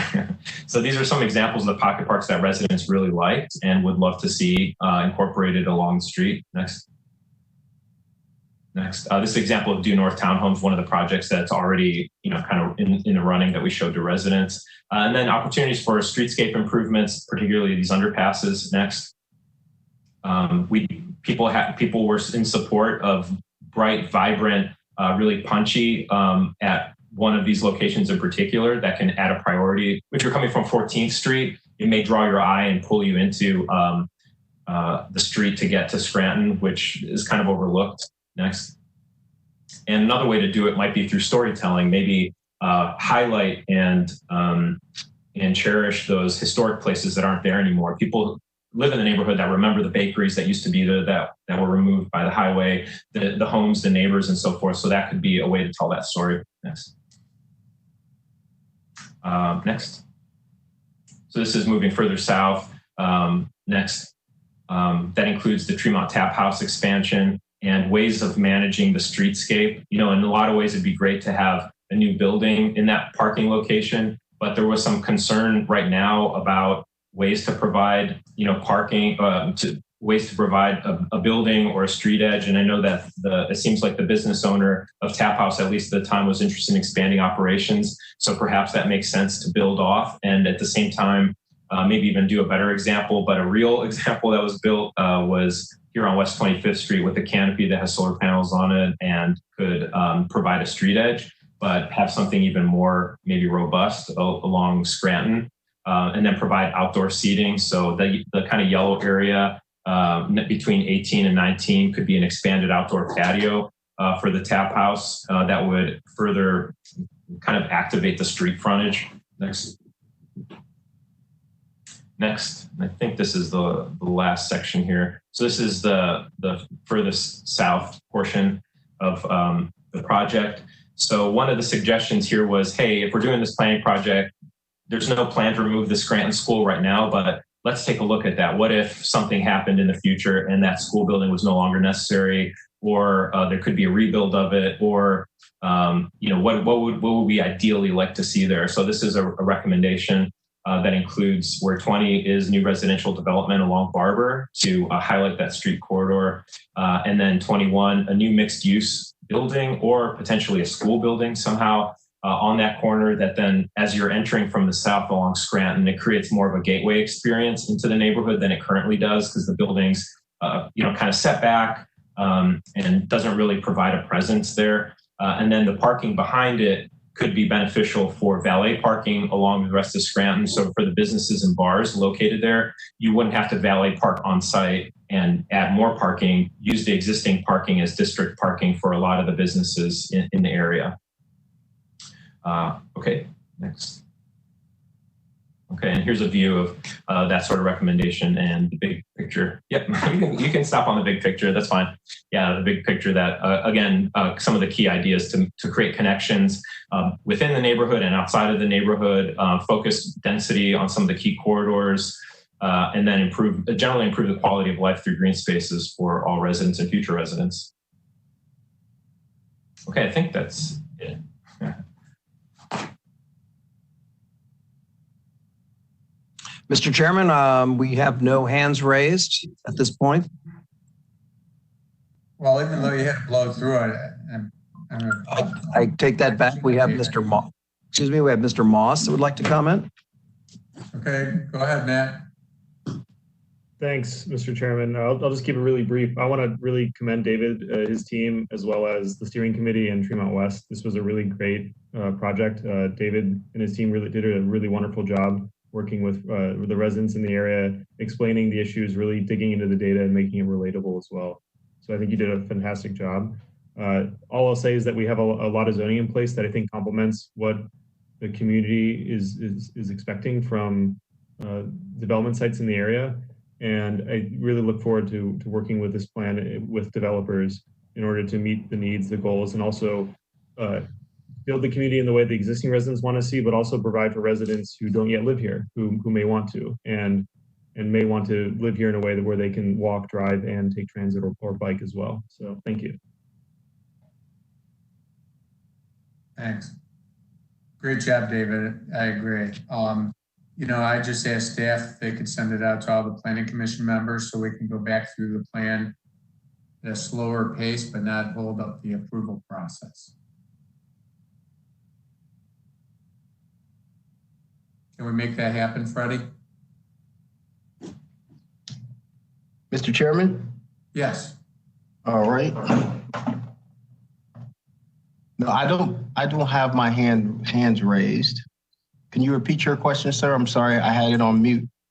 Oh, no, Fred. So I'm just asking, I don't want to hold up the approval process. We had to go through this speedy because, we're running out of time, but if you could send this presentation to all the planning commission members so we can go through it at our leisure too, that'd be great.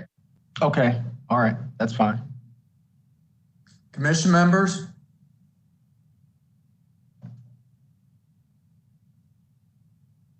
And taking an approval? I'll move approval. Second, Downing. Motion and second. Further discussion. David, I just want to say you did a fabulous job. Thanks so much. It's a lot to cover in a short period of time. Thank you, Mr. Chair, and thank you, commission members, for your time. Okay, call the roll, please. Bowen. Yes. Downing. Yes. Paul. Yes. Slight. You're on mute. Oh, you're on mute. Get my yes? Oh, I just did now. Okay.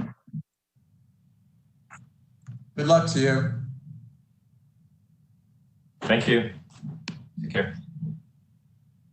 Far West Design Review expansion, informational purposes only. Adam, are you still there?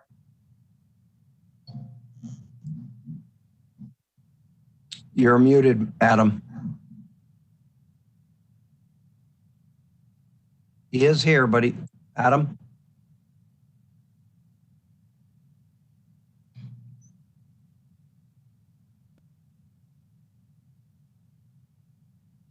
Adam. Can you unmute him purposely? Yeah, he's muted. He's like he's frozen. Hold on. Oh yeah, I think he was frozen. Yes. I think you were frozen. Are you there, Adam? Hold on, I'm trying to do myself. I know. Oh, hold on.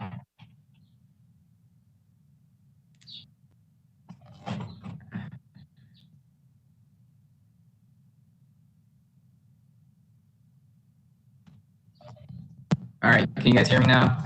Sorry about this. Having some trouble. Yeah, you're cutting in and out. Sorry about this. So this is more of a informational piece. So when you guys see future design review projects, you're not terribly confused as to where it's coming from. So right now on the west side, there's two planners, Matt Moss and myself, and the near west design review region overlaps a little bit with my planning district to the extent of basically Ward 15/Gordon Square. So applicants for these projects deal with Matt Moss with the design review aspect, but me on all pre-development meetings with the councilman if he so chooses and Detroit Shoreway, as well as going through the entire kind of city process and red tape process. So we were looking at moving the far west region, which right now is Councilman Slice's Ward 17/the airport, all the way up to about West 85th Street, to encompass my entire district through Ward 15 and Gordon Square. And so the red hatched area essentially enlarges the far west design region by that much and shrinks the near west design region by that much to kind of not overlap two regions. And then applicants are only dealing with one staff member for project related business.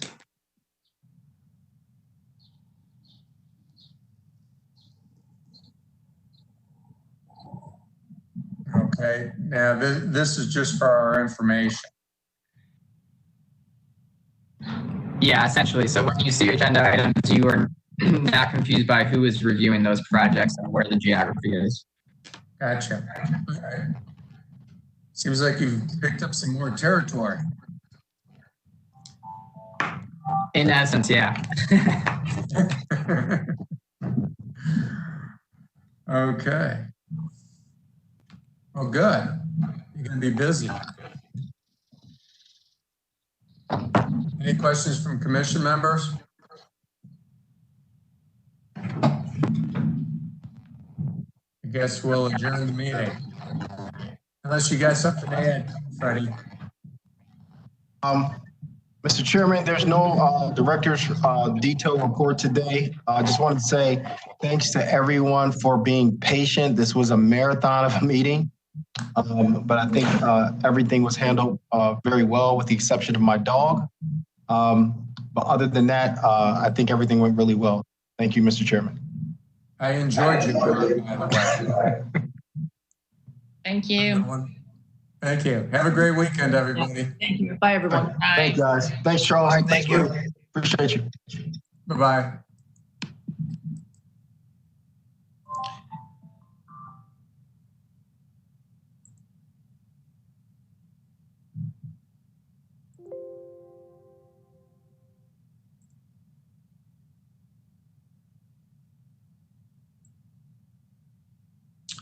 Let's see.